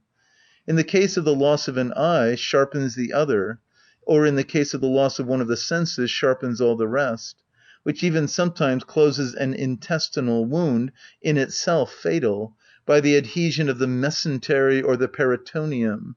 In short, seeks to meet every injury and every disturbance in the most ingenious manner. If, on the other hand, the injury is quite incurable, it hastens to expedite death, and indeed the more so the higher is the species of the organism, thus the greater its sensibility. Even this has its analogue in the instinct of insects. The wasps, for instance, who through the whole summer have with great care and labour fed their larvae on the produce of their plundering, but now in October see the last generation of them facing starvation, sting them to death. Kirby and Spence, Vol. 1, page 374. Nay, still more curious and special analogies may be found. For example this: if the female humble‐bee, Apis terrestris bombylius, lays eggs, the working humble‐bees are seized with the desire to devour them, which lasts from 6 to 8 hours, and is satisfied unless the mother keeps them off and carefully guards the eggs. But after this time the working humble‐bees show absolutely no inclination to eat the eggs, even when offered to them. On the contrary, they now become the zealous tenders and nourishers of the larvae now being hatched out. This may without violence be taken as an analogue of children's complaints, especially teething, in which it is just the future nourishers of the organism making an attack upon it which so often costs it its life. The consideration of all these analogies between organized life and the instinct, together with the mechanical tendencies of the lower animals, serves ever more to confirm the conviction that the will is the basis of the one as of the other. For it shows here also the subordinate rôle of knowledge in the action of the will, sometimes more, sometimes less confined, and sometimes wanting altogether. But in yet another respect, instincts and the animal organization reciprocally illustrate each other, through the anticipation of the future which appears in both. By means of instincts and mechanical tendencies, animals care for the satisfaction of wants which they do not yet feel, nay, not only for their own wants, but even for those of the future brood. Thus they work for an end which is as yet unknown to them. This goes so far, as I have illustrated by the example of the Bombecs in The Will in Nature, second edition, page 45, third edition, page 47, that they pursue and kill in advance the enemies of their future eggs. In the same way we see the future wants of an animal, its prospective ends, anticipated in its whole corporization by the organized implements for their attainment and satisfaction. From which then proceeds that perfect adaptation of the structure of every animal to its manner of life, that equipment of it with the needful weapons to attack its prey and to ward off its enemies, and that calculation of its whole form with reference to the element and the surroundings in which it has to appear as a pursuer, which I have fully described in my work on the will in nature under the rubric Comparative Anatomy. All these anticipations, both in the instinct and in the organization of animals, we might bring under the conception of a knowledge a priori, if knowledge lay at their foundation at all. But this is, as we have shown, not the case. Their source lies deeper than the sphere of knowledge, in the will as the thing in itself, which as such remains free even from the forms of knowledge. Therefore, with reference to it, time has no significance, consequently the future lies as near it as the present. End of chapter 27. Chapter 28 of Supplements to the Second Book, from The World as Will and Idea, Volume 3, by Arthur Schopenhauer. Chapter 28. Characterisation of the Will to Live. Our second book closed with the question as to the goal and aim of that will which had shown itself to be the inner nature of all things in the world. The following remarks may serve to supplement the answer to this question given there in general terms, for they laid down the character of the will as a whole. Such a characterization is possible because we have recognized as the inner nature of the world something thoroughly real and empirically given. On the other hand, the very name world soul, by which many have denoted that inner being, gives instead of this a mere ens rationis, for soul signifies an individual unity of consciousness, which clearly does not belong to that nature. And in general, since the conception soul supposes knowing and willing in inseparable connection, and yet independent of the animal organism, it is not to be justified, and therefore not to be used. The word should never be applied except in a metaphorical sense, for it is more insidious than psyche or anima, which signify breath. Much more unsuitable, however, is the way in which so-called pantheists express themselves, whose whole philosophy consists chiefly in this, that they call the inner nature of the world, which is unknown to them, God, by which indeed they imagine they have achieved much. According to this, then, the world would be a theophany. But let one only look at it. This world of constantly needy creatures, who continue for a time only by devouring one another, fulfill their existence in anxiety and want, and often suffer terrible miseries, till at last they fall into the arms of death. Whoever distinctly looks upon this will allow that Aristotle was right in saying, "Ephusis daimonia alu thea esti," that is, natura daimonia est, non divina, in Divinitatiam, chapter 2, page 463. Nay, he will be obliged to confess that a God who could think of changing himself into such a world as this must certainly have been tormented by the devil. I know well that the pretended philosophers of this century follow Spinoza in this, and think themselves thereby justified. But Spinoza had special reasons for thus naming his one substance, in order namely to preserve at least the word, although not the thing. The stake of Giordano Bruno and of Vanini was still fresh in the memory. They also had been sacrificed to that God, for whose honour incomparably more human sacrifices have bled than on the altars of all heathen gods of both hemispheres together. If, then, Spinoza calls the world God, it is exactly the same thing as when Rousseau in the Contrat Social constantly and throughout denotes the people by the word le souverain. We might also compare it with this. that once a prince who intended to abolish the nobility in his land in order to rob no one of his own, hit upon the idea of ennobling all his subjects. Those philosophers of our day have certainly one other ground for the nomenclature we are speaking of, but it is no more substantial. In their philosophizing they all start not from the world or our consciousness of it, but from God as something given and known.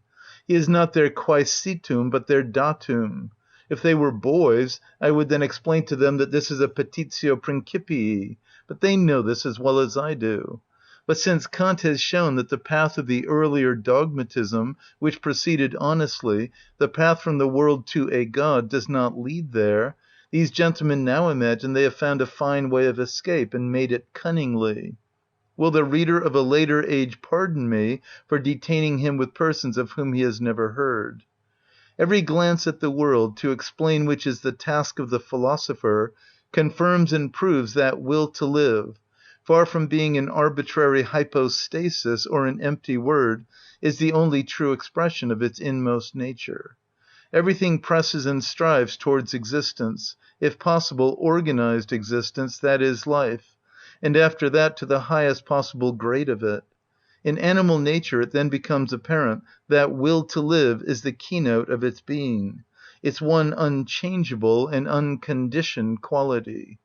Let any one consider this universal desire for life, let him see the infinite willingness, facility, and exuberance with which the will to live presses impetuously into existence under a million forms everywhere and at every moment, by means of fructification and of germs, nay, when these are wanting, by means of generatio aequivoca, seizing every opportunity, eagerly grasping for itself every material capable of life, and then again let him cast a glance at its fearful alarm and wild rebellion, when in any particular phenomenon it must pass out of existence, especially when this takes place with distinct consciousness. Then it is precisely the same as if in this single phenomenon the whole world would be annihilated for ever, and the whole being of this threatened living thing is at once transformed into the most desperate struggle against death and resistance to it. Look, for example, at the incredible anxiety of a man in danger of his life, the rapid and serious participation in this of every witness of it, and the boundless rejoicing at his deliverance. Look at the rigid terror with which a sentence of death is heard, the profound awe with which we regard the preparations for carrying it out, and the heart-rending compassion which seizes us at the execution itself. We would then suppose there was something quite different in question than a few less years of an empty, sad existence, embittered by troubles of every kind and always uncertain. We would rather be amazed that it was a matter of any consequence whether one attained a few years earlier to the place where after an ephemeral existence he has billions of years to be. In such phenomena, then, it becomes visible that I am right in declaring that the will to live is that which cannot be further explained, but lies at the foundation of all explanations, and that this, far from being an empty word like the absolute, the infinite, the idea, and similar expressions, is the most real thing we know, nay, the kernel of reality itself. But if now, abstracting for a while from this interpretation drawn from our inner being, we place ourselves as strangers over against nature, in order to comprehend it objectively, we find that from the grade of organized life upwards it has only one intention, that of the maintenance of the species. To this end it works, through the immense superfluity of germs, through the urgent vehemence of the sexual instinct, through its willingness to adapt itself to all circumstances and opportunities, even to the production of bastards, and through the instinctive maternal affection, the strength of which is so great that in many kinds of animals it even outweighs self-love, so that the mother sacrifices her life in order to preserve that of the young. The individual, on the contrary, has for nature only an indirect value, only so far as it is the means of maintaining the species. Apart from this, its existence is to nature a matter of indifference. Indeed, nature even leads it to destruction as soon as it has ceased to be useful for this end. Why the individual exists would thus be clear, but why does the species itself exist? That is a question which nature, when considered merely objectively, cannot answer. For in vain do we seek by contemplating her for an end of this restless striving, this ceaseless pressing into existence, this anxious care for the maintenance of the species. The strength and time of the individuals are consumed in the effort to procure sustenance for themselves and their young, and are only just sufficient, sometimes even not sufficient, for this. Even if here and there a surplus of strength, and therefore of comfort, in the case of the one rational species also of knowledge, remains, this is much too insignificant to pass for the end of that whole process of nature. The whole thing, when regarded thus purely objectively, and indeed as extraneous to us, looks as if nature was only concerned that of all her Platonic ideas, that is, permanent forms, none should be lost. Accordingly, as if she had so thoroughly satisfied herself with the fortunate discovery and combination of these ideas, for which the 3 preceding occasions on which she stocked the earth's surface with animals were only the preparation, that now her only fear is lest any one of these beautiful fancies should be lost, that is, lest any one of these forms should disappear from time and the causal series. For the individuals are fleeting as the water in the brook. The ideas, on the contrary, are permanent, like its eddies, but the exhaustion of the water would also do away with the eddies. We would have to stop at this unintelligible view if nature were known to us only from without, thus were given us merely objectively, and we accepted it as it is comprehended by knowledge, and also as sprung from knowledge, that is, in the sphere of the idea, and were therefore obliged to confine ourselves to this province in solving it. But the case is otherwise, and a glance at any rate is afforded us into the interior of nature, inasmuch as this is nothing else than our own inner being, which is precisely where nature, arrived at the highest grade to which its striving could work itself up, is now by the light of knowledge found directly in self-consciousness. Here the will shows itself to us as something toto genere different from the idea, in which nature appears unfolded in all her Platonic ideas. And it now gives us at one stroke the explanation which could never be found upon the objective path of the idea. Thus the subjective here gives the key for the exposition of the objective. In order to recognize as something original and unconditioned that exceedingly strong tendency of all animals and men to retain life and carry it on as long as possible, a tendency which was set forth above as characteristic of the subjective or of the will, it is necessary to make clear to ourselves that this is by no means the result of any objective knowledge of the worth of life, but is independent of all knowledge, or, in other words, that those beings exhibit themselves not as drawn from in front, but as impelled from behind.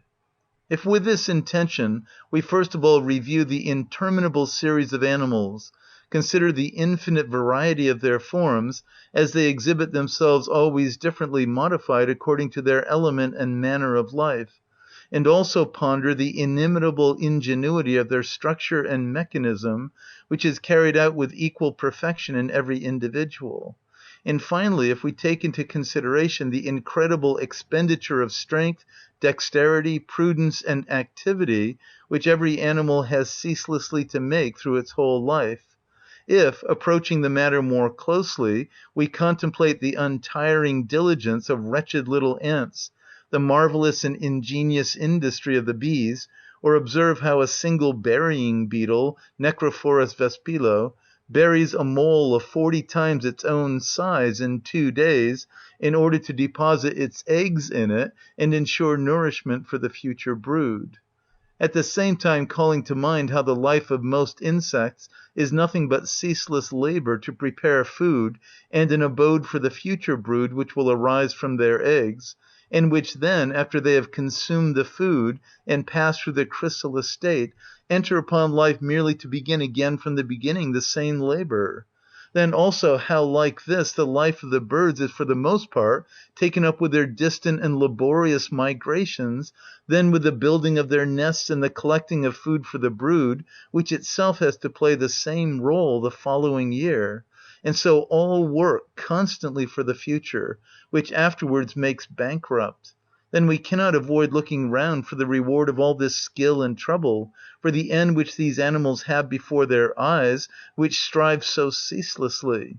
In short, we are driven to ask what is the result, what is attained by the animal existence which demands such infinite preparation. And there is nothing to point to but the satisfaction of hunger and the sexual instinct, or in any case a little momentary comfort, as it falls to the lot of each animal individual now and then in the intervals of its endless need and struggle. If we place the two together, the indescribable ingenuity of the preparations, the enormous abundance of the means, and the insufficiency of what is thereby aimed at and attained, the insight presses itself upon us that life is a business, the proceeds of which are very far from covering the cost of it. This becomes most evident in some animals of a specially simple manner of life. Take, for example, the mole, that unwearied worker. To dig with all its might, with its enormous shovel claws, is the occupation of its whole life.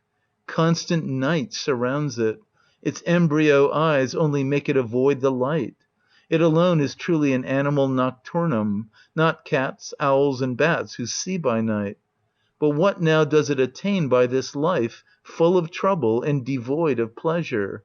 Food, and the begetting of its kind. Thus only the means of carrying on and beginning anew the same doleful course in new individuals. In such examples it becomes clear that there is no proportion between the cares and troubles of life and the results or gain of it. The consciousness of the world of perception gives a certain appearance of objective worth of existence to the life of those animals which can see, although in their case this consciousness is entirely subjective and limited to the influence of motives upon them. But the blind mole, with its perfect organization and ceaseless activity, limited to the alternation of insect larvae and hunger, makes the disproportion of the means to the end apparent. In this respect, the consideration of the animal world left to itself in lands uninhabited by men is also specially instructive. A beautiful picture of this and of the suffering which nature prepares for herself without the interference of man is given by Humboldt in his Ansichten der Natur, second edition, page 30 and following. Nor does he neglect to cast a glance, page 44, at the analogous suffering of the human race, always and everywhere at variance with itself. Yet in the simple and easily surveyed life of the brutes, the emptiness and vanity of the struggle of the whole phenomenon is more easily grasped. The variety of the organizations, the ingenuity of the means, whereby each is adapted to its element, and its prey contrasts here distinctly with the want of any lasting final aim, instead of which there presents itself only momentary comfort, fleeting pleasure conditioned by wants, much and long suffering, constant strife, bellum omnium, each one both a hunter and hunted, pressure, want, need, and anxiety, shrieking and howling, and this goes on in secula seculorum, or till once again the crust of the planet breaks. Junghan relates that he saw in Java a plain far as the eye could reach entirely covered with skeletons, and took it for a battlefield. They were, however, merely the skeletons of large turtles, 5 feet long and 3 feet broad, and the same height, which come this way out of the sea in order to lay their eggs, and are then attacked by wild dogs, canis rutilans, who with their united strength lay them on their backs, strip off their lower armor, that is, the small shell of the stomach, and so devour them alive. But often then a tiger pounces upon the dogs. Now all this misery repeats itself thousands and thousands of times, year out, year in. For this, then, these turtles are born. For whose guilt must they suffer this torment?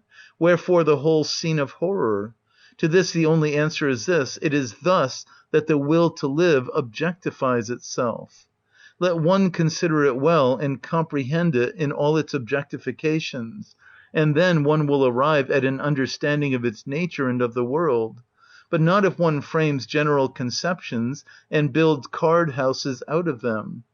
The comprehension of the great drama of the objectification of the will to live and the characterization of its nature certainly demands somewhat more accurate consideration and greater thoroughness than the dismissal of the world by attributing to it the title of God, or, with a silliness which only the German fatherland offers and knows how to enjoy, explaining it as the idea in its other being, in which for 20 years the simpletons of my time have found their unutterable delight.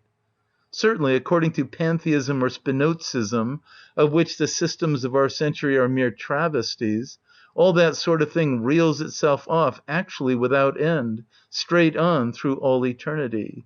For then the world is a God, ens perfectissimum, that is, nothing better can be or be conceived. Thus there is no need of deliverance from it, and consequently there is none. But why the whole tragicomedy exists cannot in the least be seen, for it has no spectators, and the actors themselves undergo infinite trouble with little and merely negative pleasure. Let us now add the consideration of the human race. The matter indeed becomes more complicated and assumes a certain seriousness of aspect, but the fundamental character remains unaltered. Here also life presents itself by no means as a gift for enjoyment, but as a task, a drudgery to be performed. And in accordance with this we see in great and small universal needs, ceaseless cares, constant pressure, endless strife, compulsory activity, with extreme exertion of all the powers of body and mind. Many millions, united into nations, strive for the common good, each individual on account of his own. But many thousands fall as a sacrifice for it. Now senseless delusions, now intriguing politics, incite them to wars with each other. Then the sweat and the blood of the great multitude must flow to carry out the ideas of individuals, or to expiate their faults. In peace, industry and trade are active, inventions work miracles, seas are navigated, delicacies are collected from all ends of the world, the waves engulf thousands. All strive, some planning, others acting. The tumult is indescribable. But the ultimate aim of it all, what is it? To sustain ephemeral and tormented individuals through a short span of time, in the most fortunate case, with endurable want and comparative freedom from pain, which, however, is at once attended with ennui. Then the reproduction of this race and its striving. In this evident disproportion between the trouble and the reward, the will to live appears to us from this point of view, if taken objectively as a fool, or subjectively as a delusion, seized by which everything living works with the utmost exertion of its strength for something that is of no value. But when we consider it more closely, we shall find here also that it is rather a blind pressure, a tendency entirely without ground or motive. The law of motivation, as was shown in section 29 of the first volume, only extends to the particular actions, not to willing as a whole and in general. It depends upon this, that if we conceive of the human race and its action as a whole and universally, it does not present itself to us, as when we contemplate the particular actions, as a play of puppets who are pulled after the ordinary manner by threads outside them, but from this point of view, as puppets which are set in motion by internal clockwork.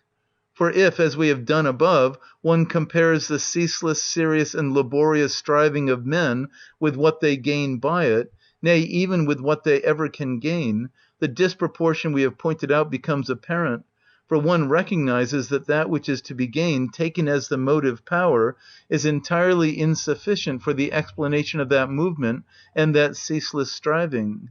What, then, is a short postponement of death, a slight easing of misery or deferment of pain, a momentary stilling of desire, compared with such an abundant and certain victory over them all as death?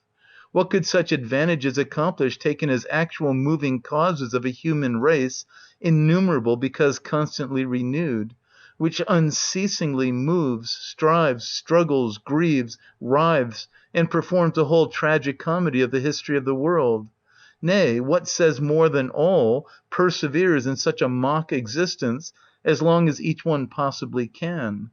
Clearly this is all inexplicable if we seek the moving causes outside the figures and conceive the human race as striving in consequence of rational reflection, or something analogous to this, as moving threads.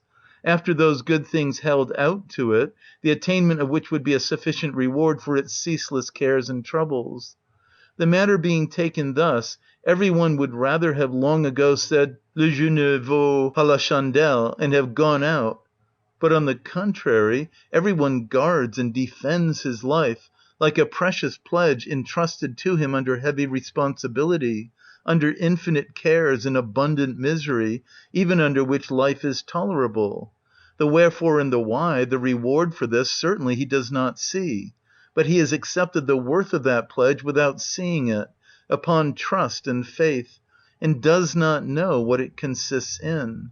Hence I have said that these puppets are not pulled from without, but each bears in itself the clockwork from which its movements result. This is the will to live, manifesting itself as an untiring machine, an irrational tendency which has not its sufficient reason in the external world. It holds the individuals firmly upon the scene, and is the primum mobile of their movements, while the external objects, the motives, only determine their direction in the particular case. Otherwise the cause would not be at all suitable to the effect.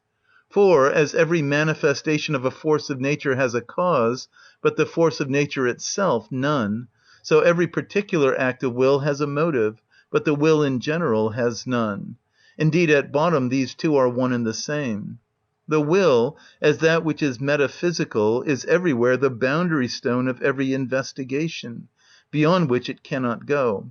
From the original and unconditioned nature of the will, which has been proved, it is explicable that man loves beyond everything else an existence full of misery, trouble, pain, and anxiety, and again full of ennui, which if he considered and weighed it purely objectively, he would certainly abhor, and fears above all things the end of it, which is yet for him the one thing certain.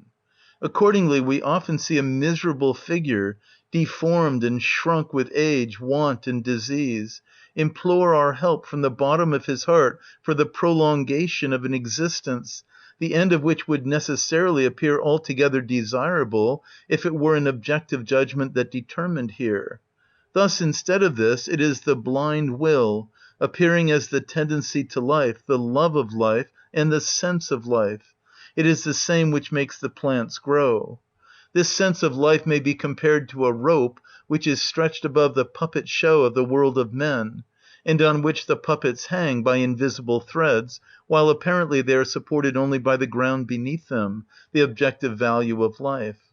But if the rope becomes weak, the puppet sinks. If it breaks, the puppet must fall, for the ground beneath it only seemed to support it, that is, the weakening of that love of life shows itself as hypochondria, spleen, melancholy, its entire exhaustion as the inclination to suicide, which now takes place on the slightest occasion, nay, for a merely imaginary reason.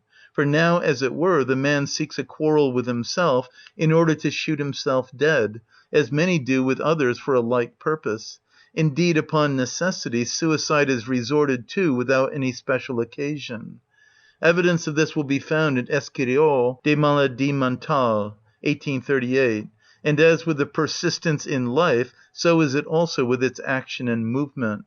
This is not something freely chosen, but while every one would really gladly rest, want and ennui are the whips that keep the top spinning. Therefore the whole and every individual bears the stamp of a forced condition, and every one, in that, inwardly weary, he longs for rest, but yet must press forward, is like his planet, which does not fall into the sun only because a force driving it forward prevents it. Therefore everything is in continual strain and forced movement, and the course of the world goes on, to use an expression of Aristotle's, De Kilo 2:13. De fuse alla via, that is, motu non naturali sed violento. Men are only apparently drawn from in front, really they are pushed from behind. It is not life that tempts them on, but necessity that drives them forward. The law of motivation is, like all causality, merely the form of the phenomenon. We may remark in passing that this is the source of the comical, the burlesque, the grotesque, the ridiculous side of life. For, urged forward against his will, every one bears himself as best he can, and the straits that thus arise often look comical enough, serious as is the misery which underlies them. In all these considerations, then, it becomes clear to us that the will to live is not a consequence of the knowledge of life, is in no way a conclusio ex præmissis, and in general is nothing secondary. Rather, it is that which is first and unconditioned, the premise of all premises, and just on that account that from which philosophy must start, for the will to live does not appear in consequence of the world, but the world in consequence of the will to live. I scarcely need to draw attention to the fact that the considerations with which we now conclude the second book already point forcibly to the serious theme of the fourth book, indeed would pass over into it directly, if it were not that my architectonic symmetry makes it necessary that the third book, with its fair content, should come between, as a second consideration of the world as idea, the conclusion of which, however, again points in the same direction. End of Supplements to the Second Book. Chapter 29 of Supplements to the Third Book, From the World as Will and Idea, Volume 3, by Arthur Schopenhauer.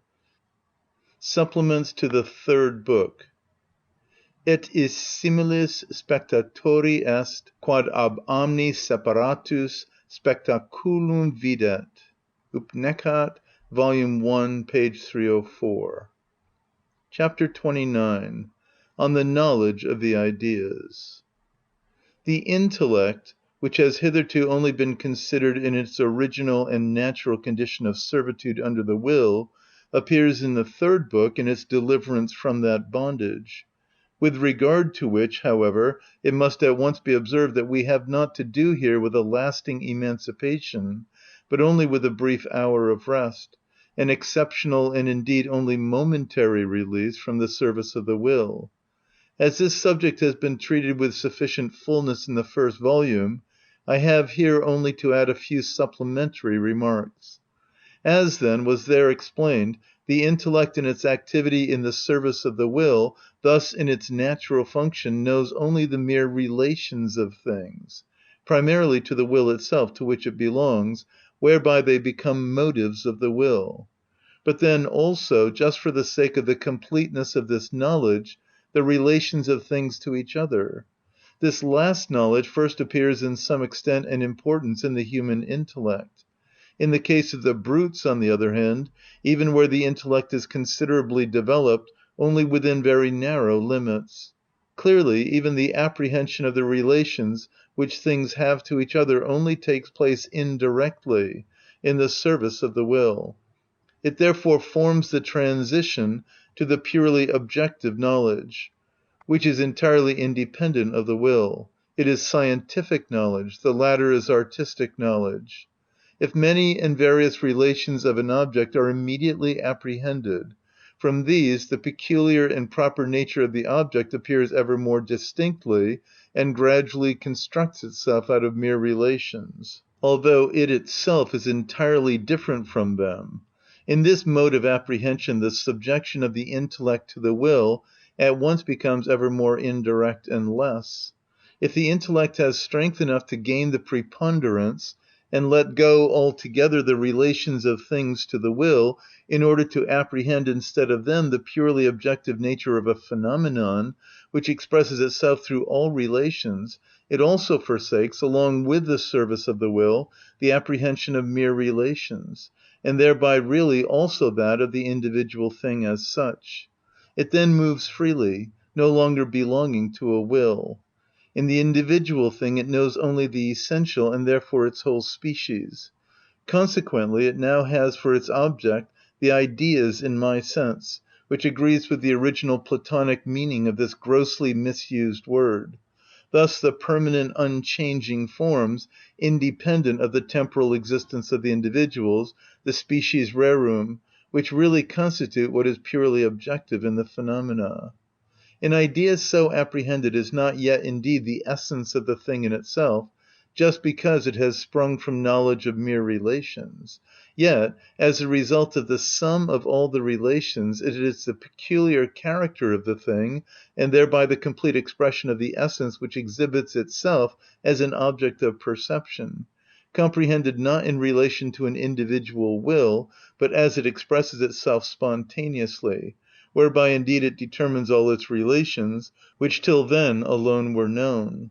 The idea is the root point of all these relations, and thereby the complete and perfect phenomenon, or, as I have expressed it in the text, the adequate objectivity of the will at this grade of its manifestation. Form and colour, indeed, which in the apprehension of the idea by perception are what is immediate, belong at bottom not to the idea itself, but are merely the medium of its expression. For strictly speaking, space is as foreign to it as time.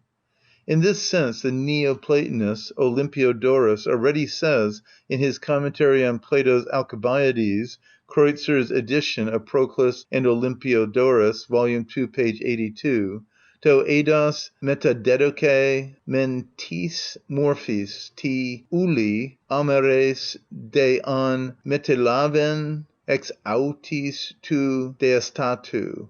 That is, the idea in itself unextended imparted certainly the form to the matter, but first assumed extension from it. Thus, as was said, the ideas reveal not the thing in itself, but only the objective character of things, thus still only the phenomenon. And we would not even understand this character if the inner nature of things were not otherwise known to us, at least obscurely and in feeling. This nature itself cannot be understood from the ideas, nor in general through any merely objective knowledge. Therefore it would remain an eternal secret if we were not able to approach it from an entirely different side. Only because every knowing being is also an individual, and thereby a part of nature, does the approach to the inner being of nature stand open to him in his own self-consciousness, where, as we have found, it makes itself known in the most immediate manner as will.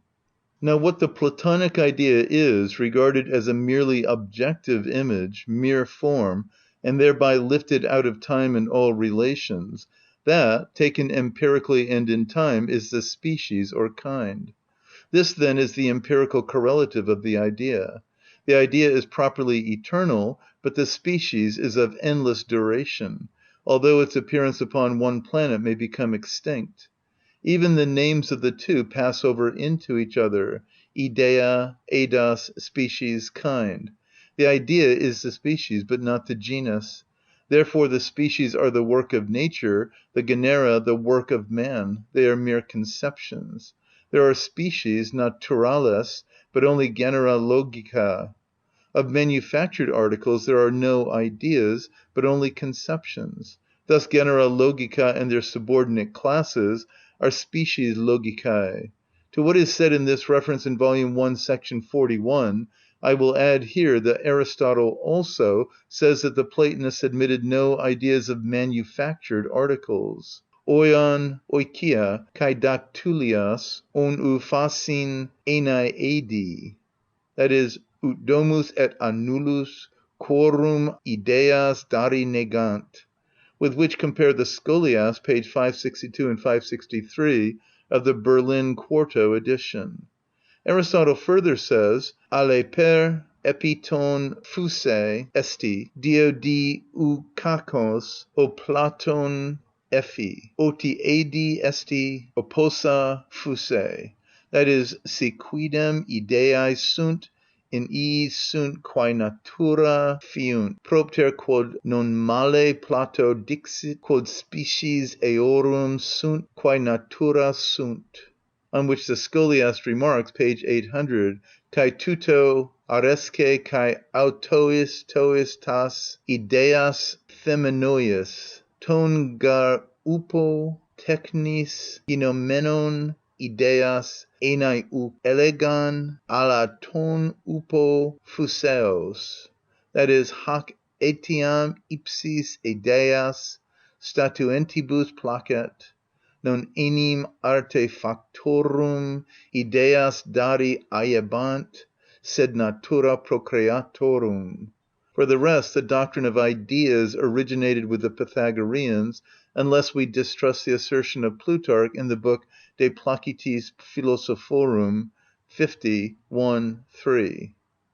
The individual is rooted in the species and time and eternity, and as every individual is so only because it has the nature of its species in itself, so also it has only temporal existence because it is in eternity. In the following book a special chapter is devoted to the life of the species. In section 49 of the first volume, I have sufficiently brought out the difference between the idea and the conception. Their resemblance, on the other hand, rests upon the following ground. The original and essential unity of an idea becomes broken up into the multiplicity of individual things through the perception of the knowing individual, which is subject to sensuous and cerebral conditions. But that unity is then restored through the reflection of the reason, yet only in abstracto, as a concept, universale, which indeed is equal to the idea in extension, but has assumed quite a different form, and has thereby lost its perceptible nature, and with this its thorough determinateness. In this sense, but in no other, we might, in the language of the scholastics, describe the ideas as universalia ante rem, the conceptions as universalia post rem. Between the two stand the individual things, the knowledge of which is possessed also by the brutes. Without doubt the realism of the scholastics arose from the confusion of the Platonic ideas, to which, since they are also the species, an objective real being can certainly be attributed, with the mere concepts to which the realists now wish to attribute such a being, and thereby called forth the victorious opposition of nominalism. End of chapter 29. Chapter 30 of Supplements to the Third Book, From the World as Will and Idea, Volume 3, by Arthur Schopenhauer. Chapter 30. On the Pure Subject of Knowledge. The comprehension of an idea, the entrance of it into our consciousness, is only possible by means of a change in us, which might also be regarded as an act of self-denial. For it consists in this, that knowledge turns away altogether from our own will, thus now leaves out of sight entirely the valuable pledge entrusted to it, and considers things as if they could never concern the will at all. For thus alone does knowledge become a pure mirror of the objective nature of things. Knowledge conditioned in this way must lie at the foundation of every genuine work of art as its origin. The change in the subject which is required for this cannot proceed from the will, just because it consists in the elimination of all volition. Thus it can be no act of the will, that is, it cannot lie in our choice. On the contrary, it springs only from a temporary preponderance of the intellect over the will, or, physiologically considered, from a strong excitement of the perceptive faculty of the brain without any excitement of the desires or emotions. To explain this somewhat more accurately, I remind the reader that our consciousness has two sides.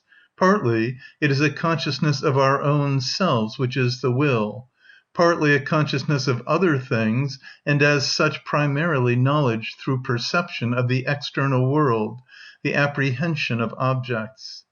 Now the more one side of the whole consciousness comes to the front, the more the other side withdraws. Accordingly, the consciousness of other things, thus knowledge of perception, becomes the more perfect, that is, the more objective, the less we are conscious of ourselves at the time. Here exists an actual antagonism. The more we are conscious of the object, the less we are conscious of the subject. The more, on the other hand, the latter occupies our consciousness, the weaker and more imperfect is our perception of the external world. The state which is required for pure objectivity of perception has partly permanent conditions in the perfection of the brain and the general physiological qualities favorable to its activity, partly temporary conditions, inasmuch as such a state is favored by all that increases the attention and heightens the susceptibility of the cerebral nervous system, yet without exciting any passion. One must not think here of spirituous drinks or opium. What is rather required is a night of quiet sleep, a cold bath, and all that procures for the brain activity an unforced predominance by quieting the circulation and calming the passions. It is especially these natural means of furthering the cerebral nervous activity which bring it about, Certainly, so much the better, the more developed and energetic in general the brain is, that the object separates itself ever more from the subject, and finally introduces the state of pure objectivity of perception, which of itself eliminates the will from consciousness, and in which all things stand before us with increased clearness and distinctness, so that we are conscious almost only of them and scarcely at all of ourselves. Thus our whole consciousness is almost nothing more than the medium through which the perceived object appears in the world as an idea. Thus it is necessary for pure will-less knowledge that the consciousness of ourselves should vanish, since the consciousness of other things is raised to such a pitch. For we only apprehend the world in a purely objective manner when we no longer know that we belong to it, and all things appear the more beautiful, the more we are conscious merely of them, and the less we are conscious of ourselves. Since now all suffering proceeds from the will, which constitutes the real self, with the withdrawal of this side of consciousness, all possibility of suffering is also abolished.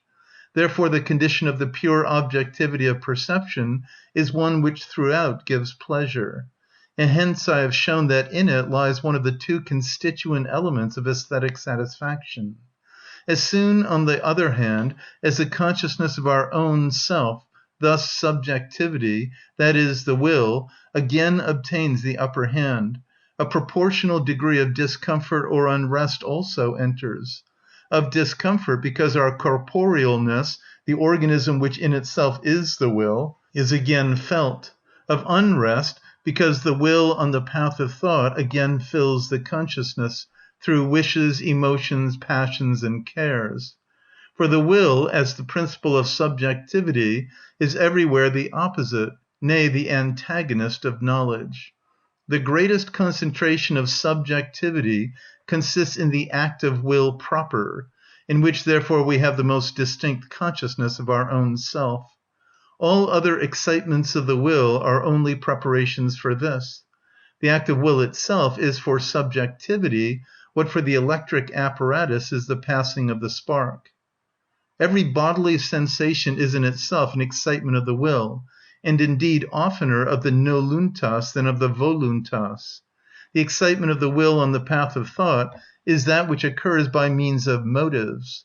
Thus here the subjectivity is awakened and set in play by the objectivity itself. This takes place whenever any object is apprehended no longer in a purely objective manner, thus without participation in it, but, directly or indirectly, excites desire or aversion, even if it is only by means of a recollection, for then it acts as a motive in the widest sense of the word. I remark here that abstract thinking and reading, which are connected with words, belong indeed in the wider sense to the consciousness of other things, thus to the objective employment of the mind, yet only indirectly by means of conceptions. But the latter are the artificial product of the reason, and are therefore already a work of intention. Moreover, the will is the ruler of all abstract exercise of the mind, for according to its aims it imparts the direction and also fixes the attention. Therefore such mental activity is always accompanied by some effort, and this presupposes the activity of the will. Thus complete objectivity of consciousness does not exist with this kind of mental activity as it accompanies the aesthetic apprehension, that is, the knowledge of the ideas as a condition. In accordance with the above, the pure objectivity of perception, by virtue of which no longer the individual thing as such, but the idea of its species is known, is conditioned by the fact that one is no longer conscious of oneself, but only of the perceived objects, so that one's own consciousness only remains as a supporter of the objective existence of these objects. What increases the difficulty of this state, and therefore makes it more rare, is that in it the accident, the intellect, overcomes and annuls the substance, the will, although only for a short time. Here also lies the analogy, and indeed the relationship of this, with the denial of the will expounded at the end of the following book. Although knowledge, as was shown in the preceding book, is sprung from the will and is rooted in the manifestation of the will, the organism, yet it is just by the will that its purity is disturbed, as the flame is by the fuel and its smoke. It depends upon this that we can only apprehend the purely objective nature of things, the ideas which appear in them, when we have ourselves no interest in them, because they stand in no relation to our will. From this, again, it arises that the ideas of anything appeal to us more easily from a work of art than from reality. For what we behold only in a picture or in poetry stands outside all possibility of having any relation to our will, for in itself it exists only for knowledge and appeals immediately to knowledge alone. On the other hand, the apprehension of ideas from reality assumes some measure of abstraction from our own volition, arising above its interest, which demands a special power of the intellect. In a high degree and for some duration this belongs only to genius, which consists indeed in this, that a greater measure of the power of knowledge exists than is required for the service of an individual will, and this surplus becomes free and now comprehends the world without reference to the will. Thus, that the work of art facilitates so greatly the apprehension of the ideas in which aesthetic satisfaction consists, depends not merely upon the fact that art, by giving prominence to what is essential and eliminating what is unessential, presents the things more distinctly and characteristically, but just as much on the fact that the absolute silence of the will, which is demanded for the purely objective comprehension of the nature of the things, is attained with the greatest certainty when the perceived object itself lies entirely outside the province of things which are capable of having a relation to the will, because it is nothing real but a mere picture. Now this holds good not only of the works of plastic and pictorial art, but also of poetry, the effect of which is also conditioned by indifferent, will-less, and thereby purely objective apprehension. It is exactly this which makes a perceived object picturesque, an event of actual life poetical. For it is only this that throws over the objects of the real world that magical gleam which in the case of sensibly perceived objects is called the picturesque, and in the case of those which are only perceived in imagination is called the poetical. If poets sing of the blithe morning, the beautiful evening, the still moonlight night, and many such things, the real object of their praise is, unknown to themselves, the pure subject of knowledge which is called forth by those beauties of nature, and on the appearance of which the will vanishes from consciousness, and so that peace of heart enters which, apart from this, is unattainable in the world. How otherwise, for example, could the verse nox erat, at cilo fulgebat luna sereno, inter minora sidera affect us so beneficently, nay, so magically? Further, that the stranger or the mere passing traveller feels the picturesque or poetical effect of objects which are unable to produce this effect upon those who live among them may be explained from the fact that the novelty and complete strangeness of the objects of such an indifferent, purely objective apprehension are favorable to it. Thus, for example, the sight of an entirely strange town often makes a specially agreeable impression upon the traveller, which it by no means produces in the inhabitant of it. For it arises from the fact that the former, being out of all relation to this town and its inhabitants, perceives it purely objectively. Upon this depends partly the pleasure of travelling. This seems also to be the reason why it is sought to increase the effect of narrative or dramatic works by transferring the scene to distant times or lands, in Germany, to Italy or Spain, in Italy, to Germany, Poland, or even Holland. If now perfectly objective, intuitive apprehension, purified from all volition, is the condition of the enjoyment of aesthetic objects, so much the more is it the condition of their production. Every good picture, every genuine poem, bears the stamp of the frame of mind described. For only what has sprung from perception, and indeed from purely objective perception, or is directly excited by it, contains the living germ from which genuine and original achievements can grow up, not only in plastic and pictorial art, but also in poetry, nay, even in philosophy. The punctum saliens of every beautiful work, of every great or profound thought, is a purely objective perception. Such perception, however, is absolutely conditioned by the complete silence of the will, which leaves the man simply the pure subject of knowledge. The natural disposition for the predominance of this state is genius. With the disappearance of volition from consciousness, the individuality also, and with it its suffering and misery, is really abolished. Therefore I have described the pure subject of knowledge which then remains over as the eternal eye of the world, which, although with very different degrees of clearness, looks forth from all living creatures, untouched by their appearing and passing away, and thus, as identical with itself, as constantly one and the same, is the supporter of the world of permanent ideas, that is, of the adequate objectivity of the will; while the individual subject, whose knowledge is clouded by the individuality which springs from the will, has only particular things as its object, and is transitory as these themselves. In the sense here indicated, a double existence may be attributed to every one. As will, and therefore as individual, he is only one, and this one exclusively, which gives him enough to do and to suffer. As a purely objective perceiver, he is the pure subject of knowledge, in whose consciousness alone the objective world has its existence. As such he is all things, so far as he perceives them, and in him is their existence without burden or inconvenience. It is his existence so far as it exists in his idea, but it is there without will. So far, on the other hand, as it is will, it is not in him. It is well with every one when he is in that state in which he is all things. It is ill with him when in the state in which he is exclusively one.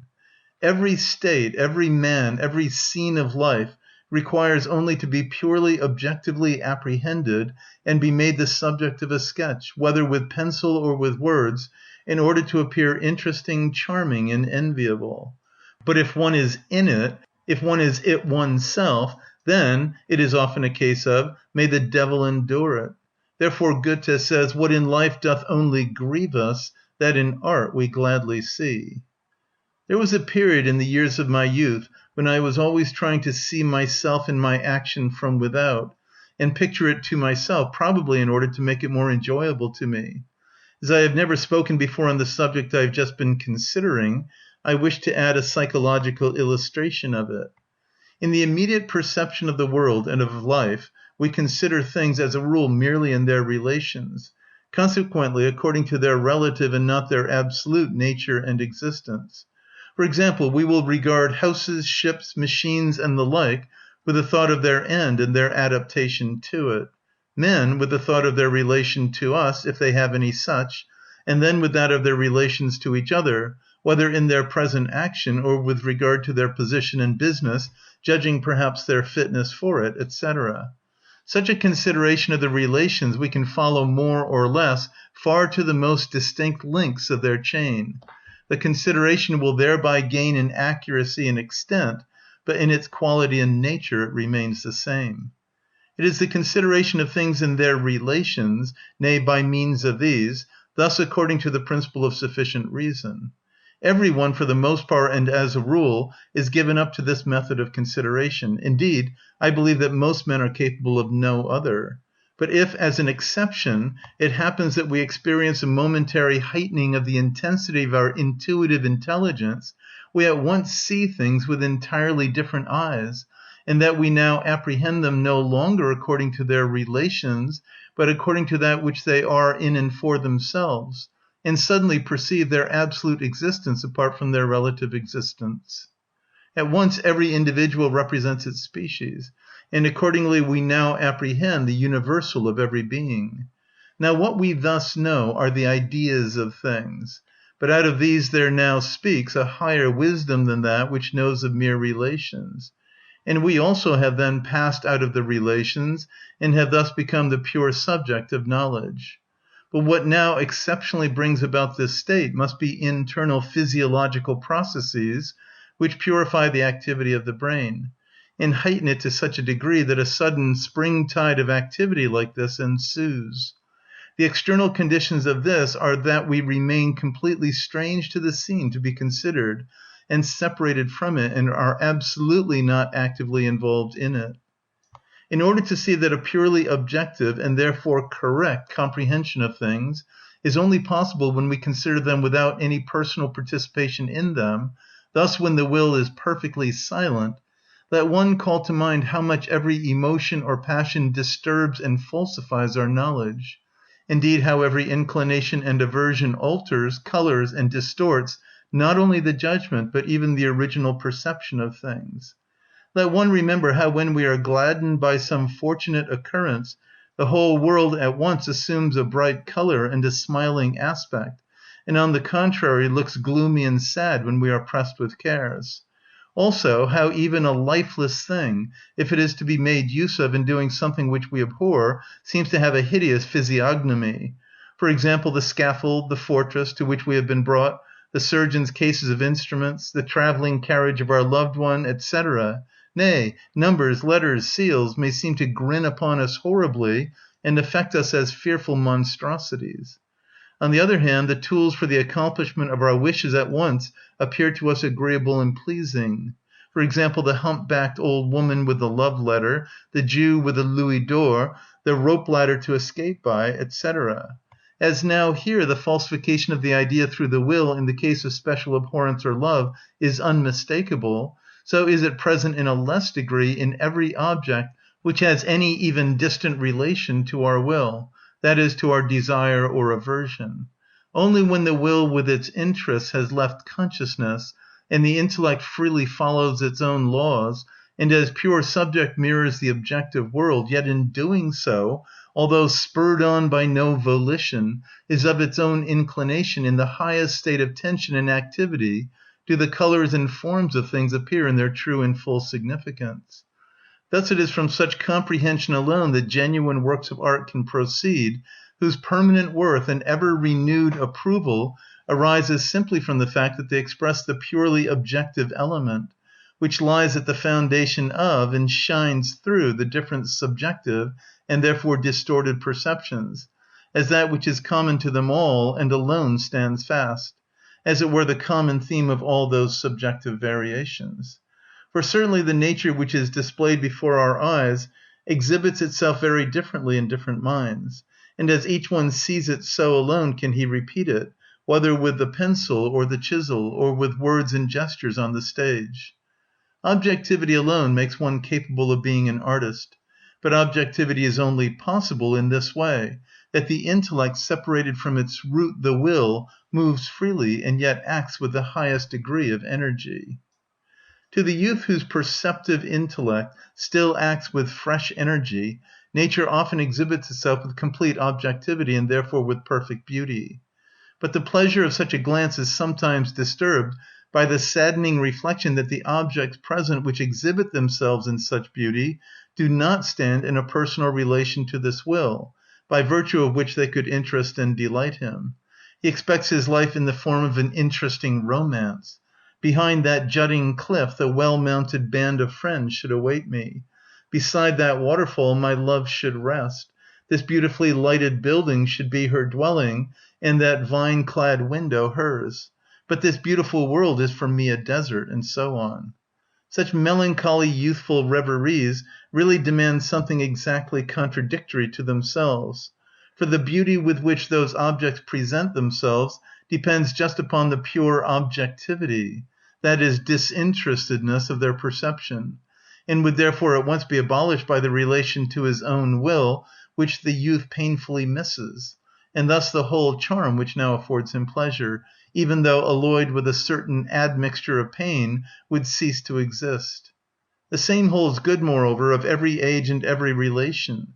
The beauty of the objects of a landscape which now delights us would vanish if we stood in personal relations to them, of which we remained always conscious. Everything is beautiful only so long as it does not concern us. We are not speaking here of sensual passion, but of aesthetic pleasure. Life is never beautiful, but only the pictures of life are so in the transfiguring mirror of art or poetry, especially in youth when we do not yet know it. Many a youth would receive great peace of mind if one could assist him to this knowledge. Why has the sight of the full moon such a beneficent, quieting, and exalting effect? because the moon is an object of perception, but never of desire. The stars we yearn not after delight us with their glory. Goethe. Further, it is sublime, that is, it induces a lofty mood in us, because without any relation to us, it moves along for ever strange to earthly doings, and sees all while it takes part in nothing. Therefore, at the sight of it, the will, with its constant neediness, vanishes from consciousness, and leaves a purely knowing consciousness behind. Perhaps there is also mingled here a feeling that we share this sight with millions whose individual differences are therein extinguished, so that in this perception they are one, which certainly increases the impression of the sublime. Finally, this is also furthered by the fact that the moon lights without heating, in which certainly lies the reason why it has been called chaste and identified with Diana. In consequence of this whole beneficent impression upon our feeling, the moon becomes gradually our bosom friend. The sun, again, never does so, but is like an over-plenteous benefactor whom we can never look in the face. The following remark may find room here as an addition to what is said in section 38 of the first volume on the aesthetic pleasure afforded by light, reflection, and colors. The whole immediate, thoughtless, but also unspeakable pleasure, which is excited in us by the impression of colors, strengthened by the gleam of metal, and still more by transparency, as for example in colored windows, and in a greater measure by means of the clouds and their reflection at sunset, ultimately depends upon the fact that here, in the easiest manner, almost by a physical necessity, our whole interest is one for knowledge, without any excitement of our will, so that we enter the state of pure knowing, although for the most part this consists here in a mere sensation of the affection of the retina, which, however, as it is in itself perfectly free from pain or pleasure, and therefore entirely without direct influence on the will, thus belongs to pure knowledge. End of chapter 30. Recording by Expatriate in Bangor, Maine.